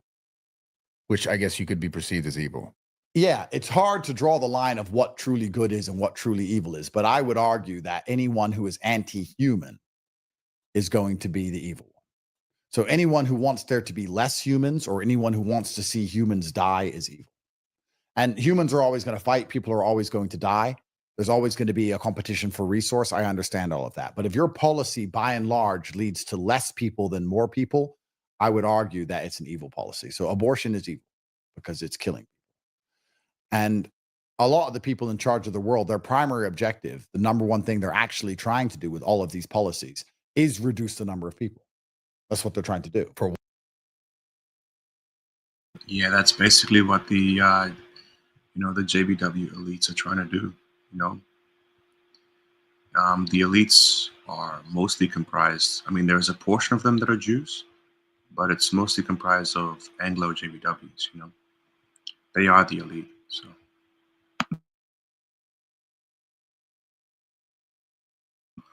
JBWs are the elite. What? Well, once AI is here, what do they need the people for? I mean, useless eaters become a problem pretty quick. They either rebel and they revolt and they burn the whole thing down, or you have to feed them forever. I mean, what do you do with a whole subsect of the population who don't have jobs?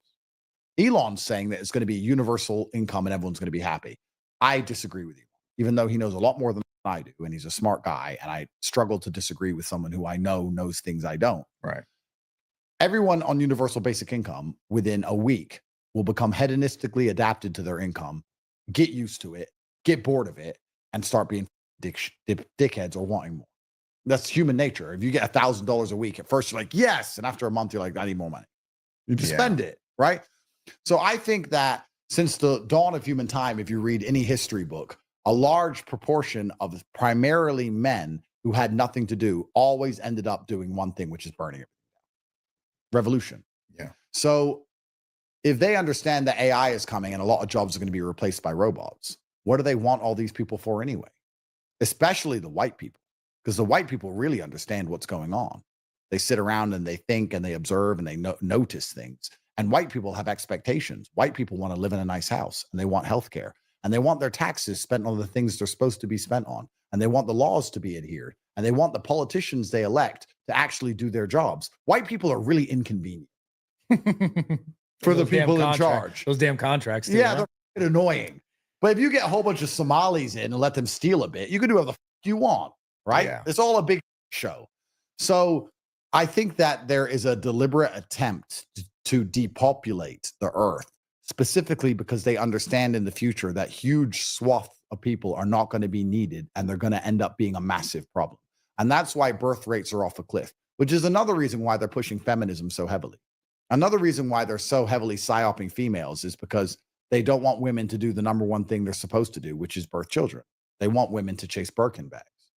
They've convinced women that a piece of leather for $10,000 is $30,000. Yeah, it's ridiculous. Is worth more than the beautiful love of a child.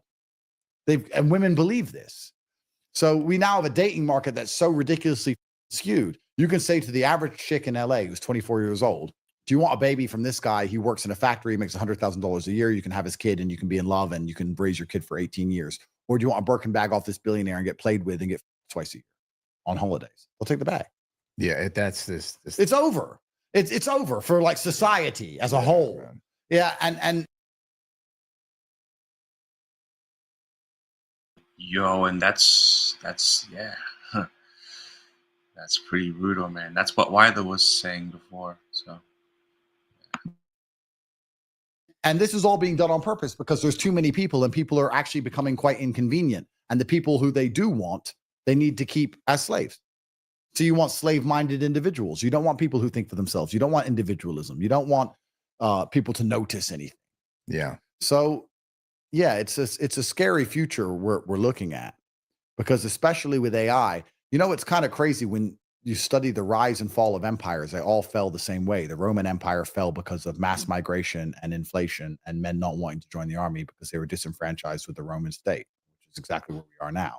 And the whole fucking thing collapsed. And every single empire rises and falls the same way from the same things. Inflation and mass migration, same things.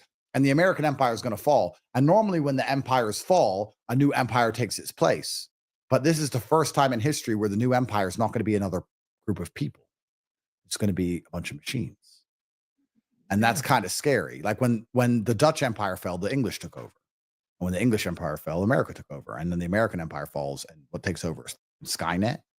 Yeah, well, like who's in charge of Skynet? Yeah. Who's in charge of the Terminators? Right. And then it may not even be a country. It may just be a select group of 25 people somewhere. Who knows? Yeah. And they're controlling every single algorithm.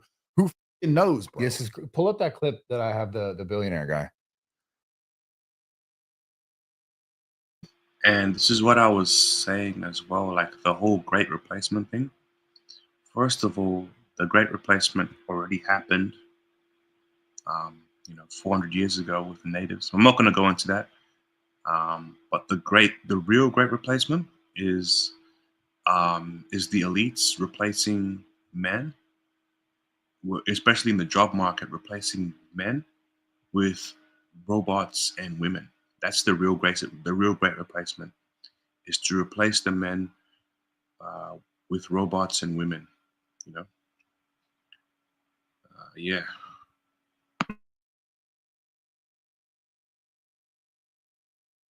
This clip, I want to get your reaction to this clip, is probably one of the most concerning things. Don't play it yet. Probably one of the most concerning things that I've ever heard from someone. It's just so in your face. I guess this is some Jewish or Israeli billionaire.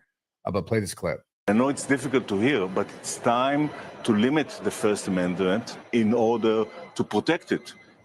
And quickly before it's too late. What do you mean? I mean that we need to control the platforms, all the social platforms. We need to stack rank the authenticity of every person that expresses themselves online and take control over what they are saying based on that ranking. The government. The government should control the social media. Yeah. Now this has been a very interesting stream. The first half of the stream we were more discussing about Freud's and that type of stuff, which was really interesting. We had we had very good dialogue from two people that I genuinely love. I love these two people. I love Plague. I love Why Though. I love when they come in and have their input. You know, it was great seeing Batman here as well.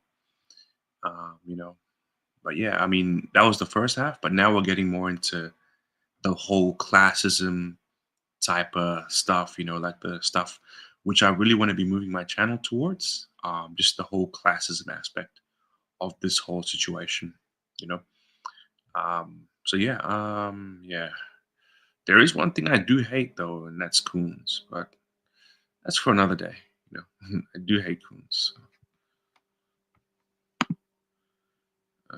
But yeah, I think the bigger, the larger issues are more of it's more of a classism thing. Those things are what we're going to be moving towards in the future. Just analyzing that, looking into that, and seeing you know what's going on in that realm, in that department, basically. You know, that way we can get a better understanding of the current scenario that we find ourselves in. You know, so yeah. Uh,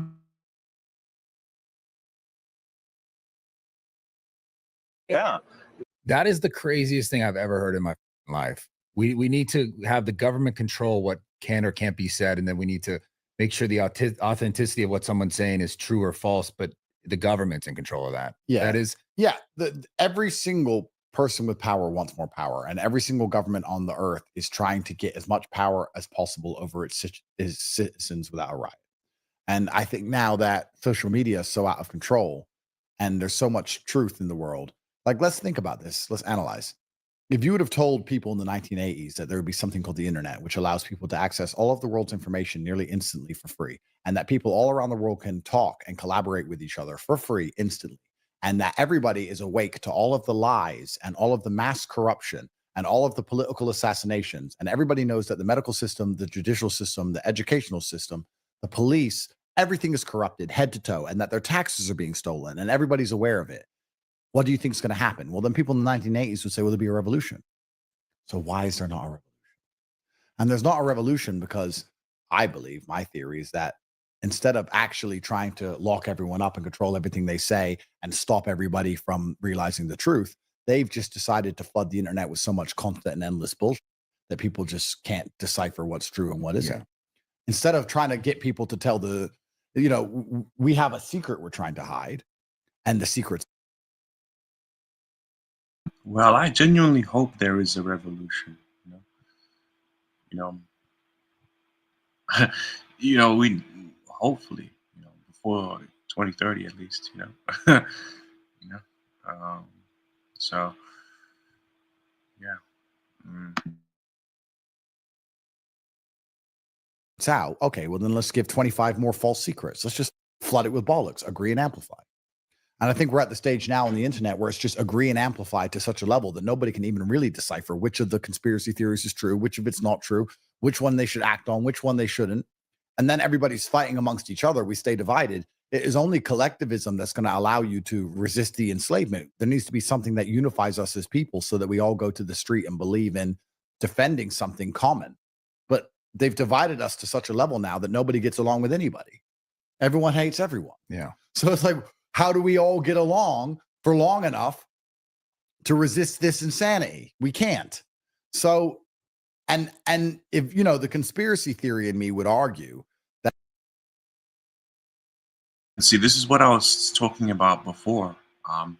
What the elites do with like the left and the right, Republican, Democrat,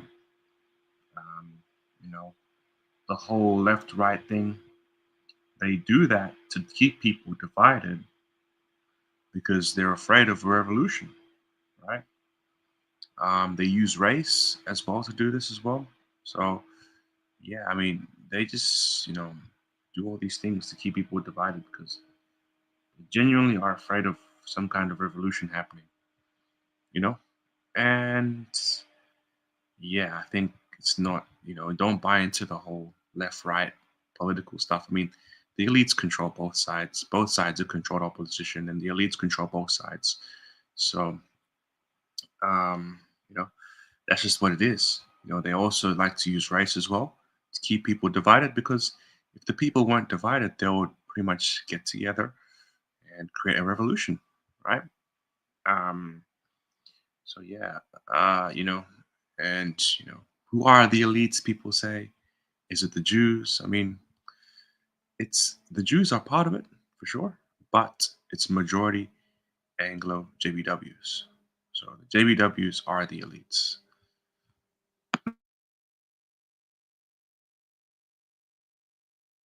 That the people who are in charge of the world aren't stupid, and they're actually trying very, very hard to keep us separate. And they don't want collectivism, because collectivism is what they're most scared of. And that's why they try to destroy ideas like nationalism, because nationalism unites people behind a flag. And that's why they try to destroy anything that everyone can unite behind, especially people of different races, different religions, different colors, that they really find that scary. They don't like it. And then I guess I would argue that all these algorithms and these AI machines, which have the ability to calculate and compute.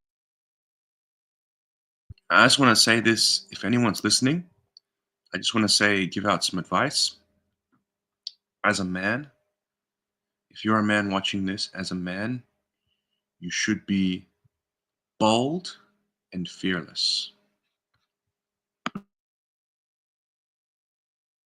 Mutate endless information in real time so quickly is deliberately feeding our algos and feeding our eyes things that, like we said earlier, are designed to destroy our idea of believing in hope or believing in a collective solution to anything.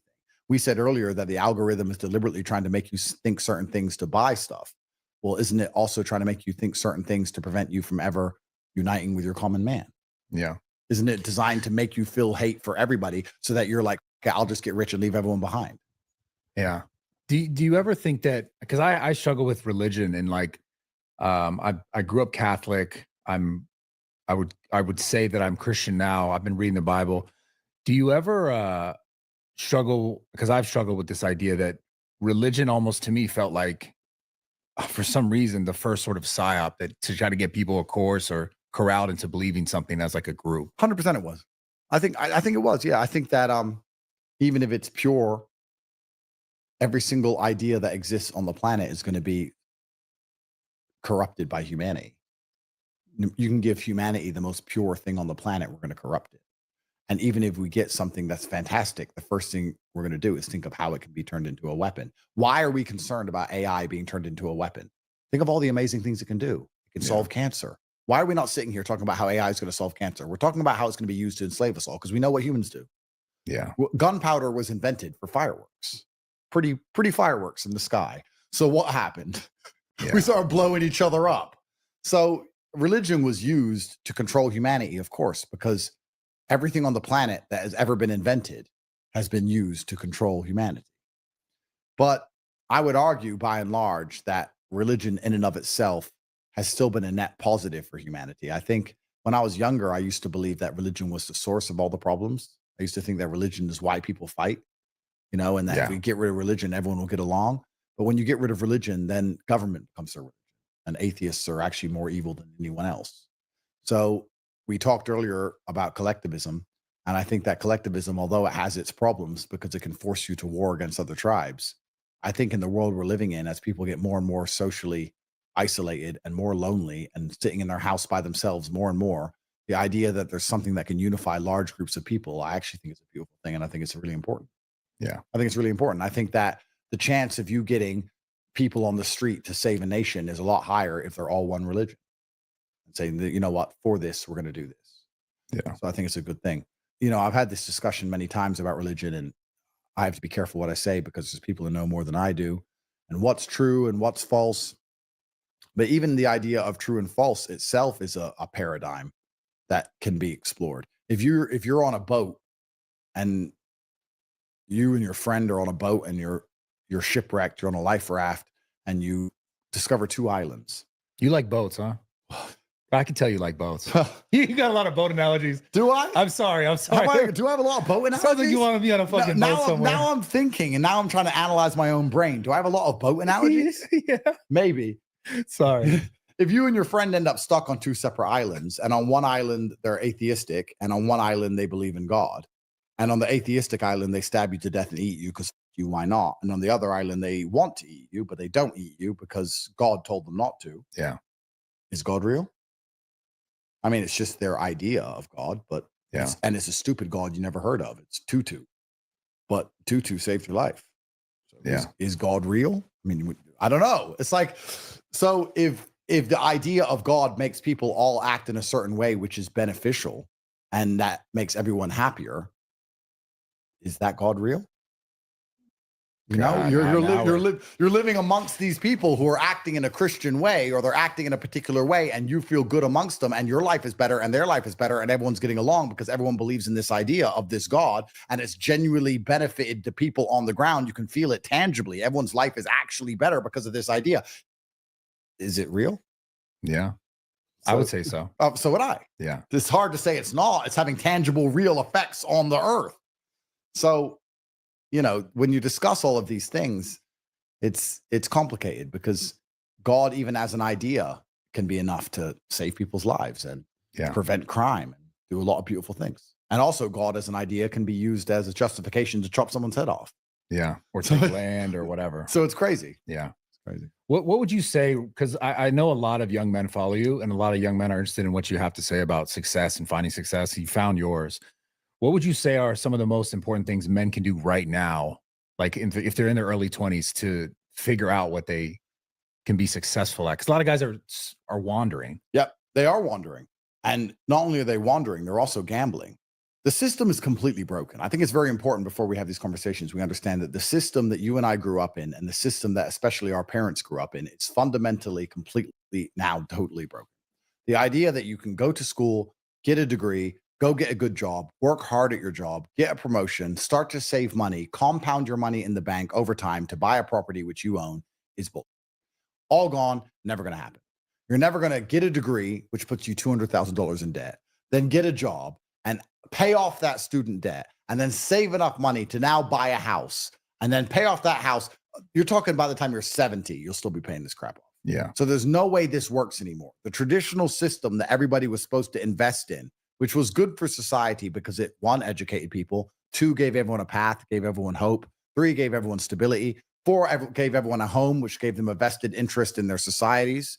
Yeah. All of that's gone. Gone, yeah. So young people today are effectively gambling. When I speak to young men, what they are doing basically is meme coins or crypto or literal gambling in a casino, because they realize the game is so rigged, they can't work their way out. They have to get lucky on their way out. If you add into the fact that AI is accelerating, and even more importantly, a lot of the world's money is becoming heavily monopolized, and I see this all the time, there are less and less small independent companies, and there are more and more branches of BlackRock and Vanguard and these huge super conglomerates, which are just sucking up all of the world's liquidity, and all of the money is going to them. So you're living in a world where you have to gamble your way out. If you try and start a company, you're competing with monsters. And AI is coming and replacing jobs in real time. Yeah.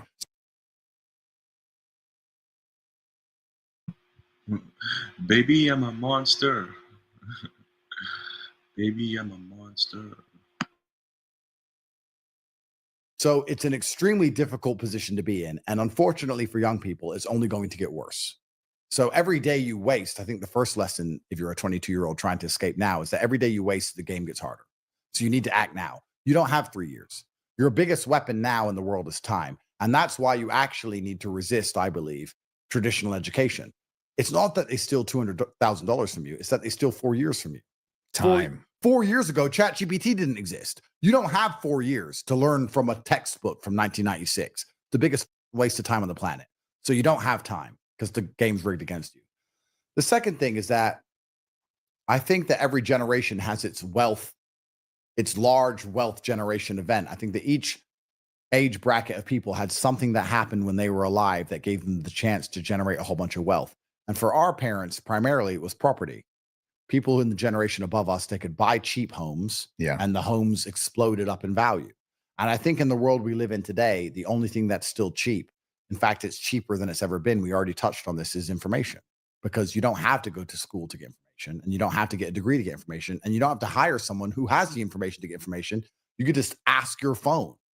So information is the new gold rush. It's the new cheapest thing that you can get hold of. And everyone has access to it. It's true, but most people are lazy. Most people are stupid. And if you get some good information and you get first movers advantage, you actually take action and do things before other people, there's still a way you can make money. But it's just having the perspicacity, my favorite word, to pay attention to opportunities all of the time and actually have the agency to act on them and to be quick, because the world is so fast now. You don't even have time. You don't even have a day to make a business plan. So how do you just know need what to go. look for? Well, I'll tell you some ways I make. So in the age of financialized capitalism, which is where we are, the most difficult thing about making money in the world today is that you need money to make money. And this is what makes it so difficult to do, because if you have no money in the first place, how do you make money? Any dipshit now can turn 10 million into 20 million. They just buy stocks and wait. That's it. It's not even hard. I mean, Bitcoin's not doing what it's supposed to do, but if you have enough belief, you can buy Bitcoin and wait. Yeah. You know, in the olden days, if I said double your money, you had to take that money, go build factories and hire staff and sell whatever product you were producing to double your money. You haven't got to do that now. And the reason you don't have to do that is because you're buying into a monopoly. If you buy Amazon stock, you're effectively shutting down mom and pop shops all around the country because you're buying into the monopoly, which is crushing all the mom and pop shops because they can't compete. Yeah. So everything's becoming monopolized. It's very difficult. So to make money, you have to find an opportunity or find a way to make your first chunk of money, because it's easier than ever to turn money into money, but you need money in the first place. And it's harder than ever to make money from zero. I think a lot of the money now comes from the arbitrage on the lack of knowledge in simple things. So if you can speak to boomers and basically use Chat GPT for them, you can get paid. Inside of my university, for example, we have 18 modern wealth creation methods. We teach people how to make money online. And one of the ways we do that is we teach people how to make AI chatbots. And then they call up companies which do pool maintenance or driveways, basic stuff, older people who have these service businesses. And we say, how do you deal with your inquiries when people go to your website? He says, well, people call me. And he said, what about the people who go to your website who don't call you? He says, I don't know who they are. We say, well, why don't we put a chatbot on your website? It'll cost you $30 a month. And they'll sit there and they'll try and convert the people or convince them to at least call you. And then they build these AI chatbots and they call up these traditional service businesses and they take a subscription of $30 or $40 a month from all these different companies. And they build up $10,000, $20,000 a month doing this. We teach this all inside of my school. Once they get $10,000 or $20,000 a month inside of the same school, they can then go to the crypto investing campus and they can follow our professor, which long and shorts cryptos, and they can start to get their 20,000 up to 100,000. And this is how you have to do it. But it's getting off zero, which is the hardest thing. But a lot of it just takes agency. And there is an arbitrage now between the generation above us, which don't know how to use all of the things that the 17-year-olds know how to use. And I think this is where the money is. Yeah. And that's going to disappear as the older people die. It's going to be harder for someone who is now currently 5 years old, once they get 15, to call you and I and try and convince us to do something on a computer because we know how to use computers. Yeah. So right now, currently, as we sit here, if you were to ask me the best way to make money in the world today is to take advantage of the fact that there is a large subsect of the population that not only have all the money, but secondly, don't know how to do a lot of things that most young people already know how to do. And if you can leverage that correctly, you can actually make quite a lot of money simply. That's the best way to make money in the world today. And that's going to change because how to make money changes every 10 or 15 years. Like I said before, not too long ago, 20, 30, 40 years ago, property was the way. Now I think that's the way. What comes next, I don't know. What's going to happen with every single person on the planet and the entire generation below us is grown up. We're grown up. Everyone knows how to use AI. Everyone understands what crypto is. Everyone's already done their own investing. Then how do you make money then? I don't know. Yeah. But right now there's a huge arbitrage. So that's where the money is. What was the biggest loss you've ever made? The biggest loss you've ever had with crypto? Oh, I've lost shit. Loads. Let me think about it. Like one time you're like, oh, that was. But I've also made so much I don't care. So traditionally I buy and I just hold.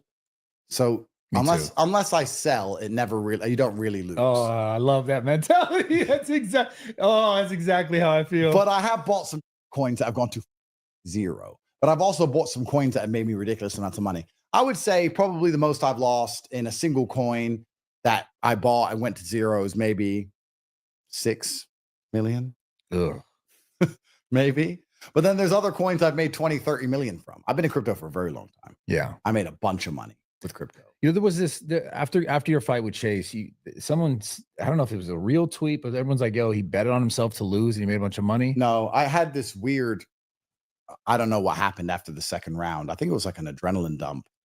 I spoke to a doctor. I was like, I had this fight. I was in perfect shape. I trained for it. I was in fantastic shape. There's no reason for me to get tired. Why did I get tired? The doctor was like, look, you have so many other fights going on in your life, and it's the first time you fought after such a long time, and you have so much pressure externally, not just for the fight, but for the court cases and everything else. And you just had an adrenaline dump and your nervous system, you should have had a shorter fight or an easier fight for your first one back after 8 years. Yeah. And you just had an adrenaline dump. And sometimes when the adrenaline goes, your nervous system just doesn't fire the same and you couldn't fight. That's what the doctor told me. But I don't know. It was very weird. After the second round, I was saying to my coach, I don't know why I feel weird. I didn't feel tired, but I couldn't punch. It was really strange. Yeah. I don't know what it is. But he beat me fair and square. And I'm not here to make excuses for losing. No, I saw he the beat post me. fight. He beat me. He didn't cheat. I don't know what happened. I don't know if my adrenaline was too high. I don't know if I was too hyped. I don't know what it was, but he beat me. So I'm just going to let him take the win. I'm not going to sit here and make excuses for it. It feels wrong to make excuses. I'm not an excuse making kind of guy. No, I saw the lose, post fight thing. You know, yeah, but I wasn't myself. I mean, obviously I can fight 1,000 times better than that. Obviously I was in shape. Really weird experience. So I guess I have to get back in there to find out, or I need to accept that, I had my time in the ring and I have other things to worry about now. And I'm 40 years old. Yeah. Do I need to go do this again? I don't need the money. But you didn't bet on yourself to lose. No, I didn't. Was that a fake tweet? I don't know who came up with that conclusion. I think someone came up with the conclusion because they saw the Polymarket odds. But I don't think Polymarket has the liquidity to bet 10 million and then get 88 million out. I don't think that's even real. Yeah. I don't think that's even a real thing. But look, I can't go to a nightclub without being an international incident. So losing a fight, I'm sure there's conspiracy theories around it, of course. But I was never fighting for the money in the first place. So I certainly wouldn't throw a fight for money. Yeah. I lost. I'll beat. Yeah, fair. Would you ever fight again? Depends who, huh? It's not even that it depends who. It's that the worst thing about dedicating 10 or 15 years of your life to something like I did is that you don't want to accept that you can't do it anymore. Yeah. Bro, imagine you lost all your muscles. Yeah. Be like, oh man. It's going to suck when it comes, bro. It's going to suck. It's going to come. It's going to come. Yeah. Look like Ronnie's still trying to lift. And it's like, Ronnie, bro, give it up. You're like, you were the man. Yeah. And now you can't. Yeah. He's the GOAT, man. Yeah, it's right. And like, Apollo Creed says it in Rocky IV, I don't want to change. That's who I am. I don't want to change before he fights Drago. And look what happens. Yeah. I could have very easily got brain damage. Yeah. I'm fighting a 6'6" guy in his prime who's 25 kilo bigger than me, 40, 50 pounds bigger than me, punching me in the head. By the third round, I know I can't fight properly. Something's wrong. I'm too proud to quit. Of course. So I'm just getting my face punched up. I could have easily left with brain damage, or I could be, never see my kids again. You can die. People die in the ring. Yeah. People have taken less punches than I took and died. So then you get to the point and you're like, but I want to do it. But it's like, people will say, he's not top G anymore. He can't fight anymore, etc. When I was in my prime, I did it. Yeah. So I get to live and sleep peacefully at night, knowing that when I was 20 something and I was in my prime, I used my youth and I did it. Yeah. And I'm or, not or Sneeko will say he's top G. Oh, no. I'm sorry. I'm sorry.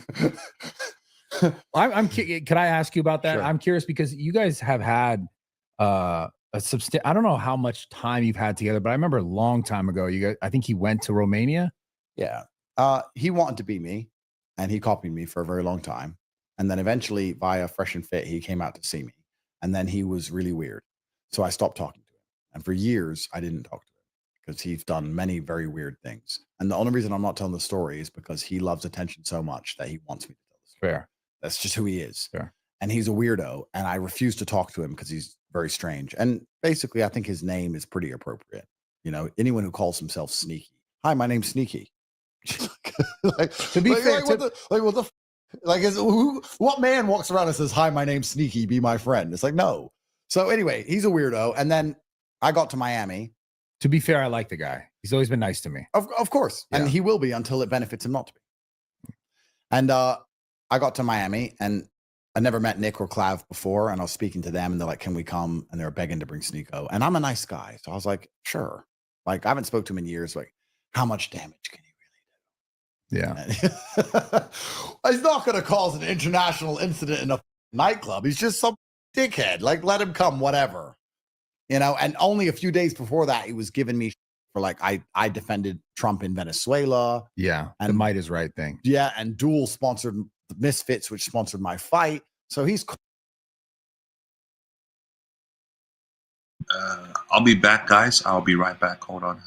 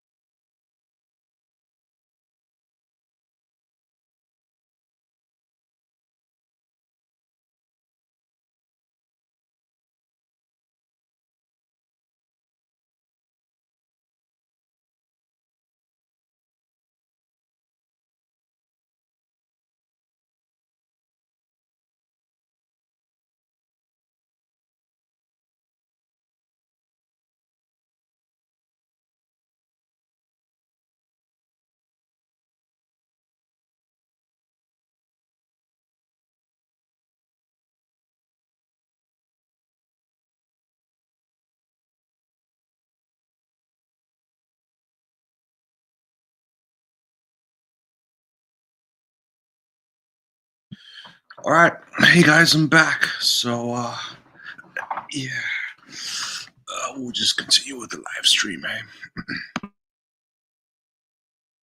Constantly making videos insulting me. Andrew sold out because he's a gambling company's on his shorts. Andrew sold out because of Venezuela. Andrew just being a little prick on the internet, like a little girl, crying about me all the time because that's how he gets clicks, my name, or he doesn't get clicks. And I was still like, I'll just bring it, whatever. And then he did this, and now he's once again trying to get clicks off my name. It's just, like You have to maybe I'm from a different generation. Maybe I'm different, but let's say, you and I have done this podcast. We've done podcasts before. We've trained together. We kind of know each other. Let's say you did something that upset me. Because I once previously got along with you or liked you, I just don't talk shit. I just don't say anything. I just call you. Yeah, be honest with you. in private. Yeah. But I'm not going to be the kind of guy who's like, yeah, I don't know. I see this all the time with Elon. Everyone's giving Elon a hard time because Elon says things people don't like. And everyone's constantly insulting him. And I'm like, guys, he bought Twitter for us. Just chill. Just at least say it nicely to him. Don't be like, you're sell it to the Jews, you piece. I'm like, you're the only reason you even have an account is him. Yeah. I don't know. Though this new generation has no respect. It's just weird to me that you'll beg to see a guy, see him, cause a scene, and then be a prick about it afterwards. I'm just like, who are these kids? When the old people used to be like, these kids have no respect. It's kind of like that. These children are just retarded. If you say to these kids, hey, you can get views for this, I swear they'll chop their heads off. I swear. It's like out of control. Yeah. It's out of control. And well, it goes back to kind of what we were talking about. Like, what are the other ways to do it now? There's no other way. Yeah. That's right. And truth isn't shocking anymore. So you have to be shocking to be shocking. And there's no way to make money anymore. So you have to try and do it on the internet. So these kids are literally desperate, like starving children for any reason. Like what he's going to do is now take this clip and react to it. Right. And he's going to be like, yes. I can't tell you. It's so funny. It's just gay. It's just gay, bro. It's like, it's so gay. Yeah. The hat thing, right? You mentioned it a few times. I can't tell you how many people came after to try to do the same thing. 100%. Because it happened first. Ronaldo went viral, and then some other kid came who was shilling like a crypto coin. Oh yeah, went viral, and then I could almost see it. Like people coming with, because my gym, you could film content. You know that, you've been there, and you just see them come up, and it's like they'll even try to get in for free. Like I'm live stream, and it's like I know what you're trying to do, bro. It's out of control. They have no respect, and they're risking their personal physical safety to do it, and they're risking all their relationships to do it. The thing that's so crazy and stupid and short-sighted is that I'm so much better a friend than an enemy. You get clicks by insulting me, whatever. But if you weren't a dickhead and you worked with me, you'd be a million times bigger. That's the thing that's just so ridiculous. They're very short-sighted people. But I guess, I'm glad they are, because you don't want fake friends in the world. But yeah, it's just, it's gay. So. Yeah, fair. What was your perspective of Clav? You met him. And also, what's your perspective on the whole looks maxing thing? Yeah, Clav actually seems like a good guy. He seems nice enough, but he's very young. I can't imagine being famous at 20, bro. Yeah. That must f your head up. Yeah. Like imagine at 20, I was basically retarded. I don't know about you, but at 20, I thought I knew it all, but it turns out in hindsight, I was basically a retard. Oh yeah, I didn't know, dude. Bro. And I felt the same exact way. Bro. So I don't know how these... And older people would tell me shit, I'd be like, shut the... I wouldn't say it in my head. I'm like, shut... I was always respectful, but I'd be like, shut the... Of course, we thought we knew it all. Yeah. And then hindsight comes and you're like, oh man, I was a retard. Yeah. So he's only 20 or whatever, and he has this whole looks maxing thing going on. And he's right. I mean, being as attractive as possible is certainly going to benefit your life. There's no benefit to being unattractive. That's true. I do think that male attraction, though, isn't actually primarily really based on how you look. I think that male attraction is based on other things. Obviously, being good looking helps. Yeah. But if you're competent or you're strong, look, I know guys who are ugly, but they look scary, and that's enough because they look scary. Yeah. So you can be attractive as a man without being good looking. Unlike a woman, which you basically have to be good looking. Yeah. So, looks maxing is one thing, and I'm glad it works for him, and I'm not here to piss on his parade. But I think that teaching a whole bunch of young men to try and look as good as possible as opposed to be as good as possible is not the right way to go. I think that teaching most young men to be as good as possible gives them a higher chance, because not every man is going to be able to drastically change their appearance. Yeah. I mean, like to genuinely drastically change how you look For a lot of men, it's going to be nearly impossible. But nearly any man can get strong. Nearly any man who dedicates himself can get rich. Any man can get important. Any man can be confident. Any man can be brave. Any man can, solicit respect from society to a degree that women find you attractive. Because women, although they like how people look, they actually have a whole bunch of other factors they find attractive, luckily for us. Yeah. So I'm not against looks maxing. But if a young man were to come up to me and say, how do I get as many girls as possible? I wouldn't say, of course I would say look as good as possible, but I wouldn't make that the primary focus. There's other things. You wouldn't start bone smashing. I wouldn't start bone smashing. No. Okay. Instead, he should get a whole bunch of money. Women are attracted to power. Yeah, that's a fact. Well, that's what they're attracted to. Whether that's physical power, financial power, social clout, whatever it is, women are attracted to power. So you should focus on becoming powerful. And that's what women want. Because power allows them to survive. It allows them to exist in your ecosystem and feel. Okay. Here's where I'm going to have to push back a little bit on what he's saying. I think that what he's saying is true. However, in this current society, I think it's actually always been like this. The better you look, the easier it is to get money, to get status. You know what I'm saying? Like, because when you look better, it opens more doors for you. It gives you access to more opportunities, right? You get better job offers if you look better, right? So I think, looking better or better looking people have access to more opportunities, and it makes it easier for them to get money and status. You know what I'm saying? So yeah, the looks is definitely the main thing, I would say. Just because, people that look good or people that look better, better looking people have access to, it's easier they have access to more opportunities. It's more job opportunities. It's easier for them to get money and status.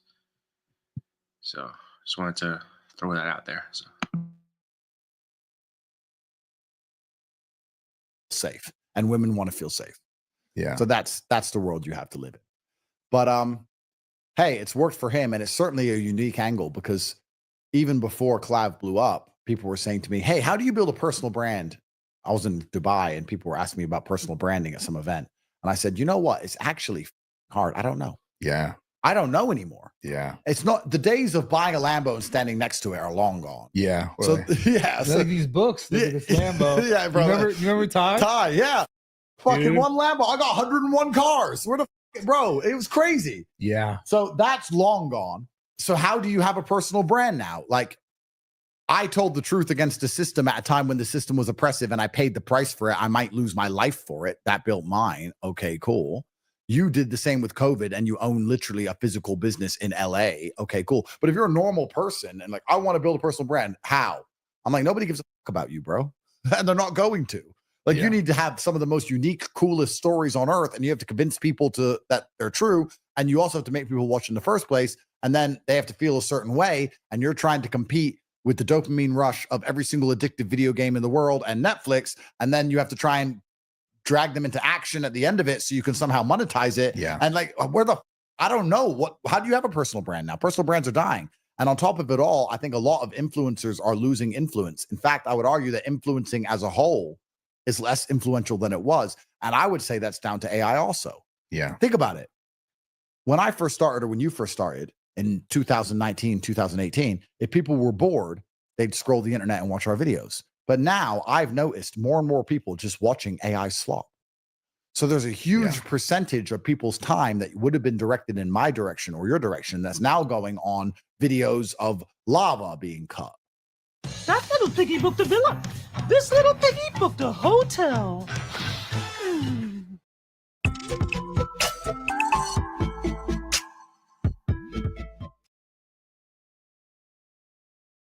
Yeah. Yeah. You ever call it yourself looking at that shit? Yeah. Dude, Or a planet they get me being roped split in. in half. So people are just sitting there watching complete bullshit They're not Yeah. watching me anymore say women can't drive. They're not watching, they're not watching you. They're just watching this complete garbage. So the machine, Skynet, the Terminator, is actually taking influence from the influencers because it's stealing human seconds Yeah. away from watching us. Then it gets worse. Then they're making fake people. Like people aren't even real, and they're speaking now. Of course. So a lot of people are spending half the time they used to give to people like us, giving it to the machines and just training the algorithms. So influencers as a whole are losing influence. Someone came to me the other day and offered me a load of money to push a product. And I said, I can't do it because I only really focus on my school. My school teaches young men how to make money online. And all the young men inside of my school, I can speak to directly. That's my little army. Those are my guys. That's all I want to focus on. Yeah. So they asked me to push this product. I said, no. They said, what other influencers can push it? What type of product? It's like I have to be careful saying it without saying what it is. Right. But it's like crypto related. It's kind of like something to do with cryptocurrency. It's kind of like a privacy solution for cryptocurrency. Okay. They're like, who else can push it? I was like, I don't know. And they're like, well, we just need someone to stand up and say that they use this product and that people should buy it. I said, firstly, nope, that doesn't even work anymore. I think that cryptocurrency as a whole, in fact, meme coins have destroyed the idea that celebrities are somehow people with integrity on any level. You know, like the idea, hi, my name's Andrew Tate. I really drink this because it's really good for me. Like celebrities can get attention to a product. And if the product is good, I'm not trying to insult your new product, but no, but celebrities can bring attention to a product. And if the product is good, it can then sell itself. That's true. Yeah. But the idea of this is trash, but it's used by him. So okay, I'll buy it. I think that's actually gone. I don't think anyone cares. I think it's dying. It's dying. Yeah. Because influencers and celebrities are losing influence. And a lot of that's because of AI and AI stealing everything. And secondly, because the internet has humanized a lot of people to the point now where we used to believe people in Hollywood were like gods. And now we realize they're just retards. Yeah. So why would I give a shit what jeans Brad Pitt wears? Yeah. I completely agree. Like, I don't give a what jeans he wears. Am I supposed to? Yeah. I don't give a. Yeah, it's so funny. I was having a conversation that's similar. Some guy wanted me to work for a brand, and I was like, "This is what I want." And he was like, "Oh, he's like Daniel Craig only got this," and I'm like, "No one gives a fuck about Daniel Craig." That's right. That's right. He laughed at me, but I was like, "Whatever, I get it." It's true. You know, it's true. It like the last people with any kind of influence are people like us who talk on the internet because people know us for who we really are. But like actors and music and all this, everyone's just like, "Oh, don't give." Like, I really think it's amazing. The Grammys are here in LA soon. I don't know if they're now or soon, but whenever I see anything from the Grammys, besides literally George Clooney or Brad Pitt, I don't know who the these people are, bro. Yeah. I don't know. Maybe if you live here, you know, but I see sometimes they go, this person won this award. I'm like, who? Yeah. I don't know who any of the actors are. I can barely name 5 singers. I hear songs and love the song. And then they'll name the artist and I'll be like, I think I've heard that name. And then they'll show me the person and I'll be like, I don't know. Yeah. Like they can walk down the street with no trouble. I can't walk anywhere. I get spotted all the time. You can't walk anywhere. You get spotted all the time. Yeah. It's only the internet people who are actually kind of famous left. And even we, like I'm saying, influencing is losing influence as a whole. So like personal branding and like online courses, all this crap is just gone and dead.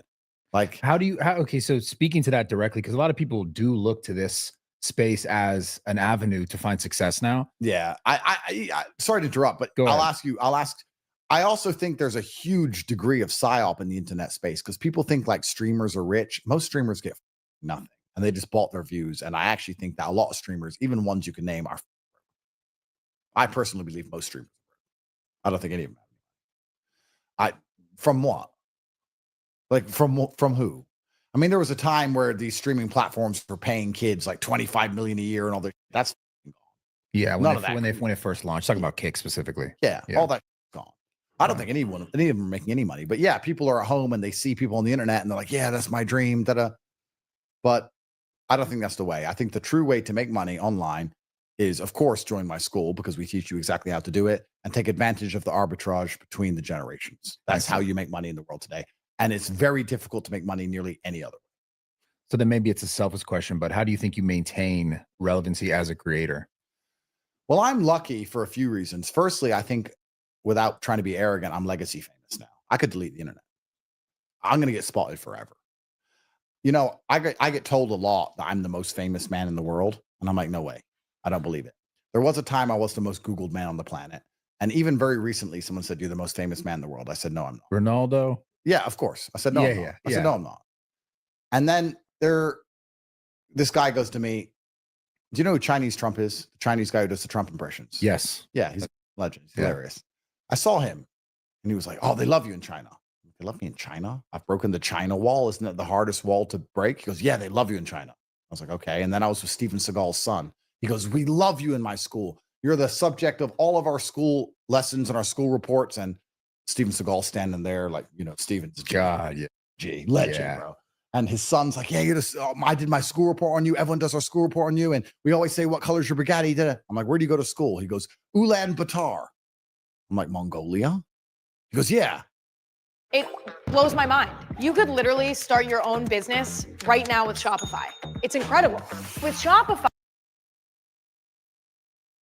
Bro, everywhere I go, I can't walk down the street in Korea. I can't walk down the street in fucking Thailand. Everywhere I go, people come up to me. So I think I have that legacy fame, which is nice. And then secondly, the Matrix keeps giving me layups because they keep throwing bullshit my way and making the drama so interesting. The soap opera of Andrew Tate having his life destroyed is so interesting for everyone because I keep getting, they're trying to destroy me. And until they finally succeed, I think I'm just going to keep staying relevant because of them. Yeah. You know, what they should have done if they had half a brain and they weren't so emotional about it is try to inspire apathy amongst the population. They should just make everyone stop caring about me by stop mentioning me. But they can't. They have to mention me all the time trying to insult me. And it actually helps me, I think, in a lot of ways. Yeah.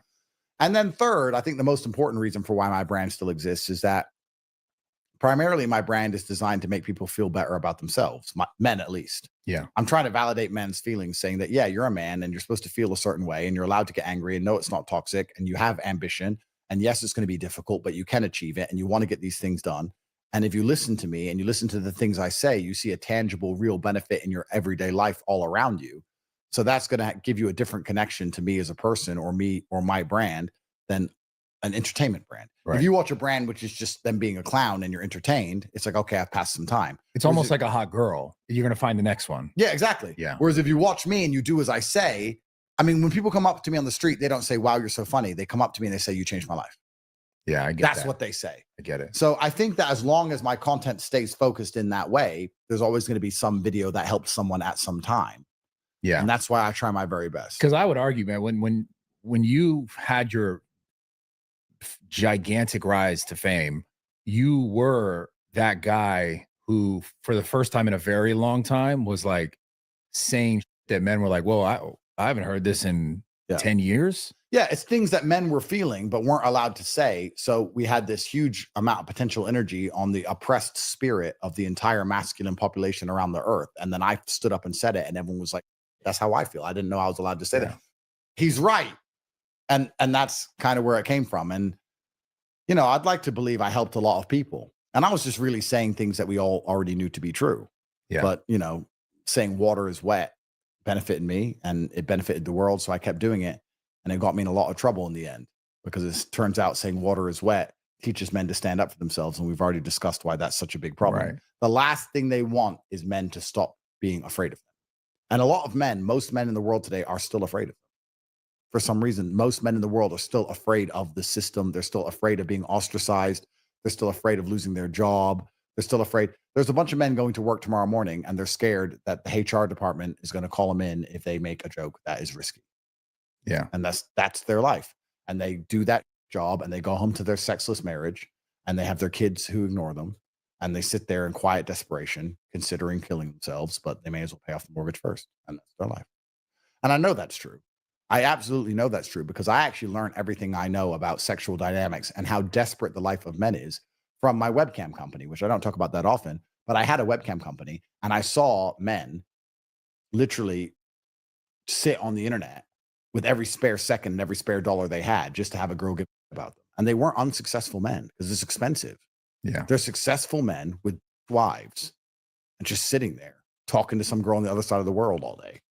It's sad. Yeah. But this is what teaches you about, like, why are these dudes so depressed? They're successful. He's a pilot.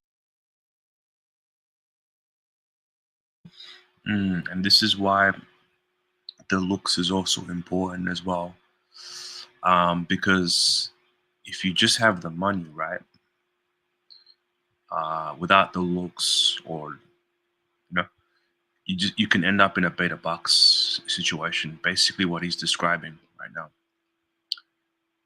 So yeah, ideally, as a man, ideally you want to have the looks and the money.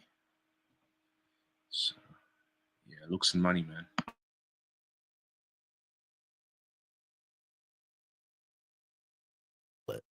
And he lives in Oregon. Why does his life suck so bad? And then my cam girl is telling me how his life sucks so bad, and that he gave her all his money. I'm just like, bro, is this people's lives? What the fuck? Yeah. Like, what the and it's worse now because this was all way before OnlyFans. The kind of sums I was making was nothing compared to the sums that are being sent on OnlyFans. Oh man, yeah. And I'm just like, what the fuck is going on with the world? Like, this is just a complete implosion of the things that made society function, primarily men and women being in love with each other and a value exchange. And he protects and provides. I serve him and give him children. You know, he gives me money so that I give him his children. Like, now that girls just want money for no reason, or they're getting money for no reason. OnlyFans is all just being sent to them, and they're taking pictures of the. And you know what? The girls who do OnlyFans and make $100 million in a year and all this stupid, I'm not sure that's real, but even if it is real, well, that makes sense. I mean, let's be honest. If you're going to take pictures of your tits and get 50M, cool. But there's a whole bunch of girls, 99.9% of girls on OnlyFans are taking pictures of their pussy for fucking pennies. Yeah. They're selling their pussy for 99 cents, bro. Yeah. It's just embarrassing and gay. It's the worst. Oh, man, The world is so toast. Yeah. You know, it's and then why do they do it? Well, they do it because they're doing it until they find a man who will pay their bills, I guess. Grammarly's proactive automatic writing suggestions are great, but sometimes you just want to tell Grammarly how to help. Rewriting text works the same way. Highlights. I put a tweet up that got me in a whole bunch of trouble. I said every single woman's a sex worker. Some just have one customer called a husband. But but women have always used sex to their advantage. Yeah, and as old as time. Of course. And in the world where they only care about money and not children, what are they going to use it for? So they're all just some form of either digital hooker or sugar baby or, you know, full-time professional girlfriend from dude to dude to dude to dude. Is that really any different than a hooker? If you're getting with men to pay all your bills and buy and do your nails and buy you handbags, and the second you break up with a guy, you find another guy with money to continue to fund your lifestyle. That's just having one customer at a time. Yeah. And then always saying they want love. Oh, yeah. They all want love. Of course they want. Yeah, they do. They want love from a guy that has looks and money. You know, they want Chad, bro. That's who they want. They want a guy that has looks and money. You know, I mean, you could get by when it comes to women, like dating specifically. You could get by on your looks alone. You know, that's enough to get, you know, to get voids, right?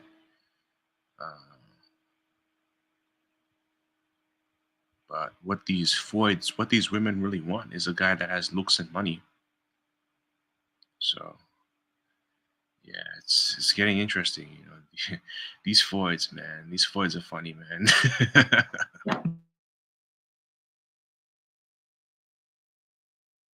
Want love at the end, of course.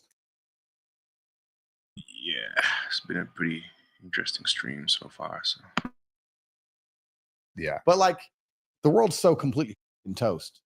It's crazy. Do you think men and women can be friends? No. Yeah. Okay. I don't think men and women can be friends, because if you're a man with any kind of testosterone level, I don't understand why you'd want to even be friends with a woman. Because your friends are supposed to have utility.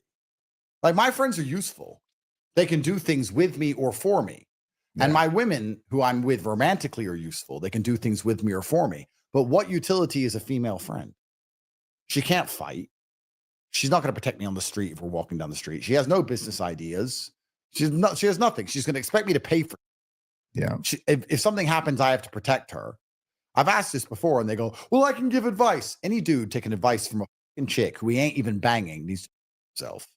Just commit suicide. Get it over with. If you go to a female for advice and you're not even having sex with her at least, and you're going to listen to anything she says, just blow your brains. Your life's over. So there's no advice. They have no utility. They have nothing to give you. So why would you be friends with a woman when you're giving it all and receiving nothing back? There has to be a value exchange. So I don't see why men and women should be friends. Women are getting attention and validation from this man who they clearly know wants to be more than friends. Yeah, it's also silly because a guy would never approach a woman and be like, I think we'd be good friends. Like they're approaching women because they find them attractive. I'm going to use that line to be funny. It's true. Of course. Yeah. I mean, what guy goes, oh, that chick looks like she'd be a really good friend to me? Not one. I don't know one dude ever that is like, I think we'd be good friends. Oh, yeah. The whole thing's ridiculous. And women who say, oh, he's just my friend. He doesn't like me. They know what they're doing. Yeah. They just love the little satellites in case something doesn't work out over here. Look, women need constant and endless validation. We all need constant and endless validation, but men seek validation because of our competence or our capability. We want to be respected because of our power, whether physical, financial, whatever. We want validation too, but women only want validation for how they look. That's what they want. So if they can get as much free validation as possible without having to give the pussy out, they're going to do it. Yeah. I mean, that's the basic exchange, right? Men give attention to get sex and women give sex to get attention. That's how it used to work. I'm going to give this man sex so that he's interested in me. And we used to give her attention so we can get the sex. That's how it worked. Yeah. But now women can get attention without giving the sex via social media and these other things. And that's why their egos are through the roof. I've seen these average ass mid talk about what they deserve in a man, and I am flabbergasted. I am just like, what planet are you on? And the funny thing is they never get it, right? The girls who sit on these podcasts and they're like, I'm a 9, she's a 6. I want a man who makes $1 million a year and he better be nice to me. And then she leaves the podcast and goes to some broke dude who gives her half a bag of weed and they're all over the place. I mean, these girls are retards. They don't even stick to their own stupid, unrealistic crap. If they said this shit on the podcast and at least tried to adhere to it, I'd actually respect them more. Yeah, there's that one girl who's like talks about empowering women and she's like a side chick to some married guy. Sadia Khan. Yeah. Yeah. So interesting. I know her quite well, so I have to be careful. I be careful what I say. Sorry. No. I'm just saying I have something to say, but I'm probably not going to say it. But fair. But yeah, these girls, they have these unrealistic expectations and then they just go and completely break it. But the fact they even have the gall to say these things publicly is truly remarkable to me. But that's just because of the amount of attention and validation they're constantly getting online, the amount of swipes and matches they constantly and endlessly get, the options they all have. Plus, the algorithm is psyoping them into believing that that's the right thing to say. Women always adhere to the group consensus. Plus, they see some other who's a 6 getting a whole bunch of roses in Dubai from some fat old dude who has too much money, so they believe they can pull it off. Yeah. And all this psyop is just constantly in their ear. And the man they would have married only a generation ago who works in the factory down the road doesn't stand a chance with them. Yeah. Or the man who's her own age, who she went to school with, who she would have had sex with a generation ago, or perhaps married as a high school sweetheart, he stands no chance. Instead, she's sitting there trying to get a billionaire. And if she can't get a billionaire to be excited, then she goes, well, I can't find a man with money to excite me. The next exciting thing is danger. Let me just go over to Compton and bend over for Tyrone and get pounded by him. At least this is exciting because that guy down the road in the factory ain't exciting. The BBC expansion, eh? BBC, man.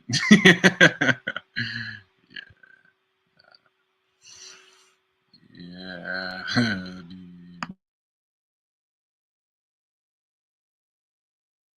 I need dopamine. I'm addicted to TikTok. I don't want to have it.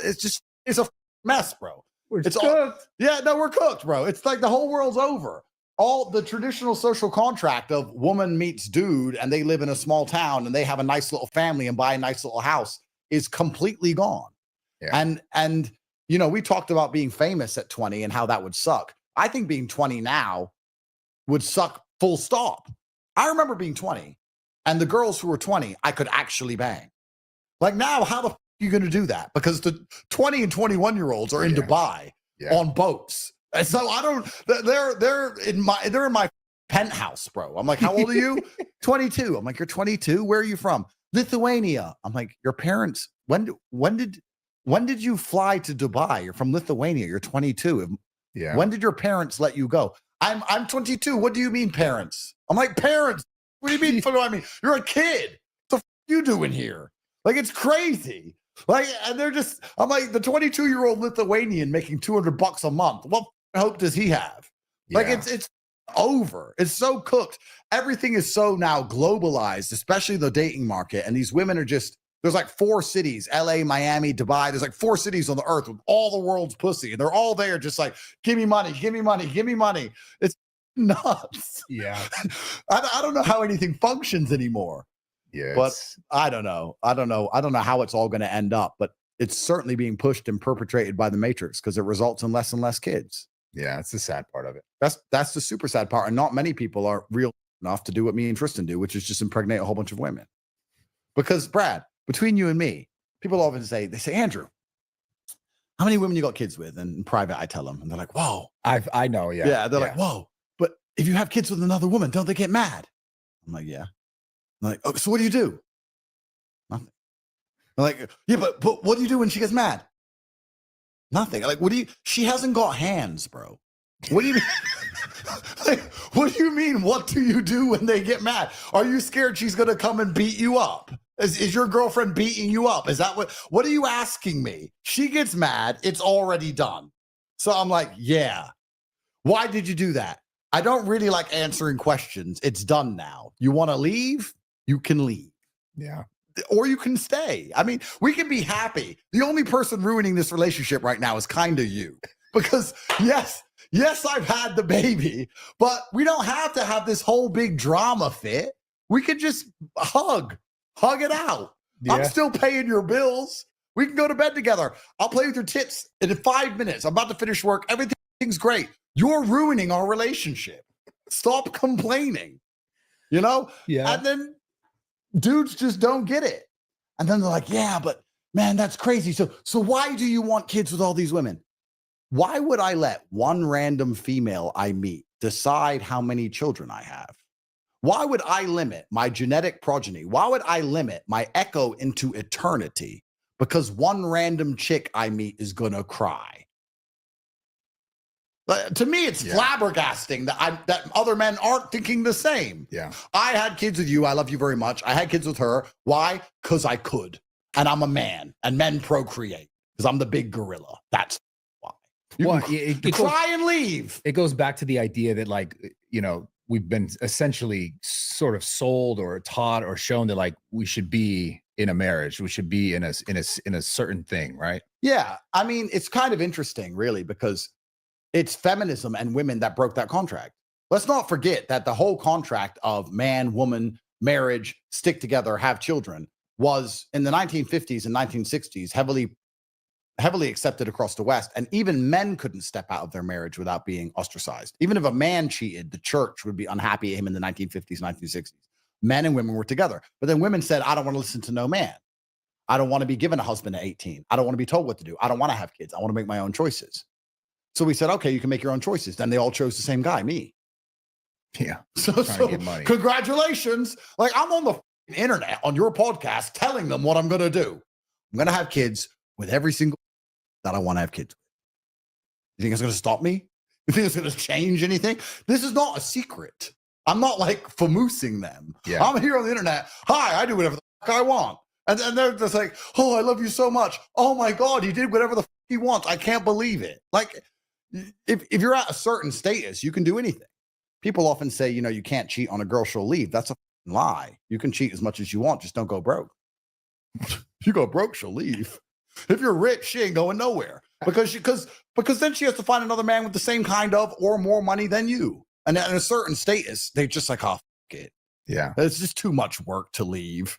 Who am I going to even replace this guy with? Then I have to watch his face on the algo for the rest of human time. You know, like flaunting his money. Like, it's like, oh, I'll just say, but please don't do it again. Like, fine, I will not have any more kids. Have you ever been in love? Yeah, of course. But being in love is never going to stop me doing what I know to be true and right. This is a genuine question, and I have this for white people the most because I'm trying to inspire you all to save civilization because, you know, you built the rule of law. We kind of need you. I have black family members. I know how late they are to everything. It's a nightmare. Please, white people, come back. But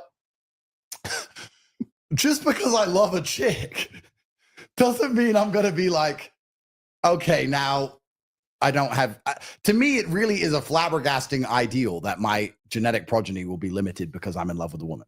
I'll say, look, I love you with all of my heart. I truly love you and I want to be together forever, but I'm in the business of kings and kings have children. You can leave if you so desire. Yeah. But this is what I'm going to do. It's like a chick trying to tell you, if you were in love with a girl and she said, never train again, get fat and ugly, would you do it? No. Of course. Because I love you, but I love myself. Yeah. Okay. Well, I love myself too much to stop.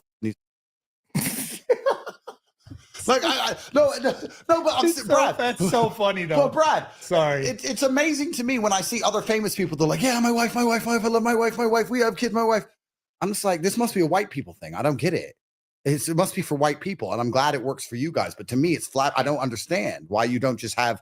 If you love your wife and your kid, then have more wives. You love money, get more money. You love cars, buy more cars. You love your wife and your kid, get more wives and kids. Like, what's the complication about this? Like, to me, it's a very, very simple thing to do. Works for me. And the question I'm always asked in private is, but how do you get away with it? Like I described earlier, I'm like, you just do it. And they either stay or they leave. Sometimes they leave. It's true. Imagine being able to build anything just by thinking about it. Meet Base 44, a complete AI creation platform. But, you know, real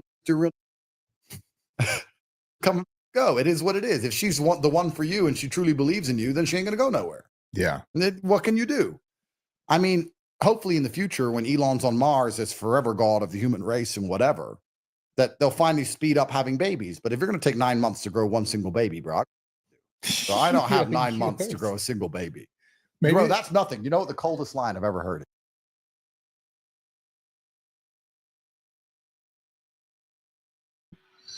Yeah. Unfortunately, Mr. Tate, you know, those same JBWs are going to create the circumstances that lead to revelations, the beast system, you know what I'm saying? So yeah, I mean, it's like I always say, man, the JBWs are the elites, so.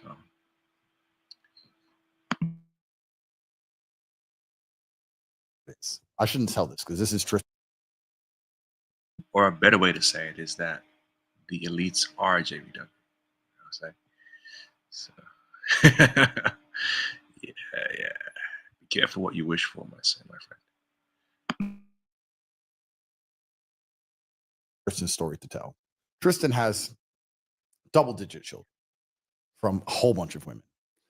And anyway, he got this new girlfriend, and she was a little haughty from, can't remember, Estonia or something, or Lithuania, one of them countries. Some beautiful girl, and he was hanging around with her all the time, blah, blah, blah. And he took her to a restaurant, and I remember we were at the house, and his baby mama calls, and he answers, and she's like, I see you with this girl always out with this. Tristan's like, fucking, is this why you called me? What the is this? And she goes, why you don't take me out to the restaurant? You know I wanted to go to that restaurant. I sent you the link to that restaurant, and you took her. Tristan goes, you really want to go on a date? She goes, yes, I want to go on a date. And he goes, I don't date women with kids. Oh my God, bro. There's no way. I swear to God. And I have never laughed so hard in my life. I was like, Tristan, that's your kid. And he just sits there with a cigarette. I swear to God, it was the most gangster line I've ever heard anyone deliver ever. And it was so unexpected. So Tristan tells all the mothers of his children he doesn't date women with kids and dates new ones without kids. Jesus. Really funny. Yeah, these guys, man. Oh my goodness. Oh man.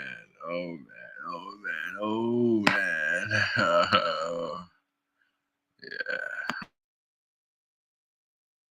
But what they gonna do? What they gonna do? Leave? I mean, they need their bills paid, and he's a good dad. Like, they can cry a bit, but they get over it, and life goes on. And me and the mothers of my kids all get on well. Life goes on. I think in America, it would actually be, to be honest with you, a lot harder to do what we do, because I think the women here are so morally corrupted that they would literally just try and take her kid from you and shit. But if you get a woman who's half good, and you're like, look, okay, I'm a man, I do man things, but your bills are paid, and I want to see the child. I love you. I've never had any problems.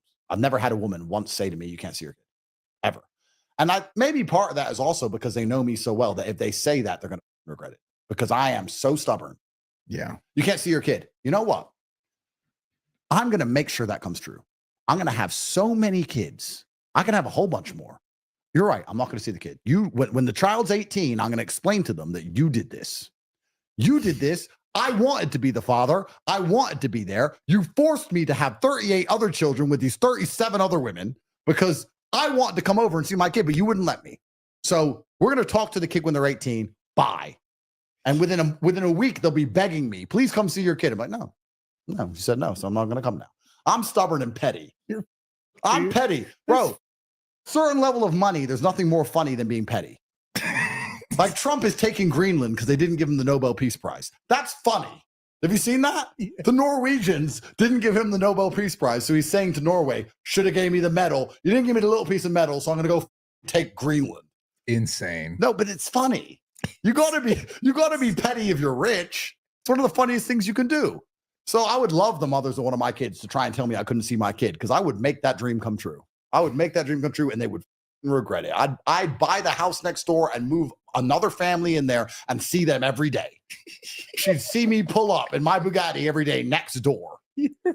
Give a bro. I think like I can't make a new kid. It's easy. I can make kids all day. That's why I'm doing it. I don't have to carry them around. I don't have to breastfeed them. I ain't gonna do. You're gonna have sex with girls anyway. It's to all the men out there. You're having sex with girls anyway. Why the not get a kid at the end of it? How gay? I say having sex with women for fun is gay, and everyone gets mad at me on Twitter. Like, oh, what do you mean? They don't understand. That's gay. Like, if I'm gonna have sex with you, there needs to at least be a chance that maybe a baby comes. It doesn't happen every time, but if it does come, it's a blessing. That's good. Yeah. But to have sex deliberately trying to make sure there's no baby seems gay to me. Yeah, I get it. It just seems a bit gay. I don't know how else to explain it. Fair. That's fair. You know? Yeah. So has there ever been a girl that you loved more? This might get you in trouble. Girl I love more than who? Others. You know, there's not one that sends out. You're like, damn, I actually learned something from that one. Because women, I'm not. Well, what do you love more, a fork, a knife, or a spoon? Depends what I'm eating. Yeah. So it depends if I'm home chilling, depends if I'm sick, depends if I'm on holiday, depends if I'm going driving, depends if I want to have fun, depends if I want to have a serious conversation, depends. Serious conversation. I have a large drawer of utensils, and it depends what I'm doing. Serious conversation. I can't say the name. Of course not. Yeah. But like, depending on the scenario I'm in, depends which girl's my favorite at that time.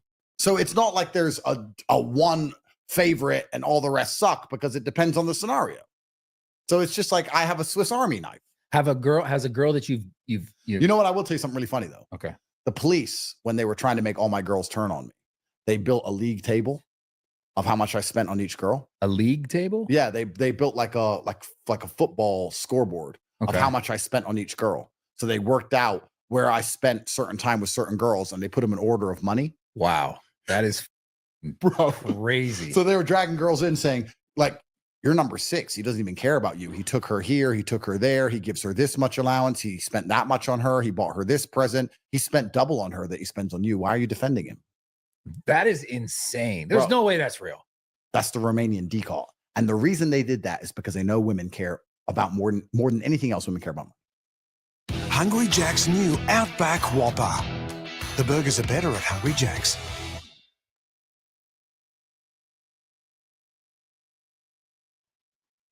So they got a league table of money spent and tried to get the girls lower in the league table to turn on me. That's crazy. You should have seen what it's so funny because I'm trying to figure out who was at the top, you know? That's the funniest thing to me. You know, I probably shouldn't say this on the podcast, but I told like 6 they were at the top. It's like the Drake, like, yo, best I ever had. I told them. This song's about you, I swear. Yeah. I was like, you won't believe what happened at the police. They did this league table. Da-da-da. She's like, no way. I'm like, yeah, and because you were at the top. Da-da-da.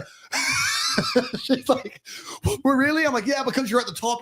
These girls are also mad. She's like, I love you. I just want you to know I loved you. Don't worry, even if they turn on you, we'll get through this. I'm doing the same phone call on repeat to like 16. Why do I bust? Yo, this is something else, man. Like, oh.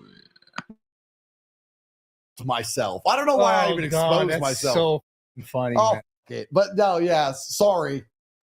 But yeah, I had to tell them. I had to tell all the ones there at the top, of course, because they're going to ask, right? So I had to slip it in the conversation early before they asked me. You're hilarious. But yeah. So the police know that women only care about money. So the police basically agree with my tweet that all women are sex workers. You know, like you stop giving me sex, I stop giving you money.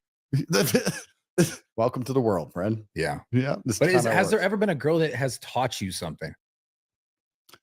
I think that women are a mirror and that they can teach you things about yourself based on how you act towards them. I think that's true. Yeah. Women are a fantastic mirror in all ways. They're a fantastic mirror in the positive and the negative. If you want to know how the world views you, or you want to find out the image you give across to the planet, if you want to see how you're really perceived, just go talk to girls.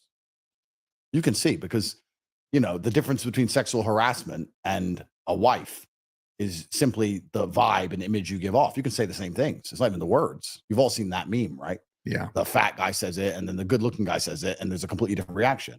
So women are a fantastic mirror. If you really think you're the man, then go talk to a beautiful woman. Let's see how she talks to you. So I think that women teach you things because they reflect, you know, the vibe you give off. And I think that's very important. I think a lot of people don't pay attention to those lessons, though. Like if a woman leaves you, you need to work out why, and you need to be a man about it and blame yourself. And you need to change that thing so that you can be less leavable in future. You need to adjust so that you retain and remain as capable as possible. It's just feedback from a woman. If a woman leaves you and you start crying your eyes out, she left me. Why? She's a cheater and she some other guy. Wah, wah, wah. I'm gonna say, okay, but why? How did you fuck up? Because you can't control her, but you can control you. So if you blame yourself for it, you can try and prevent it happening again in future. Yeah. But most people don't look at relationships that way. So I think that women are a fantastic teacher for a man, yes, but I think it's mainly just feedback based on how you act. Yeah. To be honest with you. It's a radical accountability. Radical accountability. Is exactly perfect. And you can learn about yourself and what you can get away with and what you can't get away with, etc. Like I say all these things and I'm being funny, but I completely understand that women wouldn't be putting up with me unless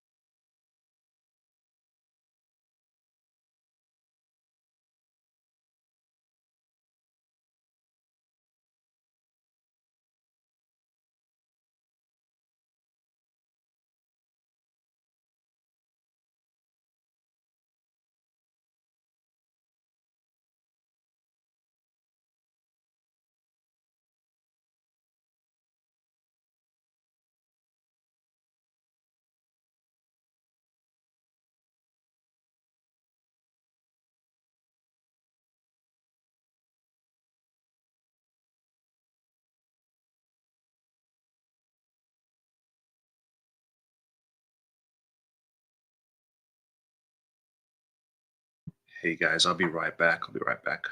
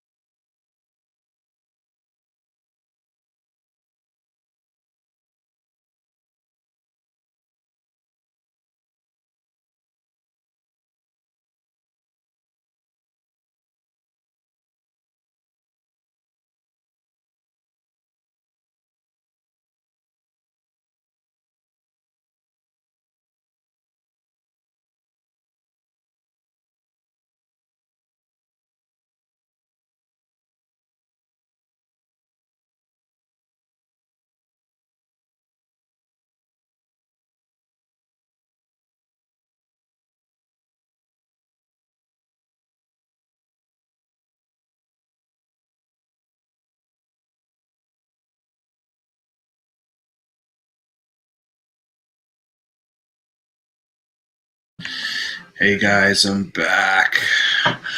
So yeah, we'll finish off this. Unless I also provided them a fantastic life.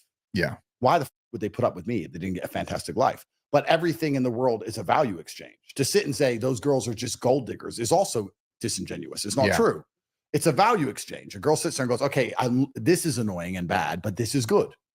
You know, if you can add enough good to the pile, then you get away with more bad. This is how it works with everything. Everything in the planet. So, and also the other thing that's really interesting, I think that people don't understand with understand with women, is that very much like business, time is money. If you're broke, you have to be at home with your chick all day, every day, or she'll cheat. But if you have money, you can say, I'm busy, I'm working. Your rent's paid, stay in this weekend. Okay, I'll stay in. Text me. Time and money are interchangeable. So if you have a whole bunch of money, you can use less time on them. And if you use less time on one, you have more time for all of them. So then you get a bunch. That's how it works.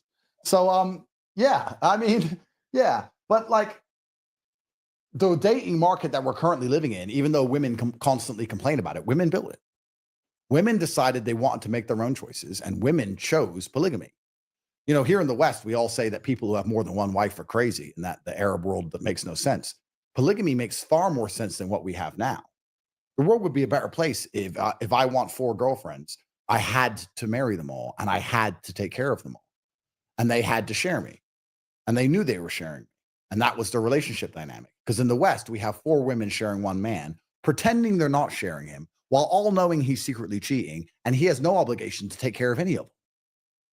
So how is that better? You know, at least in the Arab world, okay, there's honesty and there's an obligation from the man's side. Here in the West, you have an obligation to a chick if you want to keep her in a relationship because they all want money. Well, you can f girls for free all day long. Fucking next. It's cheaper to f new ones than it is to keep one. You know, so it's crazy. Yeah. So it's like the Western world is so on its head, it's so toasted. And I said on Fresh and Fit the other day when I did it, I said, actually, the biggest psyop that's destroying happy relationships is that women are obsessed with this monogamy crap because they've been psyoped by the algos. And they need to let men cheat in peace and stop all the arguing. Because this endless bullshit monogamy trap that women are constantly trying to force men into is just unnatural and never going to happen. Men aren't going to be monogamous like they want them to be, ever. So you're going to get with a man, he's going to cheat, you're going to break up with him. Booking.com has all kinds of stays. A laid-back beach house is right for some, but not right for others. Find exactly what you're booking for. Booking.com, booking.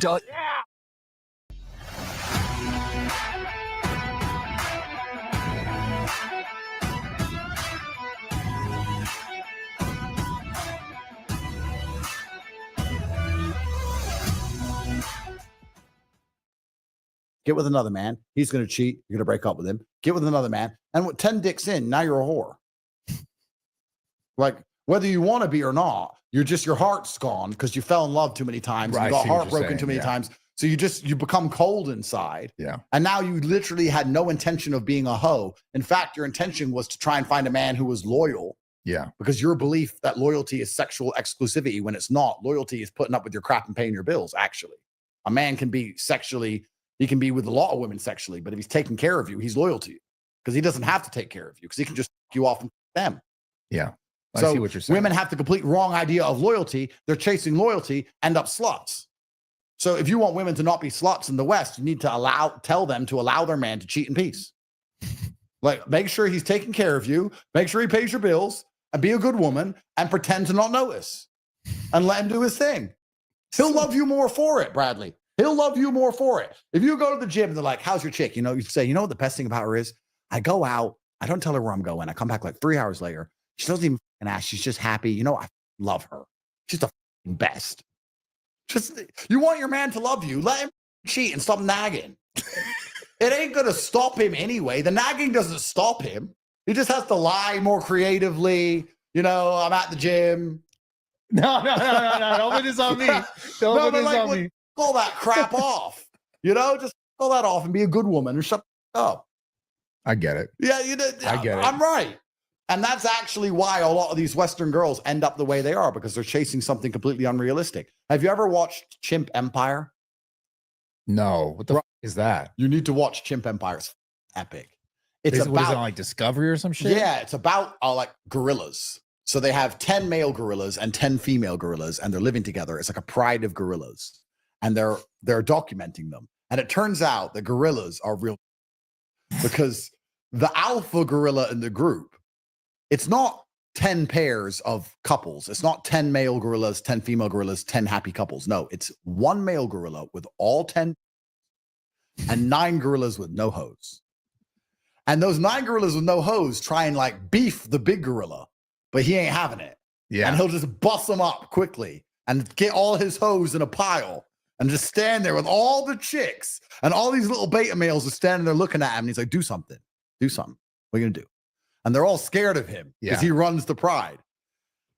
This is humans, by the way. Minus the money. Yeah, it's just the power. Well, it's the power. Right. Yeah, it's like, and money is a form of power. If you have money, you can compensate for not having physicality. But if you have a little bit of money, a little bit of physicality, a little bit of social status, they can all add up to tons of power, right? It's all different levels. But then it's funny because when the big alpha gorilla gets the gorilla pregnant and she has a baby, he can't be bothered. So then he gives her to the beta, and the beta becomes a stepdad. Oh my God.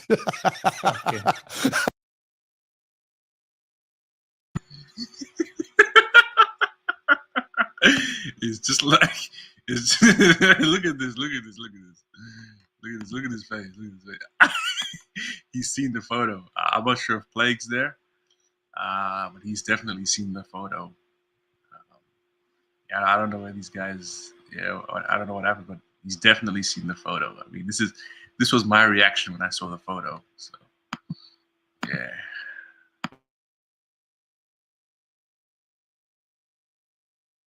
And I'm watching Chimp Empire. I'm sitting there with my 3 girls on the couch, just watching this. And she's like, the girl goes, what would you do if like the mothers of one of your kids, like they got a new boyfriend? I was like, who the f wants to be a stepdad to my kid? Imagine raising Andrew Tate's kid. Like that would blow, bro. Yeah. You know what? I'd probably let him. I'd be like, bro, I don't know how much you hate yourself, but enjoy. Like, go for it. I was like, and I was watching all these beta male gorillas be stepdads, and I was just sitting there like, is this human? Is this humanity? I don't know. Is this how it works? And then the alpha male gorilla eventually grows old, and he keeps fighting and trying to like beat everyone up, but eventually he grows old and he can't anymore, and he can't beat him up, and then all his leaving, and he sits there with no hose. Oh. Yeah, the gorilla sits there with no hose. He's old. But he did his time. Yeah, but he had his time in his prime. He run it. Yeah. Yeah, you know? So this is what I'm saying to the guys at home. If it's your prime right now, don't be letting some woman psyop you that you'll be old one day. No, you got to run it now. So he runs it the best he can. He gets old. He loses his hose. All the other gorillas start threatening him. They remember when he used to beat them up. And then he walks off into the forest to die by himself. But at least he got the progeny out. You see, the Matrix is trying to kill me, Brad. Yeah, I get it. It all makes sense now. Okay, so I gotta get some done. Yeah, I get right. it. So I don't have time to be sitting around talking about let's get married. I'll give you as many kids as you want. It'll only take 15 years. I don't have time for any of that. What I do have time for is a beautiful young lady is now pregnant because I had sex with her. I'll pay her bills. It's fine. Oh, you're upset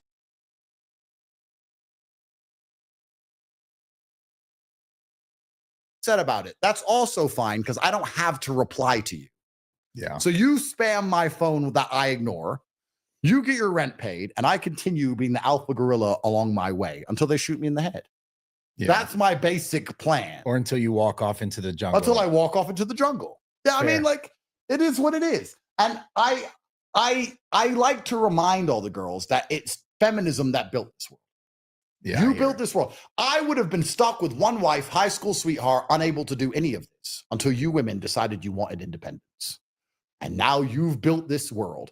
If you women are going to sit on the internet and say that broke men don't deserve women, then what you're really saying is that rich men deserve all.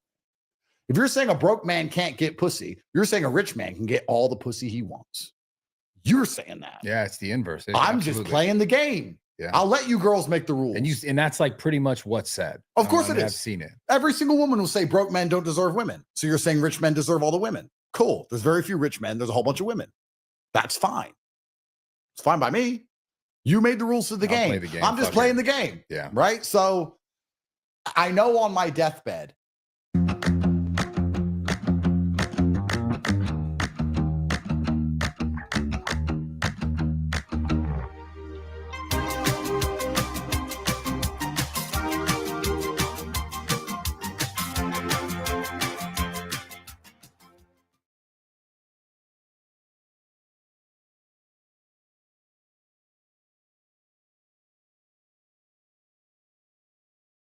when I have all of my children around me, I'm not going to sit there and go, son, I remember when I had you, this other cried.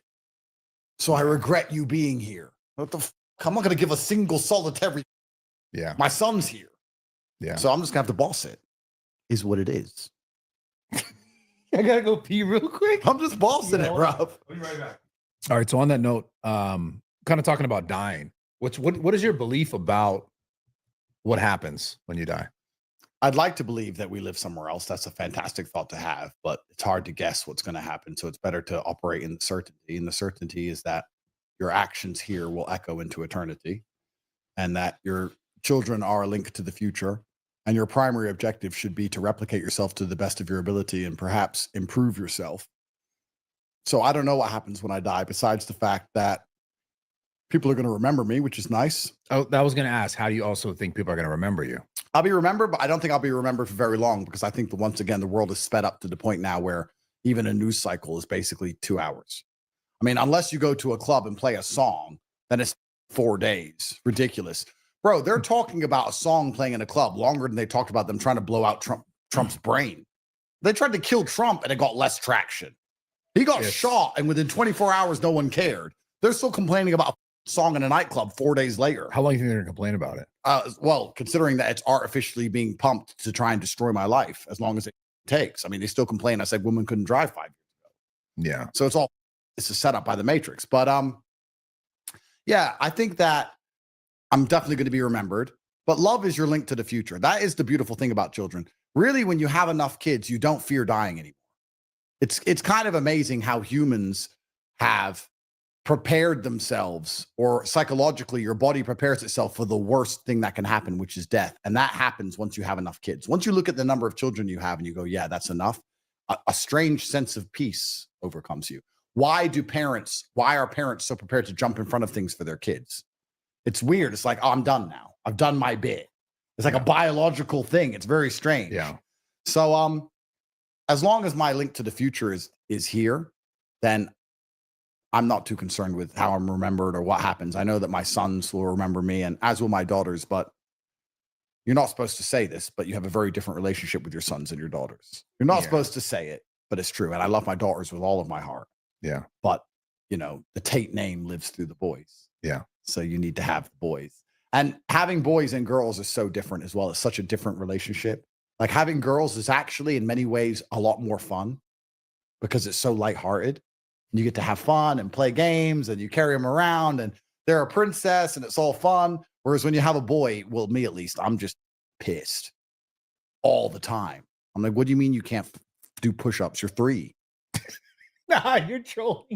You're trolling. 0% You're trolling. Bro, when my son comes over, I've got videos on Twitter. In fact, I retweeted one today. You can find it right now, producer. Go to my Twitter account. You can find it. When my son comes over, he's 5 years old, and there is no fun involved. When my daughter comes over and she's 5, it's a fun time. We have a bunch of fun. Is the idea that you're preparing him for the actual real world? Absolutely, because life fucking sucks, bro. Yeah. Fuck the bee. We're not scared of the Bees bee. can't hurt you. We're men. We're not scared. Understand? Understand. He said he was scared of bees. And then I just click and make him do squats and punches for hours. Dude, people are gonna see us and be like, "This is abuse." Oh, I'll give a. Oh, just what are you gonna do? You're gonna call the Romanian Child Protective Services don't exist. So good luck. Down, up, then punch. Don't punch when you're moving. Understand? Understand. With my daughter, it's none of this shit. My daughter is princess time. Real question though, do you do this because it's on camera, or do you do this off camera? This is all I do with him. Because if I see him like having too much fun, I'm like, what the? You're a boy. You're a man. You don't want him to have fun. No, I don't want him to have fun, but I don't want a homo. What? So you don't think kids just be kids at some point? Yeah, but like there's something, it's really weird when you have a son, but like there's something giddish and a little bit girlish, like, yeah. So what the are you doing? You're my son.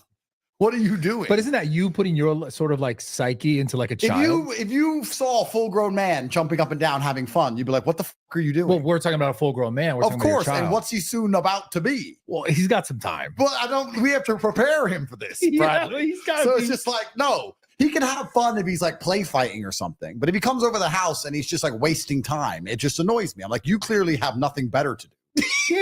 Yeah, but it's like you're talking to him like he's an adult, like he needs to pay bills. Bro, wait till you have a son. Okay, fair. And you know, I've had a lot of people say to me, you can't do that. You can't do that.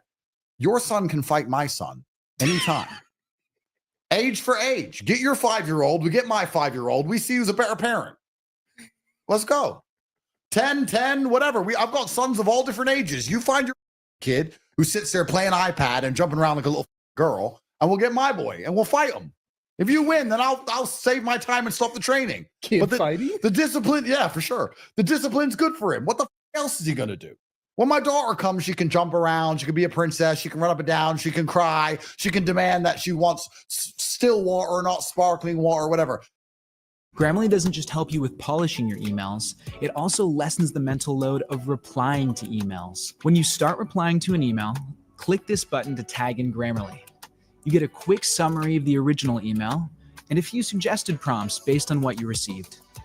Click on a prompt and Grammarly drafts a relevant reply for you in seconds. Download Grammarly for free and see it for yourself.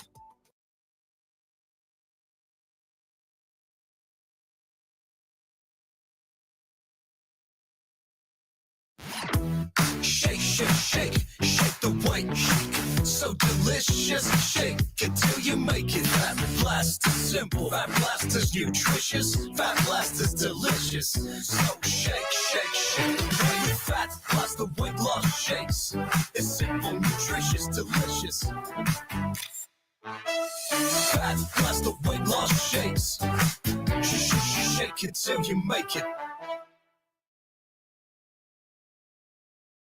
That motherfucker can't do nothing but obey. I know this. The She Wanted Still that sent you. Yeah.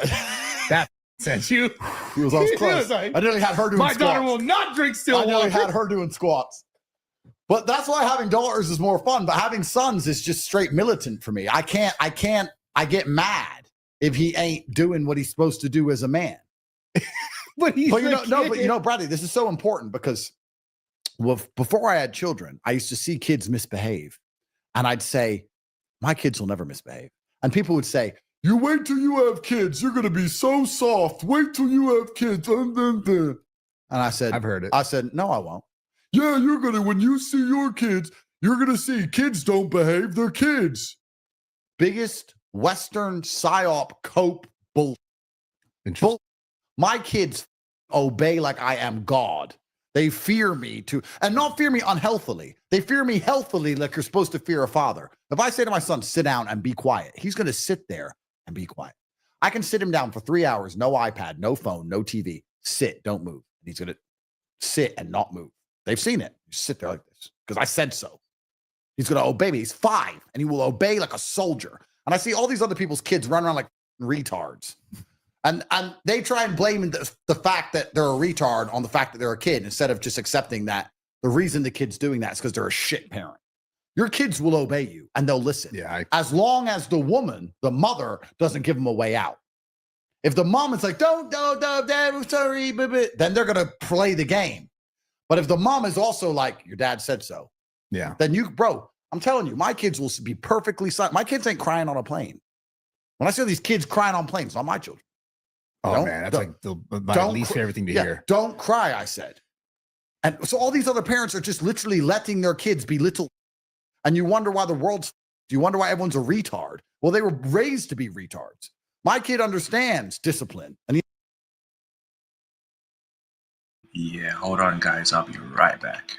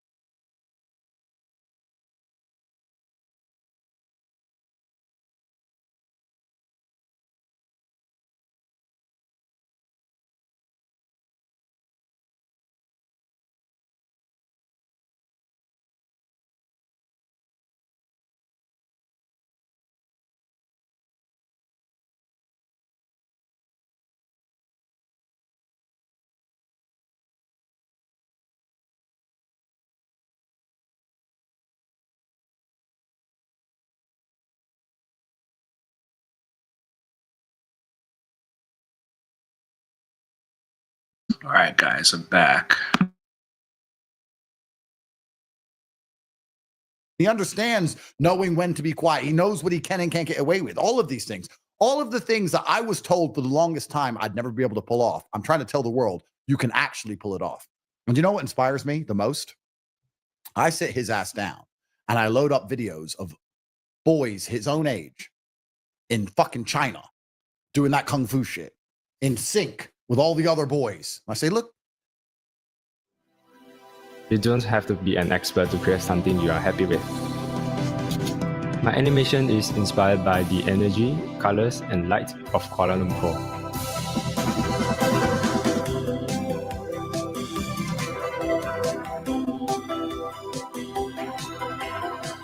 I'm Michael Lin, and I'm a 2D animator.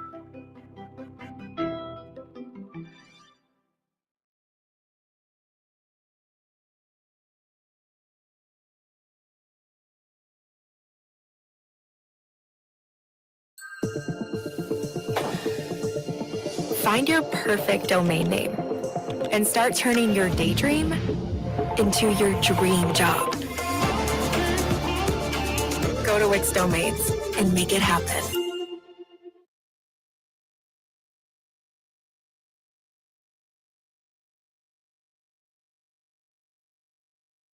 He's your age. You're worried about some squats. This motherfucker doing backflips and perfect sync with 100 other Chinese kids. You can't even do kung fu, you idiot. Your dumbass doesn't even know kung fu. Yeah, it's you're true. It's true. So you're not going to learn some kung fu. You're so So now he's in kung fu lessons. Brad, do you think I'm joking? He's in kung fu lessons. He must know the way of Shaolin. I get it. What happens when China takes over the world and Ching Chang turns up and he doesn't even know kung fu? He's going to lose. He's got to be prepared. He's going to be ready. Haven't you seen the movies? Yeah, it's crazy. China's going to take over. Yeah, it seems that way. And all us fucking, the Western parents are walking around going, well, I can't tell my 9-year-old to not scream. Yeah, no, but that like is retarded. That is ridiculous, though. And that's the whole Western world. And that's why they grow into passive-aggressive, feminine little pieces like Sneaky, who just make fun of their own friends. Oh, no. Because they're dipshits. If they ever had any genuine discipline in their life, they'd sit there and go, well, this is not the way of man. This is not the code of men, you know? Yeah. So, yeah, having girls is very, very fun. But having boys is extremely serious business. So I'm actually glad I have both. Yeah. But to carry the Tate name, it has to be the boys, of course. Is there any one of your boys that is like most you see most of yourself in? You know what's so weird? The weirdest thing about having children is it truly is incredible how genetics work. So the first thing I'm going to say, which I'm not supposed to say, which is going to upset the world because it's not politically correct, but fair, is how much you like the mom or how well you're getting along with the mom definitely reflects on the kid. Like how the kid develops? No. Like if you and the mom are getting along great and have a good relationship, you and the kid get along great and have a good relationship. But if the mom's being a complete prick, when the kid starts being a prick, your patience ain't there. I can't explain it. Like I'm not saying that you don't love the child. I'm not saying that at all. I'm saying the mother's relationship with you reflects how you feel about the child, whether you want to or not. You always love the kid, but it's almost like a woman, if she nags enough and she's negative enough, she destroys your investment in the child. I don't know how to explain it. It's like, you're being so horrible to me all the time. Why am I trying to be a good dad to the kid then? Even though it's not the kid's fault, but it's just like, you're such a nasty piece of shit person. Then you tell the kid why I didn't want to see you both, because you're just constantly causing issues. You're talking about the separation of it. Yeah. I see. So that's the first thing, but maybe that's a hard thing to explain. But the reason genetics are so crazy is that although all my children are exactly like me, and they all a little bit different, but I can see myself in all of them, the scariest, weirdest thing is that my dad, who I loved with all of my heart and who was the best dad on the planet, also probably had some mental condition. Because my dad was, I want to be very respectful, but he was a unique person. My dad was your size, black, genius chess player. Odd. Very It's just odd. weird. Yeah. And he's going to A gorilla playing chess. Yeah. He's going to chess tournaments and he's massive. And he's like playing back then, like chess now is all internet and geeky, but back then it was like some autistic computer nerd, an ex-KGB agent from Belarus, my dad. Like it's just like the weirdest group of freaks with photographic memories. Yeah. All sitting there playing chess. It was just such a weird thing. And my dad he was diagnosed and left the CIA or the Air Force and the CIA in the end because they said he had bipolar and they said he had narcissistic personality disorder. And a lot of people said, like even like ex-girlfriends and stuff said, you're a narcissist. Girls call everyone a narcissist. Yeah. You're a narcissist. I'm not a narcissist and neither are you, because my dad was a narcissist. And when you meet a real narcissist, it's actually quite remarkable because if you're a true narcissist, you don't believe guns can kill you. Delusional belief. Yeah, it's like narcissism, not the bullshit female version that everyone says now, because it's overused like everything else. Depressed is overused, narcissist is overused. But I've seen people point guns at my dad and he laughed to go, "Do you think a gun can kill me? You actually think a gun can?"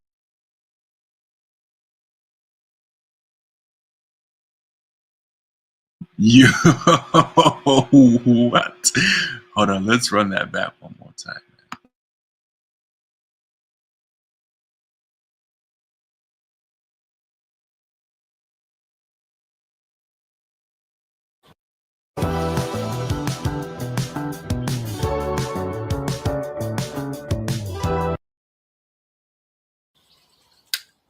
With my daughter, it's none of this shit. My daughter is princess time. Real question though. Do you do this because it's on camera or do you do this off camera? This is all I do with him.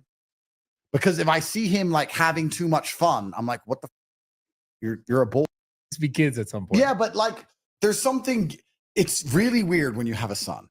But like there's something giddish and a little bit girlish. Like, yeah. So what the are you doing? You're my son. What are you doing? But isn't that you putting your sort of like psyche into like a child? If you saw a full-grown man jumping up and down having fun, you'd be like, what the are you doing? Well, we're talking about a full-grown man. We're of talking course. About your And what's he soon about to be? Well, he's got some time. But we have to prepare him for this. Yeah, Bradley. he's got so it's just like, no, he can have fun if he's like play fighting or something. But if he comes over the house and he's just like wasting time, it just annoys me. I'm like, you clearly have nothing better to do. Yeah, but it's like you're talking to him like he's an adult, like he needs to pay bills. Bro, wait till you have a son. Okay, fair. And you know, I've had a lot of people say to me, you can't do that. You can't do that. Your son can fight my son anytime. Age for age. Get your 5-year-old. We get my 5-year-old. We see who's a better parent. Let's go.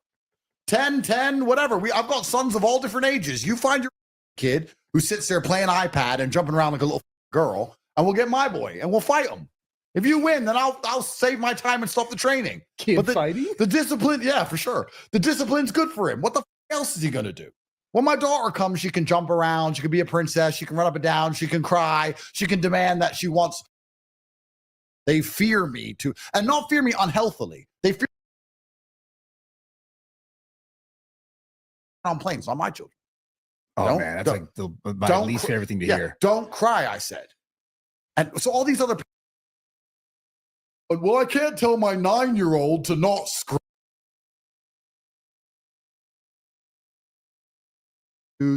Narcissist is overused. But I've seen people point guns at my dad, and he laughed to go, "You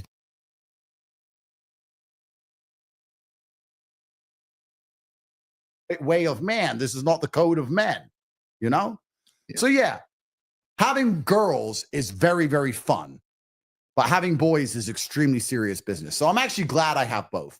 Yeah. But to carry the Tate name, it has to be the boys, of course. Is there any one of your boys that is like most you see most of yourself in? You know what's so weird? The weirdest thing about having children is it truly is incredible how genetics work. So the first thing I'm going to say, which I'm not supposed to say, which is going to upset the world because it's not politically correct, but fair, is how much you like the mom or how well you're getting along with the mom definitely reflects on the kid. So, like how the kid develops? No. Like if you and the mom are getting along great and have a good relationship, you and the kid get along great and have a good relationship. But if the mom's being a complete prick, when the kid starts being a prick, your patience ain't there. I can't explain it. Like I'm not saying that you don't love the child. I'm not saying that at all. I'm saying the mother's relationship with you reflects how you feel about the child, whether you want to or not.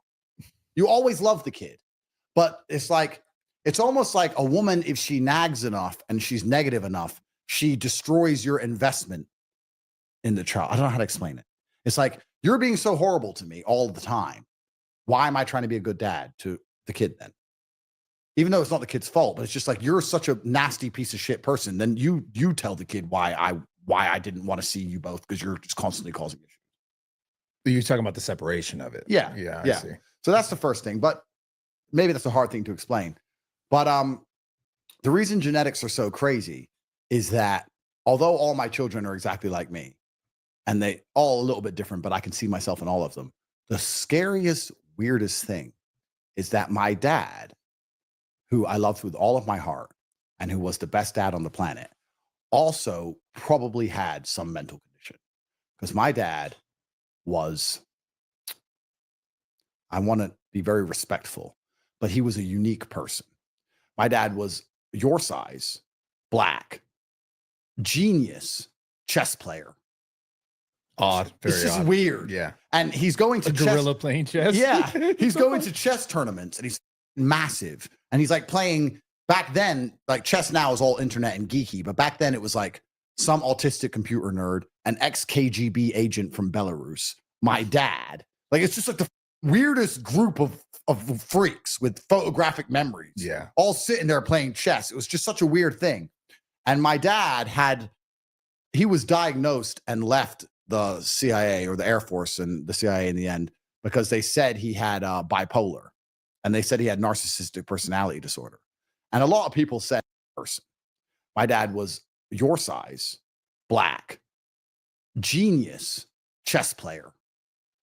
Odd, very It's just odd. weird. Yeah. And he's going to a gorilla playing chess. Yeah. He's going to chess tournaments and he's massive. And he's like playing back then, like chess now is all internet and geeky, but back then it was like some autistic computer nerd, an ex-KGB agent from Belarus, my dad. Like, it's just like the weirdest group of freaks with photographic memories. Yeah. All sitting there playing chess. It was just such a weird thing. And my dad he was diagnosed and left the CIA or the Air Force and the CIA in the end, because they said he had bipolar, and they said he had narcissistic personality disorder. And a lot of people said, like, even like ex-girlfriends and stuff said, you're a narcissist. Girls call everyone a narcissist. Yeah. You're a narcissist. I'm not a narcissist, and neither are you, because my dad was a narcissist. And when you meet a real narcissist, it's actually quite remarkable, because if you're a true narcissist, you don't believe guns can kill you. Delusional belief. Yeah, it's like narcissism, not the bullshit female version that everyone says now, because it's overused like everything else. Depressed is overused. Narcissist is overused. But I've seen people point guns at my dad, and he laughed to go, do you think a gun can kill me? You actually think a gun can kill me? And then he laughed at me like he thinks a gun can kill me. Like he was flabbergasted that this dipshit thought a bullet could kill him. And he's scary because he's so big and he's just so delusional in his belief. So my dad had this look, and whenever if you made my dad mad, it's a look I can't describe. And it's not a look on your face. It's a look inside of the black of your eye. Inside of the pupil of his eye, he had a look. And if I ever made him angry, he'd look at me, and I've only ever seen this look on him. It's like, I don't know how to describe it. It's scary. It's strange. And I actually use Grammarly all the time to help me write emails to my team. They have pro features too, like sidebars. This allows me to highlight a section of my writing and review several options for how to improve it. This can make my long, blabbering email scarily. The only other person I've seen that look on is my son. I saw him turn and look at me, and I was like, I've seen that look before. That's Dad's look. I was like, I've never seen that look anywhere else on the planet, but it was the exact look that my dad had, and they've never met. Yeah. It was scary. And I don't think I have that look either. I think it skipped me. Yeah. It was really weird. I mean, I'm glad he has it. He might need it in life. I mean, you turn it on, you turn it on. Yeah. But genetics are a weird thing. I saw my dad in his eyes. It was so weird. Do you think so? Do you think you raised your sons like your dad raised you? That's exactly what my dad raised me like. Yeah. I mean, everyone's going to sit here and say that's not how you should raise a son, but surely the primary objective of having a son is to replicate yourself. And if I was raised a certain way, then I'm going to raise him the same way I was raised. Yeah. I mean, that's how I was raised. I had to play chess all day, every day. I had to train. I had to obey like my dad was God. I had to do everything he said. I wasn't allowed to cry. I wasn't allowed to misbehave. If I fucked up, I got hit. I don't even hit my kids. I don't hit them because I don't need to. I've never hit any of my children because I say do something and they listen. Yeah. But my dad didn't have to hit me very often because I knew he would. Yeah, I guess. It's like being in the prison. You ain't got to fight because they know you will. It's the same thing, right? So that's exactly how I was raised. And I'm so thankful to God that's how I was raised, because I've managed to drag myself out of the gutter and build this fantastic life because I'm the man I am because of the childhood I had, like we were talking about earlier, because I had to go smash that kid's face in with a lunchbox. He's still walking around with a scar somewhere. Fuck him. And I want my son to enjoy the same life. So I'm not doing any of these things because I dislike him or dislike them. I'm not strict on them because I'm a mean man and I have a hard heart. It's because the world is a hard place and the world is mean and I actually love them. So anyone who watches this and thinks I'm some kind of fucking evil psycho doesn't understand the world very well. Because if my son's going to have to go through a fraction of the things I had to go through, he needs to be ready. So he's not going to be jumping up and down and playing dumb shit. You're 5 and you're going to do your squats. I mean, when you're with your mother, you can do that, but you're with dad now. So you're going to do your real time. Real. Why do you think men in general are so afraid of, not necessarily afraid, but when going through tough things, they have a really hard time seeing the future being like brighter, being better? Because I know through my experiences, my childhood, like my father took his life when I was very young. I know that like now that made me exactly who I am today. And I wouldn't change any of it at all. Of course. Because all the sort of energy that built up throughout my life, my childhood, like seeing things I didn't have that I wanted, or I thought it should be a certain way. And then kind of growing up and then finding sort of role models that I didn't have in the gym. And my whole life is built around something I didn't have. And now it's given me everything that I've ever wanted. Absolutely. And why do you think it's so hard for men to go through things that are hard now? Maybe it's because they don't see the light at the end of the tunnel, but what sort of words would you give to men that are going through very hard times that, it can be better, but you have to make it better? You have to make it better. And also, as crazy as this sounds, because you just described a negative experience and you said you wouldn't change it. And nearly every single negative experience in my life is exactly the same. It's as crazy as it sounds. There's going to be a day when you look back and you're glad it happened. As crazy as that sounds. I mean, within reason, of course. But the point is that you have to understand a brighter day is coming and that God, if you believe in him, but certainly the universe, karma, the simulation works in very mysterious ways. And unfortunately, as a man, the only way we can learn lessons is the hard way. And I think the reason that bad things happen to us men is so that we learn and we grow from them, because we don't learn the easy way. No. His name is Alua, or the creator. The creator's name is Alua Yahuwah, and his son is Yeshua. No man does. No man can sit and pretend to me they learn the easy way. If you get in your car and you start driving and you slide a little bit, you're going to keep driving like a dickhead until you crash properly. Yeah. That's how it goes. That's men. God's giving us plenty of easy layups to learn our lesson, and we never do. Yeah. We just keep pushing until it all goes wrong. And then finally we're like, you know what? I actually saw this coming for years, but I'm a dip. So all the hard things that happen to us are the things that must happen to us for us to evolve. And I think that's the first thing to remember. The second thing, you're completely correct in saying you have to build your life. You have to make your life better. A lot of people don't have the energy or the agency or the self-accountability to do that. So every single defeat is just a crushing defeat because they learn nothing from it. But if you're going to live life that way, you're always going to lose. And the third thing to understand, and I think this is important, if everything went well all of the time, you'd really be miserable. Yeah. Imagine you had unlimited money and you got any girl you wanted and it was always sunny and there's no traffic and no one ever hurts you and you never get arrested and you never have stress and you never have problems and nothing ever goes wrong ever. Yeah, you don't have perspective. Bro, 2 weeks. You lose mind. Yeah. Like you'd have a couple threesomes and you'd be like, "Look, I'm bored now. Just what am I going to do?" So there is no light without dark. That is so absolutely true.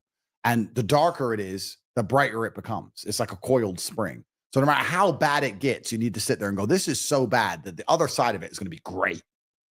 The universe balances out in the end. Like the moral arc of the universe bends towards a strange form of justice where everything's equal. You know, when I was in jail, I said to Tristan, "We don't belong in here for human trafficking. Like they put us in here for no reason. But all in all, we belong in jail a bit." I get it. You know what I mean? Yeah, Think yeah. of all that you got away with. Yeah. Like, yeah, you could get arrested for jaywalking and go to jail, and you'd be like, "I shouldn't be here for jaywalking." But if I think back on, I got away with. Yeah, it's fair. Fair enough. It's like the moral arc of the universe bends towards kind of balancing out. So you believe in karma? I believe that karma is one way to look at it. Live by the sword, die by the sword is another way to look at it. You give what you get is another way to look at it. But I certainly believe if you go through life giving good energy, good things come back. And I certainly believe it's the inverse as well. If you go through life giving bad energy, bad things come back. But I also believe that a lot of things really are a matter of perception. I really believe that you get to decide whether an event was good or bad. Even the most heinous events, I've decided jail was great and it was good for me and I'm glad it happened. And I've decided that this whole Matrix attack, although it's literally destroying my life and trying to take me from my children, is a good thing. And you can decide if someone who came into your life was an angel or a devil. It's your perception.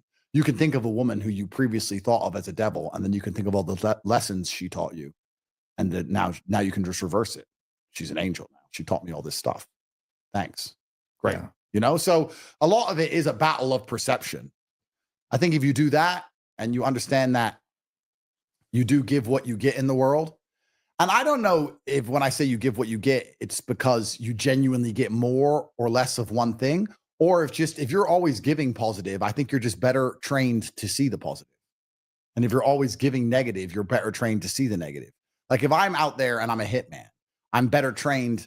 If I'm killing people or doing something heinous, I'm better trained to understand where I'm vulnerable or could be killed. And it's just what you see. What you do is what you see. It's what you perceive. If you're doing good, you see more good. And then you feel more good. And then you live inside of your own mind. Like all of our worlds are just a few neurons in our brain.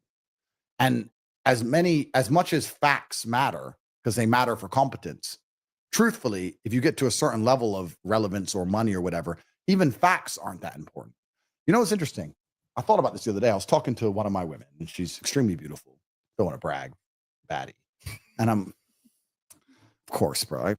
Famous man. Most famous man in the Most world. beautiful. Hundreds of millions of dollars, you know.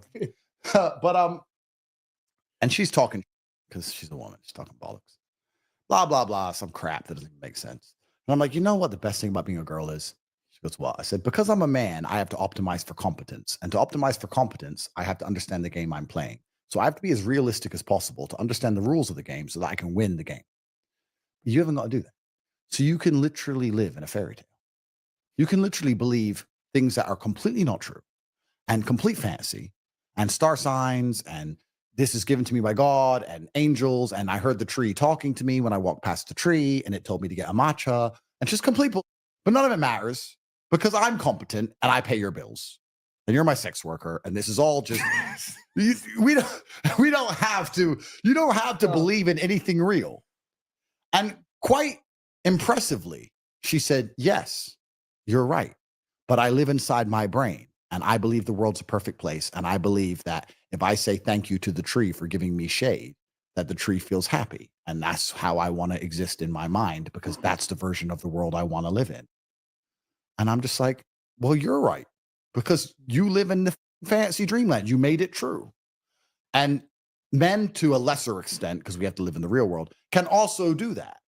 You can live in, to a degree, a fantasy dreamland and make it true. I can reframe all my suffering as I suffered so that I have stories to tell so that I can help millions of people. Yeah. So is my one man individual, is it worth me suffering to help millions of people not suffer? Well, yeah, I mean, I'm not so selfish and I'm not such a coward. Same with you. We would be cowards to sit and say, "I'm so scared of suffering, I don't want to help millions of other people." Yeah. Like, well, am I I'll suffer a bit if it helps millions. And have I really suffered that much? I got 2 arms and 2 legs. Bacteria could have took our eyesight. Like luck, like you dumb could have happened. And it's also like at some point, that's kind of all that really matters. And that's all that sort of sustains when you're gone. Of course. It's the impact you leave on other people. Right. So then you start to reframe something as heinous and negative and sad as losing your dad. We both lost ours. As well, that actually gave me everything I needed to leave an impact and a mark on history, which is the only point of being alive in the first place. Yeah. If that didn't happen, I may not have been left a mark on history. I may have died as one of the insignificant nobodies that nobody even talks about. One of the numbers that die every day and no one cares. When we die, at least we get to make paper. Yeah. At least people give it a bit. So everything is about perspective. Everything's about reframe. So when you say like, do I believe in karma? Well, I believe that within reason, I shape the universe inside of my mind because I live inside of my mind and I get to decide the version of reality I want to operate in. And lucky for me, as I make more and more money, I get to do more and more extreme versions of that. That's one of the best things about being rich. One of the best things about being rich is shaping and curating your reality so that it suits the narrative you've put inside of your head. Absolutely. And food.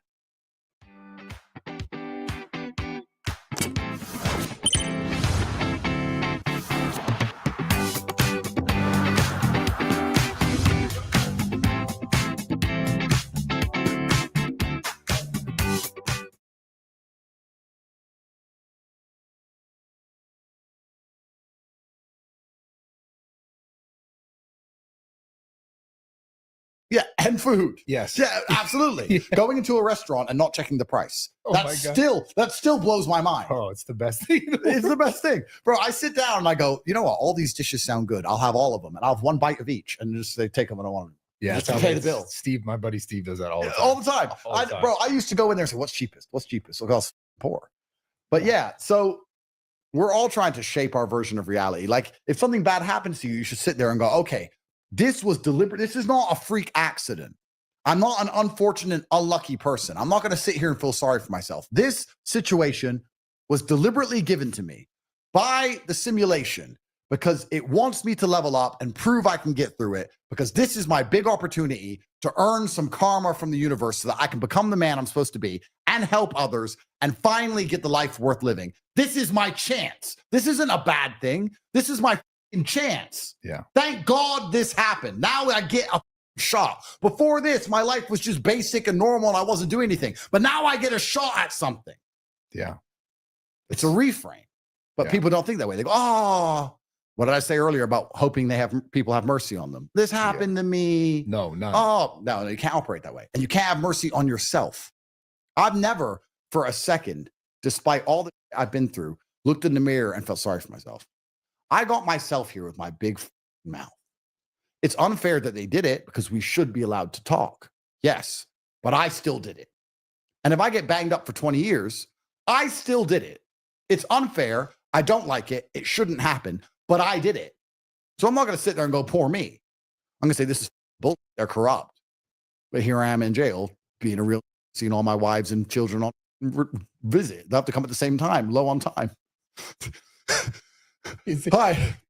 You haven't met yet, but you know, I'm in jail. We're low on time. So come in, ladies. Come in, ladies. It's what it is. Is there anything you regret? I don't operate from a frame of regret because I think if you operate from a frame of regret, then you're praying for time travel. Like I learn lessons and there's mistakes I've made, of course. But if you're happy with who you are as a person, you have to be happy with every single thing that happened to you. Yeah, because you're also doing the opposite of everything you just explained previously. Of course, you have to be happy for the most mundane bull. The delay you had in traffic may have saved your life. If you were 5 minutes earlier, a tree may have fell and smashed your face in. Like if you're happy you're breathing and you're happy with who you are, you have to be happy for everything that happened to you, both good and bad. If you hate yourself, then you can sit there and go, well, I hate myself. So how did I end up here? But I can't imagine that frame. Because I can't imagine hating myself because the only person who's always 100% going to be on your own side is you. That's who you've got. If you're going to betray yourself, well, now you're like, if you're going to sit there and your own brain is going to betray you, like this, your brain's got to be on your team. It's your brain. Yeah. And you also can't expect other people to not betray you if you're willing to betray yourself. Absolutely. Right. So it's amazing to me when people sit down and, you know, we all have had struggles. I've had a bunch. You've had a bunch. I've had more struggles than most. So have you. But if you're going to let your own thought kick your I'm going to let my own thought beat me up. I'm going to let my own thought ruin my own life. My own thoughts. I'm going to think them myself, and they're going to beat me. Yeah. Like, it's insane to imagine, but people do. Oh, a lot of people do. And they lose to their own mind. So if you operate in that frame and you hate yourself and you're losing to your own thoughts, then you're going to operate from a frame of regret. But my frame is very simple. Look, I haven't done everything perfectly, and I've made a lot of mistakes, and there's a whole bunch of things I could change if I could. But I did the best I could at the time. I made the decision I made at the time, believing it was the best decision. And I'm not going to apologize for trying my best with a different set of information. If I, in 10 years, regret the things I'm doing right now, I'm not going to sit and go, oh, I regret it. I'm going to say, at the time, I thought it was right. Yeah. I now know more. I'm older. I'm wiser. I've changed. And now, perhaps in the same scenario with the new information, I wouldn't do that. But at the time, I thought it was right. So what am I supposed to do? Like, I get this all the time by people say, hey, you said this 8 years ago. Do you regret it? I'm like, well, I mean, it's inconvenient now that it's all over the internet. Yeah. But considering the internet was different back then, KSI was making rape face and nobody gave what anyone said. And my YouTube channel had 200 followers. Like, who gave them? I didn't expect to become the most Googled man on the planet and for the BBC to run the clip for 5 years trying to lock me up. Like, am I supposed to see this coming? Am I supposed to be mad at past me for not predicting that he might become the most well-known person on planet Earth with an unknown app called TikTok that wasn't invented? Yeah. Like, what the? Yeah. So I'm a man, and we go through life, we make mistakes, but I'll own my mistakes. I think if you own up to things and you learn from them, then that's the point of making them in the first place. I'll own up to every mistake I make. I'll own up to it. And I make mistakes every day. We're all human, but I don't operate from a frame of regret. I don't operate that way. I don't regret anything I've ever said. Adobe Acrobat Studio is all new. What can PDF spaces with AI do? Do your marketing needs in one spot. An AI assistant, show me what you got. AI breakdowns on trend reports. Unlock key insights on the rise of shorts. Ideate, generate, do it all in one. Do that, doing that, did that. I don't regret anything I've ever done. Yeah. I don't regret the things that got me in trouble. I don't regret any of it. Don't give it. I did what I thought was best, and I live with the consequences. That's it. Besides kids and besides growing your businesses, like, what do you really want more out of life? You know what? It's a really good question, because truthfully, besides those two things, and even then it's still one thing, the only reason I want more money is to have more kids. I think the world is pretty empty. I remember being broke and thinking, if I get rich, I'm going to buy so much. I spend most of my time trying to find to buy. Please feel sorry for me. I take all back. I need pity and mercy. I take it all back, because there's nothing to fucking buy, bro. By the time you buy every car, then you buy 20 diamond watches, and then you get some clothes. How many clothes does a man really need? Yeah. And then you get a house to live in. I mean, you can buy more houses, but that's an investment. Investing money isn't spending money. Maybe this is the black in me talking, but spending money is, I've wasted that money. Ha ha ha ha ha. I'm a nignog. But like, investing money is like the white side of me. Andrew, buy stocks, buy crypto, buy a house. But the black side of me needs to be satiated with excessive waste. So I'm like, how do I waste my money? And I don't gamble, and I don't do drugs, and I don't want purple drank because I don't drink alcohol. So I can't waste my money on the things black people normally waste their money on. So it's like, how do I waste my money? Diamond watches, I have a wall of diamond watches as big as this wall, with just diamond watches, one after another, and I wear the same one everywhere I go. It's stupid. Yeah. I have 101 cars. I have over 10 cars worth more than $6 million each. I have 2 Paganis. I have 2 Koenigseggs. I have 2 Bugattis. I've got Rimac Nevera. I've got the most elite luxury 20 in the world stupid cars. I don't drive any of them. They all just sit there collecting dust. Biggest waste. I have a $200 million car collection. Biggest waste of money ever. Stupid. Yeah. I have 7 765s in different colors. It's dumb. So I bought all the cars. Buying houses doesn't satiate because it feels like an investment. Buying stock doesn't help. Buying crypto doesn't help. That's on my white side. My white side's happy. My black side's trying to waste money. And there's nothing to buy, bro. Really. So when I was broke, I was like, I'm going to buy all this. And then I got rich and I was like, there's nothing I can buy. And I realized it's because of like electronics. Because if you were rich in the 90s, you'd buy like a big stereo and a big TV and like some walkie-talkies to talk to your boys. You buy all the, but now it's all just a laptop. Think about it. You talk to all your people on your laptop. You're entertained from your laptop. You communicate with your family on your laptop. Any questions, any knowledge, it's all your laptop. By the time you buy a laptop, that's 90% of the things you need on the planet. Yeah, or the phone. Or the phone. Yeah. So like there's nothing to buy. I find myself scrolling up and down auction websites, trying to find cool to buy. I'm in art auctions, anonymous art auctions. I load $10 million into my account just to make it into the art auction. I go into these anonymous art auctions. I'm never buying a painting ever because I don't give a, even I'm not going to, that's the white side. White people like art. It's an investment again. It's an investment. So I can't buy it. So I'm sitting there in an art auction watching people bid for this piece of painting, like 7.2 mil, 7.3 mil. And part of me is kind of tempted to click just to put the price up. But if I get stuck with it, I'll be fuming because I don't want it. And I'm just sitting there like, what the fuck am I doing? You know? And then some guy buys it for like 29.3 million and stays anonymous. I'm like, he doesn't even flex it. If that was me, I'd have it on the top of my Lambo and start saying, look what I bought, like a dumbass. This guy's like, don't even show my name. Let me just put it in the study. No one's going to even, like, only his rich friends will see it. Like, who are these white people, bro? No black man does that. Black man would have it hanging off the front of his house and shit on a chain with the price with the price tag. 100%. I'm like, who's the white boy in sweet Switzerland who just did this? So yeah, I'm literally sitting there in anonymous art auctions like a dip trying to spend money and I can't. So, I mean, I'm not complaining, but one of the only reasons I focus on trying to make so much money is to have so many children. It really is the only thing I've found that makes life worth living because you get to start life again. You live through them, right? Christmas only matters because of kids. Birthday, we all know this. All this dumb shit only matters because of the kids. So I'm trying to have as many as possible. And, you know, they're coolest when they're toddlers. So if you keep having them, you always have a toddler, which is nice. Yeah. You know, when they start getting older and they're like, they start having like opinions and what the fuck? It's like, what the you better shut the fuck up, dude. Well, you can't have opinions in my house. Brad, listen. When can they have opinions? Listen. I don't know what it is with you white people, but I want to make something clear. I don't negotiate with children. I've seen white parents turn to their kids and say, if you behave, you can have some candy. And I'm like, did you just beg a business deal from a child to behave in your house? Like, I am flabbergasted by this. I don't do deals. I don't negotiate with terrorists. I knew you were going to say that. Obey me. I knew you were going to say Obey me now. Like, this is my house. I'm the reason you're alive. I pay for all of this. They got to learn that, you know? Yeah, but they have learned it. I mean, most of them know, but like my 6-year-old said to me, it was her birthday like 3 weeks ago.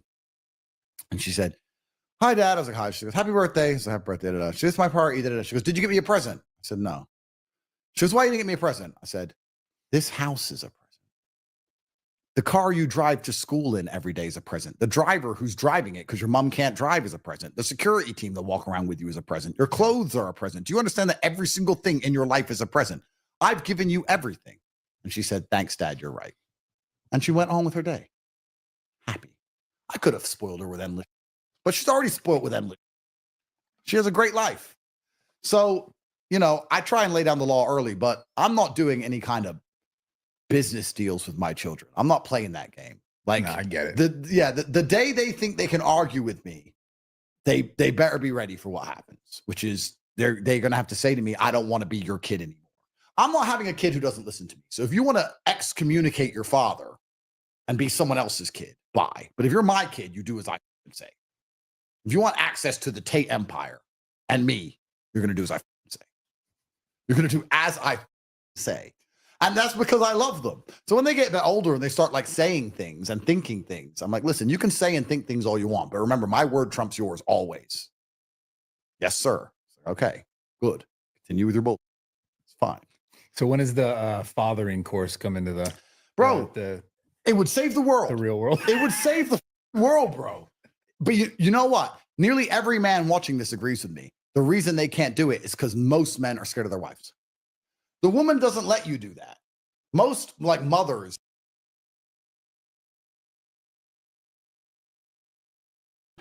Yeah. When it comes to these sort of things, I genuinely think like, I mean, there's plenty of BBCs out there that that are doing quite all right with in terms of money and stuff like that, that spend their money. I think some of this stuff is a bit exaggerated, hyperbolic, but I get it's like all part of the entertainment. You know what I'm saying? But notice how when he said something, it was all fun and games, when he was saying stuff about BBCs. But then as soon as he said something about JBW, so you saw how his face, shifted. You know what I'm saying? Like there's always that level of hypocrisy when dealing with these folk. You know what I'm saying? But it is what it is. It's just humans. Goyim, that's just the Goyim nature, and what much can you really expect from a Goyim? Not much. So yeah, it is what it is. I would say this though. What was I gonna say?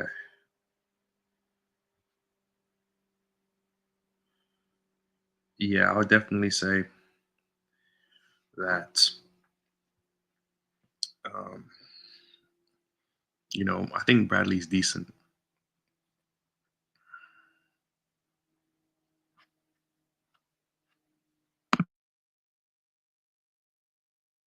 Will get in the way of a dad trying to parent a child that way. Oh, he's just a kid, or leave him alone, or when you go out the room, oh, or babying him, or I hate that.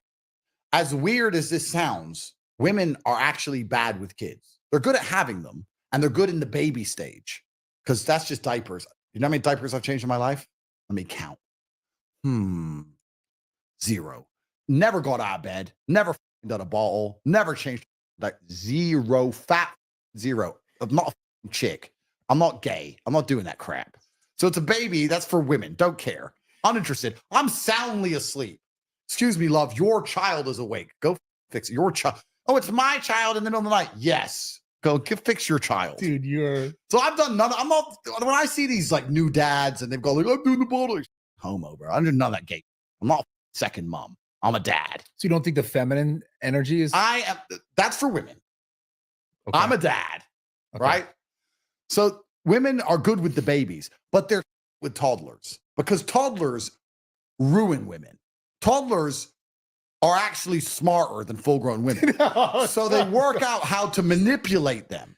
It's incredible. I see what you're saying. But that a toddler wants attention. So the woman will cook food and sit down and say, eat your food. I don't want to eat my food. No, you have to eat it. How do I make you eat it? I don't want to eat it. If you eat it, you can have some dessert. Oh, I don't want to eat it. We'll do choo-choo. Oh, okay, we'll do choo-choo. All this. I'm like, eat your food. They either sit there and go, okay, or they say, oh, I'm not hungry. I say, if you're not hungry, the food's going to sit there. You can eat it in the next half an hour or you're not eating. So either eat it or don't eat it. I'm not leaving food all over the house. And then I walk off. And then they just eat it. And the game's over. There's no game. There's no choo-choo. There's no attention. There's none of this. Or like a toddler will cry and the mom will run over and go, are you okay? What's happened? What's happened? What's happened? If my toddler cries, I just check. Okay, toddler's alive. I don't see any alligators. Nothing bit her. She has water, so she's not dehydrated. Oh, good. I cry. Cute. I don't give a shit. Your mom cries all the time. I don't give a her either. Cry. I'm not just cry. And you know how long they cry for when they realize it gets no attention? 30 seconds. Then they're back to running around. You play their game, they cry all day, bro. Just like a girlfriend. You play their game, they always have a problem. But if it's just like, oh, next, but they just get over it. So women are actually with kids. They make kids misbehave more with their constant attention giving. It's a good thing because they love the child, but they're just constantly encouraging bad behavior from the child on accident. I see. And I'm like, mom, I had to say, look, you're a mom, but you're being run like chill. She's crying for literally no reason. She's crying because she's tired. Then go to sleep. What is this game we're playing? Why are you crying? Are you tired? Yeah, I'm tired. Are you tired? Okay, let's go to bed. I don't want to go to bed. Like, what the just ignore this crap. I mean, it's kind of the only answer, it seems like. But like most dads can't do that. Most dudes, as we discussed earlier, feminism has got men so under the thumb of these chicks, bro. Dudes are scared of their wives. They're scared of getting, I don't know, beaten up. I guess in the West, you have to fear the fake rape cases. I know a thing or two about that. And you have to fake. And that's what we call the beta box deluxe. So gotta have the looks, gotta have the money as well.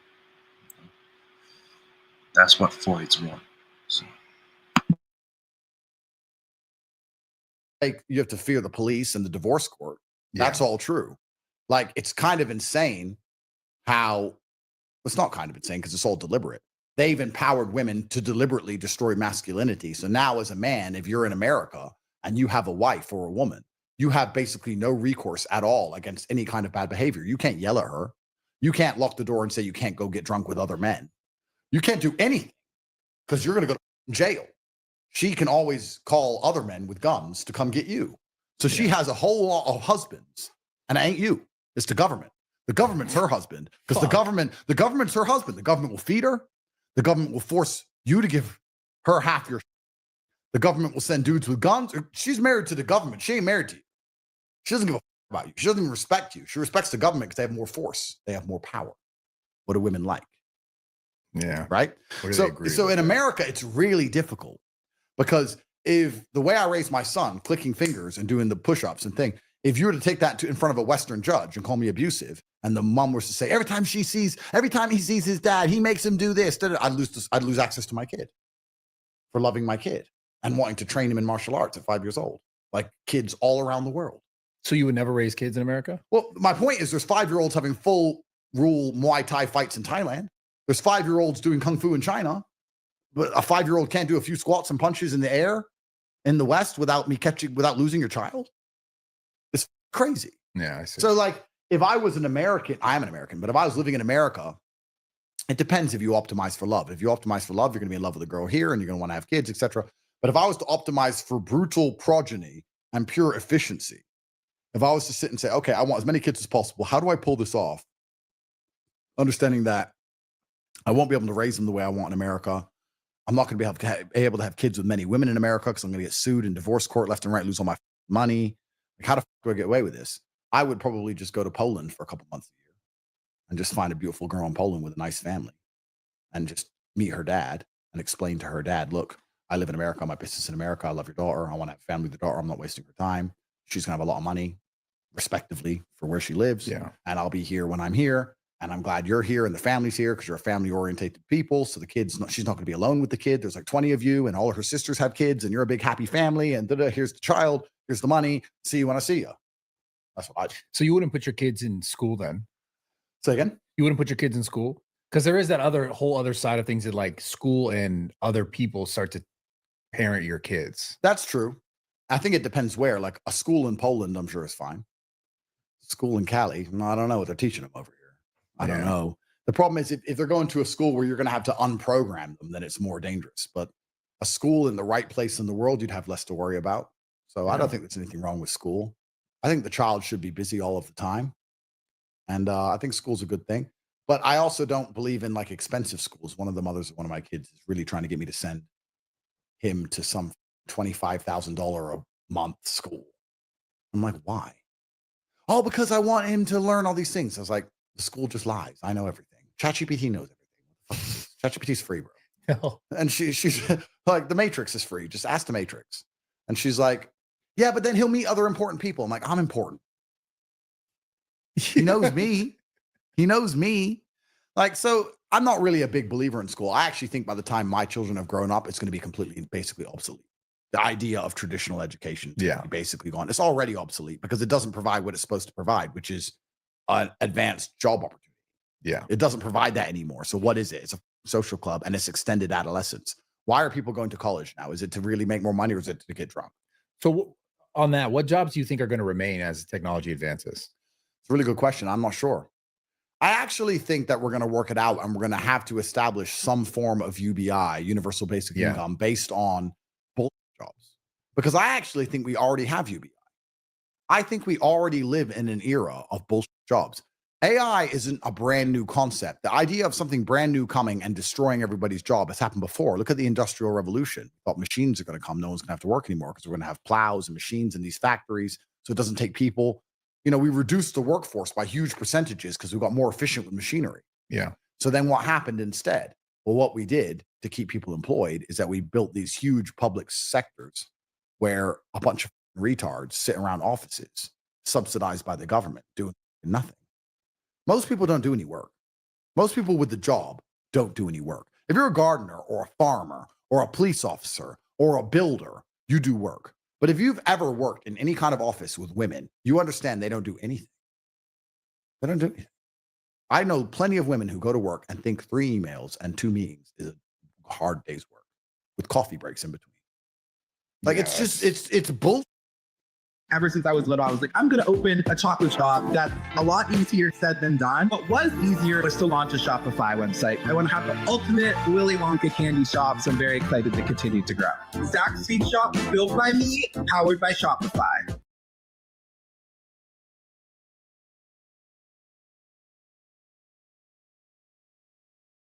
You, just you, building your app on base 44. Describe it. And it's real. And the only reason they're there is because either the government's paying for them because they're public sector, or if they're private sector, that company has been forced to hire them because you must hire these bimbos who do nothing because it's a quota. So you just go, oh, give me some chicks. They don't do anything. You know what? It's better they do nothing. They just mess it all up. Just let them do nothing. Just ignore them. It's just a tax. Just pay the tax and ignore them. It's true. So there's offices full of people as it sits right now on UBI doing nothing. And I know that's true. I know that's true because even back when I had a job, way back when I was broke, and this is before AI, this is long ago, I used to get jobs and decide I wanted to quit and then go, instead of quit, let me see how long I can do no work. And I'd literally do 2 emails a day and just fuck about. And I lasted 9 months, 10 months. I lasted forever. I didn't do anything. I did nothing. I mean, it's got to depend on the job, though. If you don't, of course it is, but you can just. But what I'm saying is there are real jobs, but there's a whole bunch of office jobs which aren't jobs. Nothing happens. Nobody notices. You're telling me if you're working in one of the offices at a massive super conglomerate, you can't get away with doing basically zero. I know you. Yeah, of course you can. Yeah. And they can't even fire you because of employment law. It's so hard to fire you. It's easier just to keep you. So we're already in UBI. Especially in all these businesses where they force women to be hired. Because you've seen their TikToks. Look, I'm not insulting you girls. I've seen your TikToks. A day in the life. I get my coffee. Have you seen it? Yeah. I go in the office. They don't do anything. So they don't do anything. You know it's true. They do zero. And then if you were to ask them, why don't you want children? My career. Oh, no. I know. It's so bad.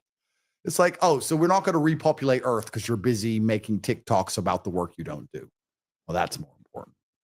So we've already got a form of UBI because most jobs are actually bullshit jobs. That's why the public sector is so big. And that's why the fraud is so big. And that's why the taxation's out of control. And that's why the money printing's so big. You know what would happen if they actually stopped stealing money or giving it away to retards who do nothing? The entire system would collapse. This entire economy, everything around us is fraud. None of this is real. All of it's fraud. NGOs are stealing endless money. Empty daycares are stealing money. Everyone's just stealing. The companies are hiring people who do no work. Everyone's just stealing. And if you actually cut out all the bull, there'd be like 4 companies left and a bunch of people sitting at home with no work to do.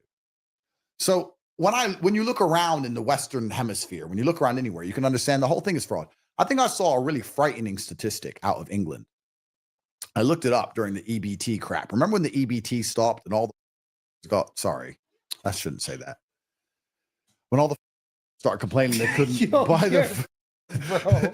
you know when EBT stopped and everyone started complaining on the internet. I better get my EBT. I better get my EBT. You remember that? Yeah, the COVID thing. Yeah. Like when EBT stopped and everyone lost their minds. I think the government shut down like a few weeks ago. Right. Yeah, and Trump was saying that there's no EBT. And I was thinking about when everyone's getting the COVID loans for free and no scam, whatever. They were saying when the government shut down, there was no EBT. I looked up how many people are on EBT. And then I found some statistics, but the statistics in America are not as exact as the ones in England. So I know the statistics for England.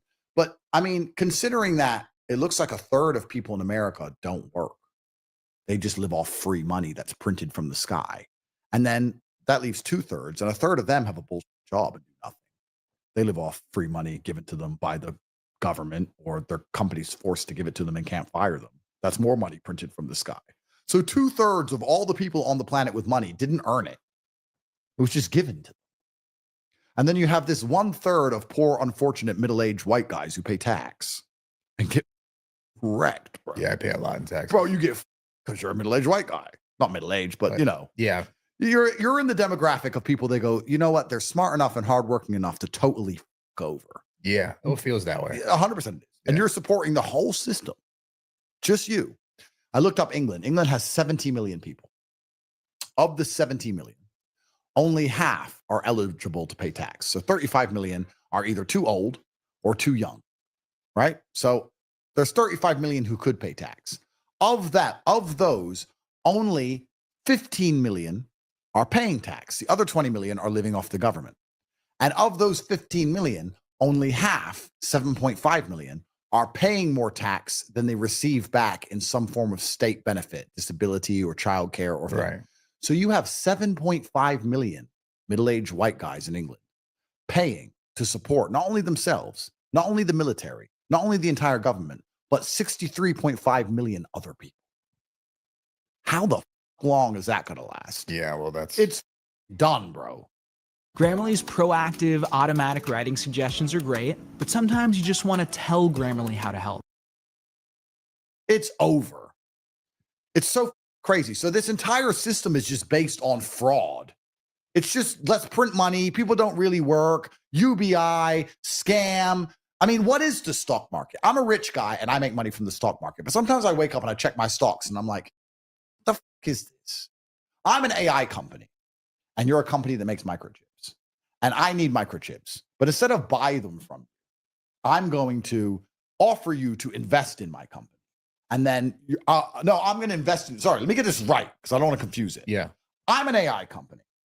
You make microchips. I can give you $1 billion for microchips. But instead of that, what I'm going to do is I'm going to invest $1 billion in your company. And now there's a synergy between our two companies. And that's going to massively increase your stock price, much more than the $1 billion I would have given you just for the microchips. And all that extra money you've made in the stock now allows you to get a loan against the stock, and you're going to invest it back in my company. And now it's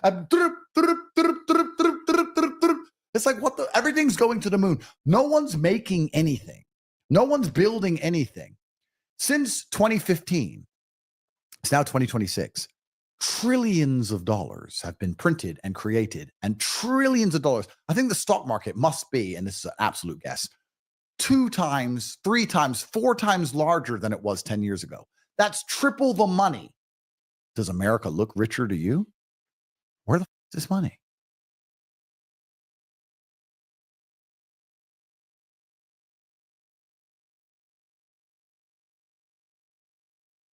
Yeah, and that's interesting as well. Like, it's just basically, like, I was talking to Plague about this not too long ago. He, you know, like with all the people, you know, all the goyim saying, oh, you know, Venezuela this, Venezuela that, you know, it's good that we took Venezuela, or it's good that Trump took Venezuela and all this. And it's like, don't you understand, goyim, that, you know, all that money that is made from the oil in Venezuela is going to the elites only. Like, the goyim aren't going to see any of it, you know? So it's just like, it's just these goyim, man. It's just like, it's just like, they're just so limited in their mental capacity. You know what I'm saying? Like, yeah, man. Oh man, it's yeah. Oh man, yeah. Yeah. Where is any of this? Oh, it turns out it's numbers on a screen and it's a big fugazi. It's just made up.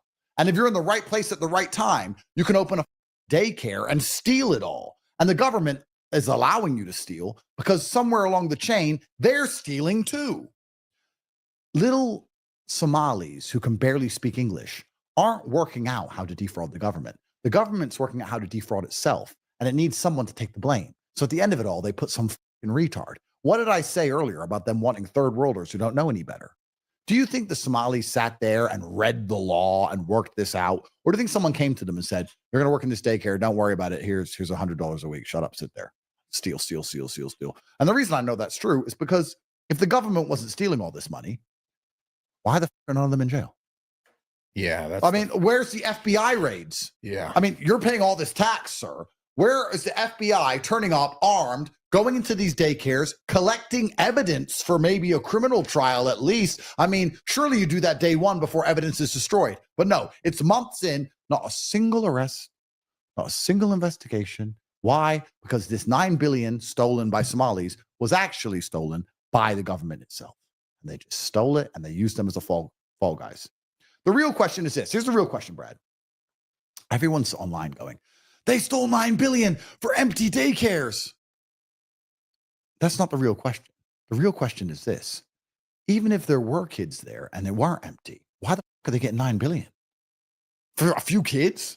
Yeah, well, for a few kids? I don't care if you go to the daycare that's full of kids. $9 billion? Yeah. Well, on a scale, I don't know how the scale is of like how many daycares, but the real question is who is allowing it, right? Like that's where is someone's getting money on the back end so this could even be happening on the front end. So the guy allowing it, I'm assuming, is going to be the guy who's getting paid from it. So I guess it's the whole government head to toe, the whole apparatus, because none of them seem very interested. FBI ain't interested, DOJ ain't interested, senators aren't interested. Trump isn't even interested. Nobody really gives. They're like, oh yeah, that's wrong, that's bad, but no one's doing anything. Who's even said it stopped? They might still be paying out. Yeah. It's crazy. And there's a few middle-aged white guys just paying their tax. And obviously the tax money is not nearly enough to counter all this insane fraud. So on top of that, they just print loads of money and inflate the currency. Yeah. And the goal is just to steal as much as you can without getting caught until you lose power. Steal. And it's the same in every single country in the Western world. Every single democracy is exactly the same. So yeah, the game is so ridiculously rigged. It's crazy. It's crazy that we already live in UBI. So you're saying, what are the future jobs that exist? I don't think most jobs exist now.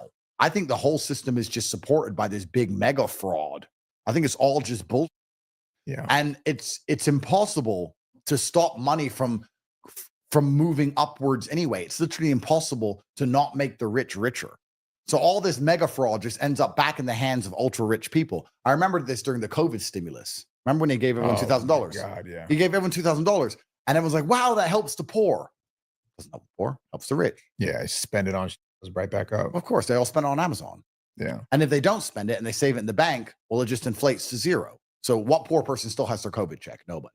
And if you would have bought stocks with it to invest it, well, that helps the company you're buying stocks for. Who owns companies? Yeah. Rich people. I mean, maybe you could have saved up. You have $2,000. You could have found 100 other people with $2,000, had $200,000 and bought a house that you own 1/100th of. But even then you've increased house prices on the street. And who owns the houses? Rich people. So like the money is going to go to the rich no matter what. So the basic premise is that the rich people have political power one way or another. Poor people don't have political power. And that if you print shitloads of money, in the end, it ends up going back to the rich. So let's just continue to print loads of money, fuck everything up, and just steal. If you print a bunch of money, the price of houses go up. It inflates house prices. Who owns all the expensive houses? Rich. So it's like the rich people are invested in the idea of fucking everything up for their own personal gain. What system do you think works then? Because this one clearly doesn't. Absolutely. And that's the really good question. And you study the fall of empires, it turns out that no system works for very long. All the systems are fantastic for a short period of time. You have a king and he's in charge and he does a fantastic job of building a city. Like you have a supreme ruler, for example, like Dubai. He built the whole place. It's incredible. And he said himself, my dad rode a camel. I built this city. My son drives a Ferrari and my grandson will ride a camel. Because he knows that in the end, it's going to collapse because you have a king. That's a quote. He said that. That's what he said that. Interesting. Because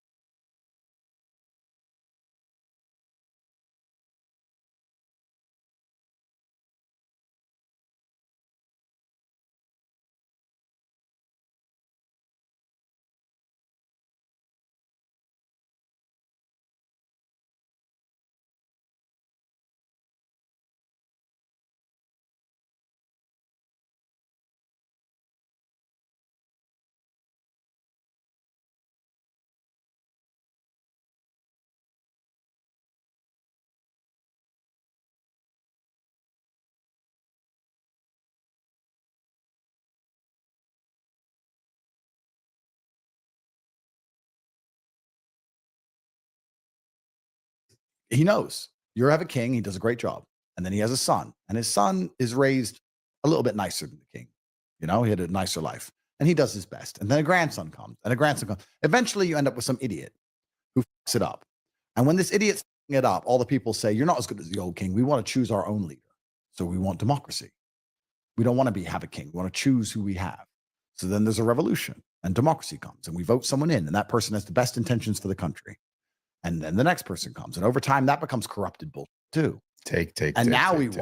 What do we want now at the end of our bullshit democracy? If you were to say to me right now, make Trump forever king with absolute power who didn't have to obey judges, I'd say yes, so do it. Make Trump king. Fuck off these judges. Fuck off.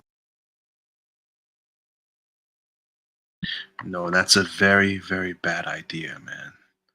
Very bad idea. That's not a good idea at all, man. No, I completely disagree with him here. The Senate, let him with a piece of paper and a pen just write down everything that happens, and everyone listen. We'd fix the country in a day. So now we want a kingdom back.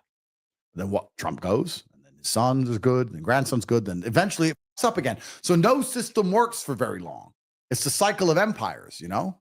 So what can you do? But we're certainly at the end of democracy. And the reason I know we're at the end of the democratic system here in America is because there are some very key indicators which we've reached. Yeah. The first is the endless, insane inflation. The second is the absolute lack of representation in democracy. The whole point of democracy is that you're represented. Yeah. And none of our senators or governors give a fuck what we say.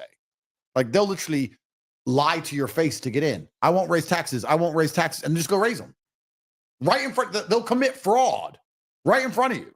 Yeah. So, and even more importantly, we're at the end of the limits of law. Law is stretched as far as it possibly can do. Our police, our judges, our bail system, our entire legal system is stretched to the absolute limit. It's like pulling a Band-Aid or pulling a rubber band to the point it's going to snap. We can't handle any more arrests, any more court cases, any more bails. We're at the limit of law. What comes after that? When law breaks, well, anarchy. Yeah. You know, and crime ain't going down. It's going one way, and we're already at the limit. Like, it's crazy. And then you have the mass psyop of the population to the point where some retard wants to try and run over an ICE officer and get mag dumped. You know, like you're. And also, I disagree here as well.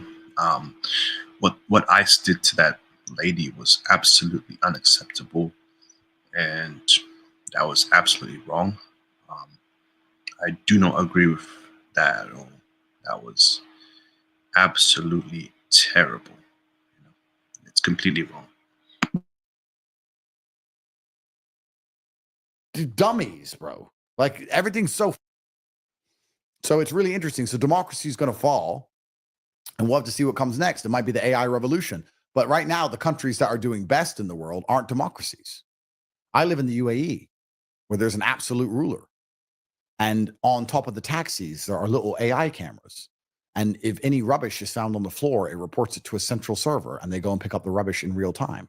So if someone was stupid enough to go and fly tip and drop a bag of rubbish somewhere, or like California around LA, where you see like boxes of, and a taxi will just drive past it, and it will tell a central station, and they'll go and they'll pick it up instantly. That's why the place is so clean. Or the leader can walk around. If he sees a hole in the road and says, fix it, it's fixed same day, instantly it's fixed. Because he said so. There's no committee. There's no Senate. Just fix it. We need a new highway. Build a new highway. Build a new highway. He said. Yeah, I went to Dubai. I really enjoyed it. I mean, it's not a perfect place, but if you want safety and you want security and you want 0% taxes, they built all of this with no taxes. Like, it's pretty hard to beat for those things. It's not a perfect place, but for the things it's good at, it's good at. Right. You know, so it's like you don't pay tax and you get absolute safety and security, and you get world-class services, and you get your children and their mothers can walk around at 3 a.m. by themselves, and you can wear $1 million watch and you don't need bodyguards. It's crazy how they pulled it off. It's remarkable. And they've done all of it with no taxes. And they asked the sheikh about it. They said, how did you do it? You know, and he said, look, democracy doesn't work. Democracy is designed to give a false representation. He goes, I represent my people. I actually try and help them win. If you disagree with how I'm doing things because you can't tell me what to do because there's no democracy, then you can leave. But if you want what I'm giving, I'm going to keep giving it to you. And I'll admit that although we have world-class services, we have world-class medical care, we have world-class housing, we have world-class safety, world-class security, the best schools in the world, we have all of that, but we don't have elections. So if you want an election, you can go to America, because in America, they have elections. But we can't give you an election. All we can give you is the best in the world at everything else. But if you want an election, go there. If you want construction and you want to win, stay here. And it's like, America, all we talk about is election, election, election, election. Yeah. Why don't we talk about fixing some of the fucked up stuff?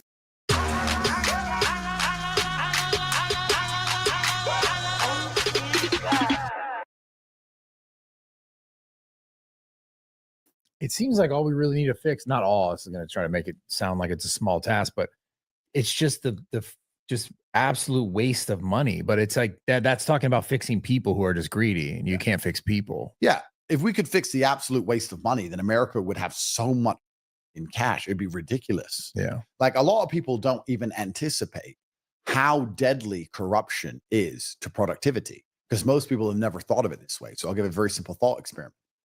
If every single time, like you have a gym and you make money with your gym, but if every single time one of your employees did a task that you needed them to do for the gym to run, it cost you money.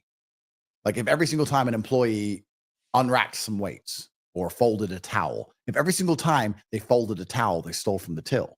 If every single time they unracked weights, they stole a little bit of money from the till. If every single time they stacked the drinks, they stole a little money from the till. You're gonna go broke. Yeah. You simply can't run your business if every time people who have a job to do for a wage steal on top of it every time they do any task. That's why corruption is so deadly, because at every level, at every stage, some get stolen, and so many people are involved. That's why the numbers are so astronomical. How do you steal so many billion? Easy, because thousands of people are stealing. It's so crazy because you see these politicians, like salaries is like 200,000, but they have like 50 million in the bank, and nobody asks why. Like that in of itself. But where's should the be indictment? Right. Where's the indictment? Right. Like that's the frustrating part. I see it. I'm like, why are we not sending the FBI? Yeah, you earn $200,000 a year. You've never agreed to have any other job. You've never said you've had any other job. You've never declared anything else, and you have 50 million stock. Where's the indictment? Yeah. It's crazy. And then they all have these legal ways to steal. Like, oh, I was paid 25 million for a book that I didn't write. It's bull. It's all just stolen money, and they have these bullshit paper trails to like back up their story. But I can tell you from my perspective, it's kind of amazing to me. I really think at my income, I'm one of the only people with like a job or a business. When I speak to other people who make the kind of money I make, like in the Bugatti garage, or I bought a yacht recently in Turkey and I'm in the yacht yard, or when I'm buying jets or any of these things, I ask people, so what do you do? And no one has a business. I have a very simple business. I have an online school, the largest online school in the world. We have professors that teach people how to make money online. You can join, you pay a subscription, and we'll teach you how to make money online. It generates hundreds of millions of dollars a year. That's my school, university.com, the largest online school in the world. A simple business model that everyone can understand. I ask other people who make all this money what they do, and they just like work for an NGO, or they're like some contract from some government, like the Turkish government. I have a contract with the Turkish government. Like, how are you buying a $28 million yacht? Like, everyone's just stealing. Yeah. Everyone at the top is only stealing. I'm the only dickhead who earned his way there. Everyone else I speak to is just like, yeah, I have a cherry. I'm like, a cherry? You're buying a boat, bro. Would you steal if you could? I think that's a really good question. And I think that if I'm honest, it has to be yes, surely, doesn't it? I mean, honestly, if you're in that position and everyone else is, and if you tell the truth, you either lose your status or just get shot in the head. I mean, I'd love to believe that I'm too moral to. I'd love to believe that perhaps I'm too moral to ever end up in that position, because you probably have to do, I doubt they're going to take you from zero and allow you to steal millions. You're going to have to do a lot of things along the way, which are immoral to end up there. So I don't think I'd ever end up there, because I'm not a piece of person. But if you're a piece of and you end up there, and here's the thing that's so crazy. We often confuse capability with morality. Are the people who steal $100 million from the government any worse than the man who steals a drink from the store? I mean, morally, it's the same. It's just the guy who steals the drink from the store doesn't have access to anything else. Capability and morality, they're different things. If you have the ability to do something and it's larger than the guy who has the ability to do it at a lesser extent, but you're both doing it, well, then you're both the same. Like everyone steals like chewing gum. Everyone steals stupid, but you don't have the chance to steal 100 mil. I guess you can't rationalize the effect of it though, because the effect is obviously greater. But is it? Because it's all printed money and it's from the sky and they'll print more. I mean, that's how they rationalize it. They rationalize it as this doesn't even exist. This is just printed, that's made up. And I can take it and everyone else is taking it and it's made up. And it's not 1% of the month's printed money anyway. Yes, but the money that the other guys steal maybe from like a mom and pop store that actually affecting. Well, exactly. So you could argue in some ways that the mom and pop store theft is worse. Yeah, I see what you're saying. Yeah, than the guy who just goes, I just typed it in. Nothing happened. I typed some numbers. If you could type some numbers, I typed some numbers. But then also the person stealing the hundreds of millions is just adding to this nasty situation which we call life. Absolutely. It's totally like the American system's totally. And then the number one thing that everybody across the board, bipartisan on both sides of the political spectrum, should have been behind is Doge. Who the wants to be stolen from? Yeah. Surely everyone wants Elon in there to fix it. But then the Dems are losing their mind trying to stop it.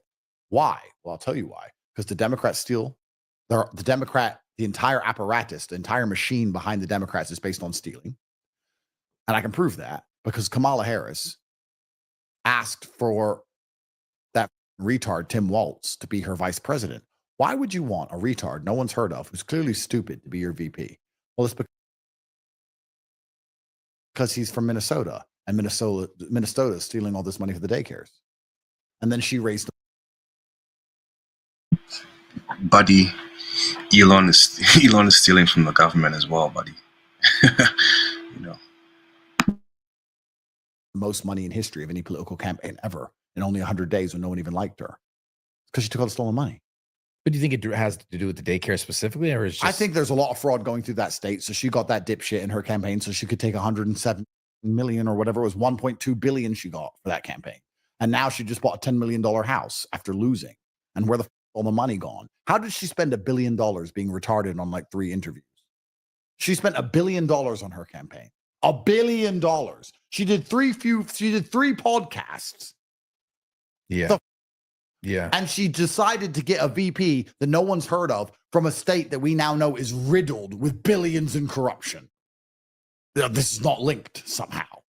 I see. Of course, it's just linked to steal. So, yeah, the whole system is so absolutely corrupted the entire way through. But these people rationalize it by sitting there going, oh, yeah, it doesn't matter. It's only this much. It's that much. But I don't know what the answer to it is. But Doge, why don't the Democrats want Doge? Because the Democrats are stealing all the time. They're stealing as much as possible. That's why Elon's seen as a threat. So how do they psyop the common man into hating them? Well, simply, most people are stupid. They can adjust the algo. They can adjust the news. And they can also pay NGOs to find retarded protesters. None of these protests are even organic.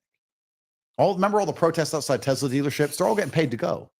Yeah, who's paying like for spray them? painting the stuff? Who's paying for them? An NGO, a non-government organization, some charity. Stop hate. Who's funding the charity? Some mystery donor who got his money from a Somali daycare. It's just a circle, bro. Yeah, it's just a circle. Anything to stop Elon. And somehow we managed to get the world's richest man, one of the world's smartest men, who was trying to stop everyone from getting stolen from. We got him to give up. Yeah, or forced out. I mean, talk about disheartening. Yeah. Like even he's like, okay, I'll just build cars. Like if he can't fix it, who the can? Like it is wrecked. Yeah. It's a shame. So what do? You teach our kid karate. Teach him kung fu. That's right. Well, you have to prepare him for a very difficult life. I mean, what can you do? You have to prepare him and you have to, prepare yourself. I think the world's going to be a completely different place in less than 50 years. I can guess what's going to happen, but of course I don't know. I think that the Venezuela operation was actually extremely important. And I think that it restored American soft power. America plays poker, and America's primary objective is bluffing. When you play poker, you don't always have a good hand. You need to bluff. And people only fear your bluff if when they finally call you, you eventually have pocket aces. And the Venezuela operation gave America its bluffing ability back. We just got what we wanted out of Greenland. We didn't have to shoot any bullets. Trump just said, I'm going to take it. Before Venezuela, when he was talking about Greenland, no one cared. But after Venezuela, everyone started instantly pissing their pants because they're like, he's actually going to do it. This madman's actually going to take the whole continent. Do you think the U.S. is going to actually take Greenland? They've done a deal already. Denmark agreed today to give America large percentages of the land fully owned. So I don't think I don't think he wanted the whole thing. I think it's art of the deal. He asked for too much to get what he really wanted, and he got it, and it cost him nothing, all for free. Give me it. So American soft power is restored. Stole that. Real. Trump is the ultimate G. Trump is the ultimate G, bro.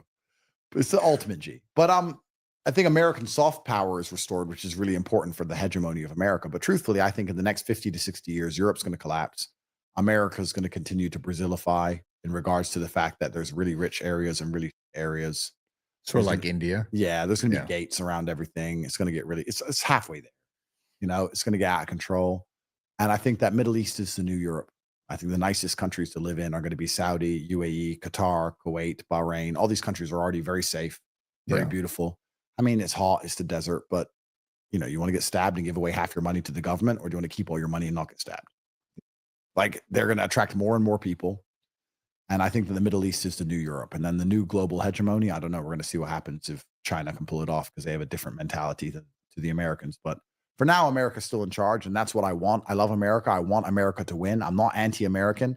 The world is a better place with America in charge, but it's just being eaten from the inside out by parasites, bro. Yeah. It's disgusting. It's just parasites. One more question. This is sort of on the political thing. What's your take on the crazy rise of Nick Fuentes? Nick is funny. Very funny. Yeah. And that's his shield. I know this because I've used it to save myself. He can say things that others can't say because he's funny. The reason other people who are sitting up talking anti-Semitic either get ignored or wrecked, and he doesn't, is because he's funny. And humor is an extremely important weapon if you want to say things which are controversial. Yeah. If you can make people laugh while you're saying it, somehow you just get away with it. Saved me. So he does the same thing. He's also very well read. He's very educated. He knows a lot. Whenever anyone asks me about like the details of the Jewish question, I always say, just ask Nick. Guys, I'm busy. I haven't read this shit. Ask Nick. He can tell you the senator, the contract. Nick knows. I don't know. Ask Nick. I don't know. But, you know, he's worked for a very long time. They say it only takes, 10 years to build an overnight success. He's been around for a very long time. He's been doing this for a very long time. He's paid the price for doing it. And he deserves all the fame he has. I think that, I don't agree with him with everything he says. There's actually some things he says I strongly disagree with him on. Yeah. Like, I love Candace. He doesn't like Candace. I think Candace is a legend. I love her. Yeah. But I'm not emotional. Like, who gives a like, I like Nick. I like what he says. I like his message. And I don't think it's a coincidence. I think he's worked really hard to end up where he is. And there's a degree of providence in all things. And perhaps my shifting of the Overton window with some less controversial topics allowed his controversial topics to come. He may have taken over from me. I hope in many ways he has. I just hope he doesn't get in trouble for it like I did. I hope that, pass the torch, and I hope he gets away with it, truthfully. Do you think someone like Nick Fuentes could become president?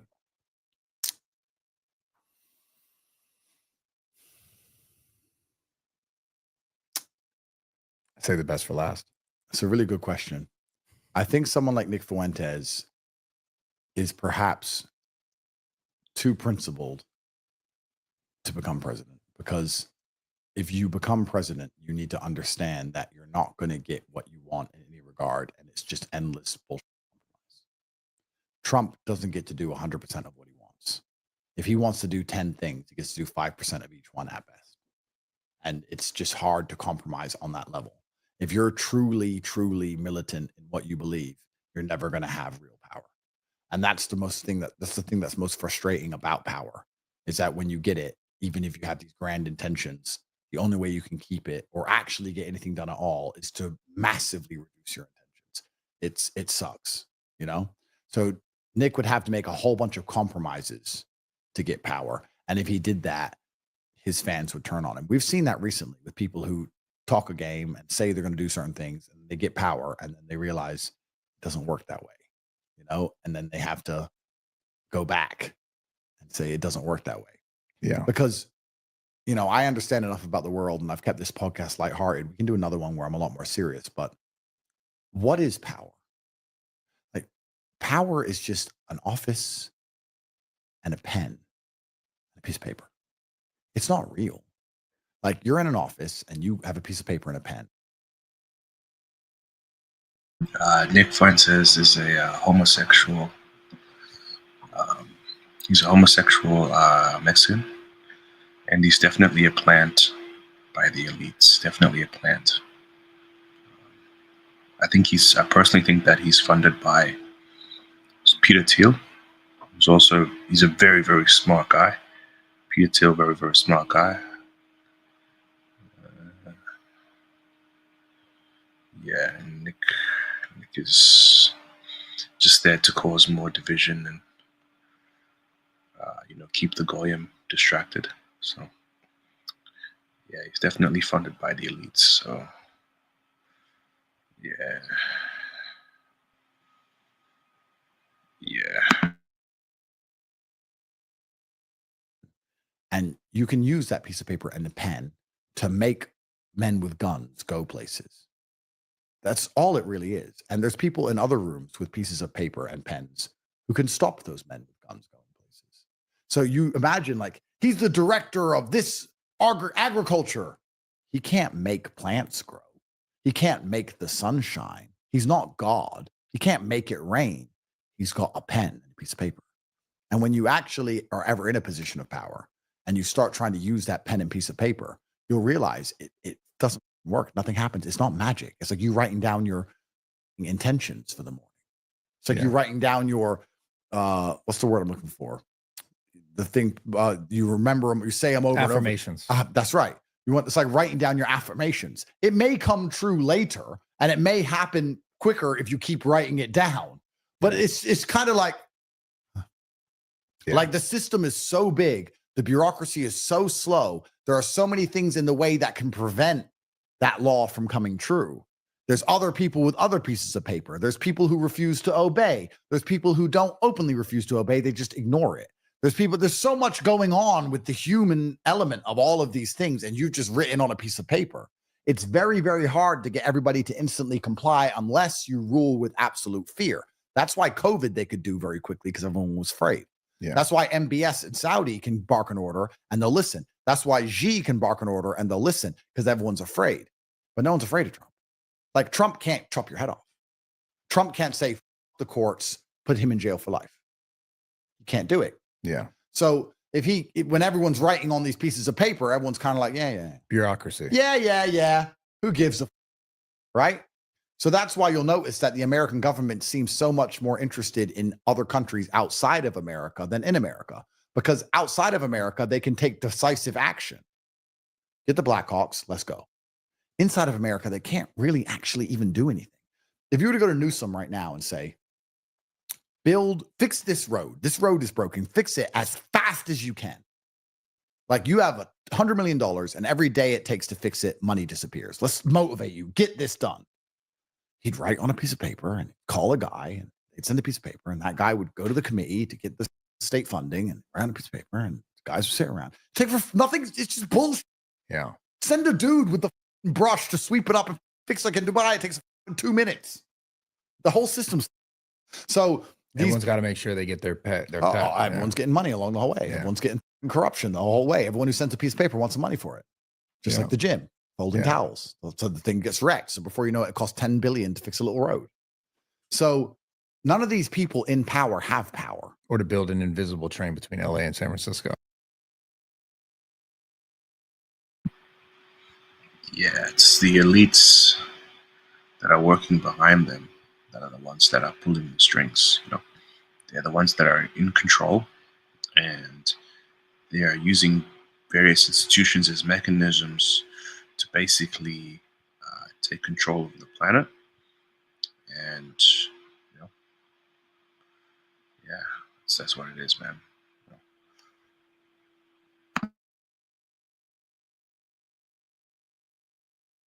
that cost never- billions and billions and billions and never billions happened. and billions and billions because they Yeah. had to make sure that the train wasn't going to hurt the frogs. So you had to go to the frog company to check on all the frogs in the entire area, and that cost $2 billion. And the frog owner is the brother of the guy who's in charge. Bull. So stupid. Yeah, it's right. Yeah. So the people who are in charge of all of these things, what's actually most scary is that they don't have any power.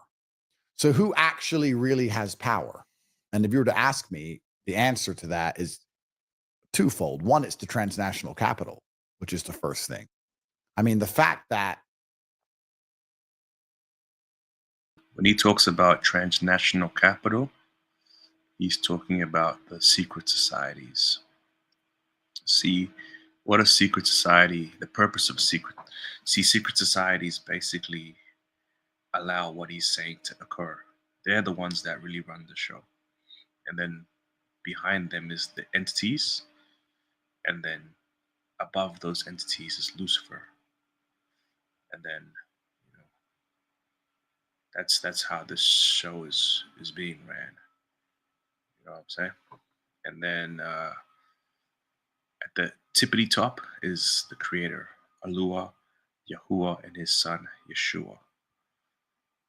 But for a time period, because of what happened in Adam and Eve, he has given Lucifer time to run this world. And, you know, the people that, you know, that choose to be wicked, Lucifer will bring them up in the system and give them power within the system. Give them power to rule the system. You know, those evil people that run the system. So yeah, that's pretty much how it works from us, you know, if you're looking at it from that angle.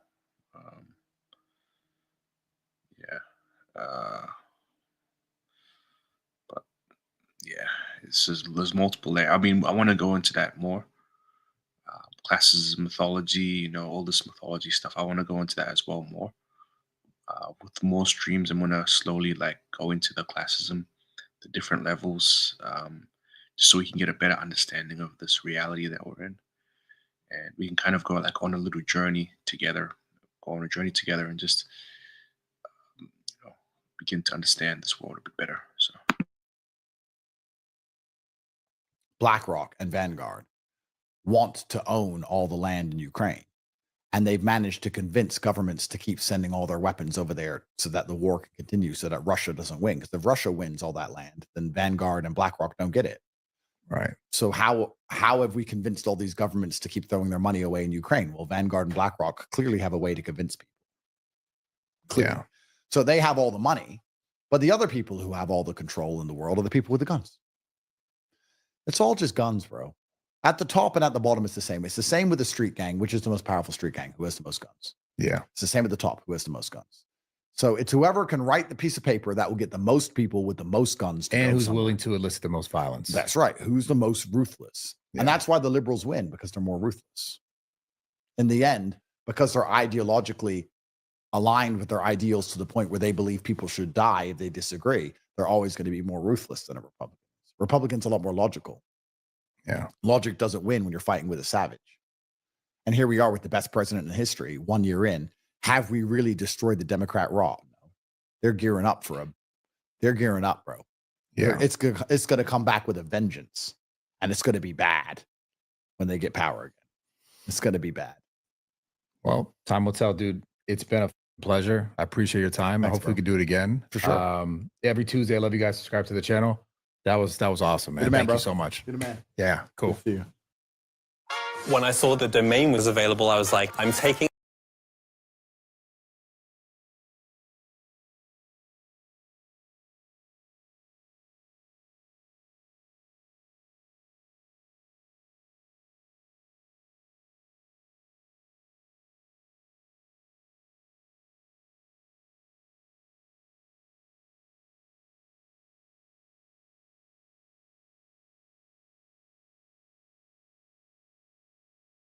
We're good?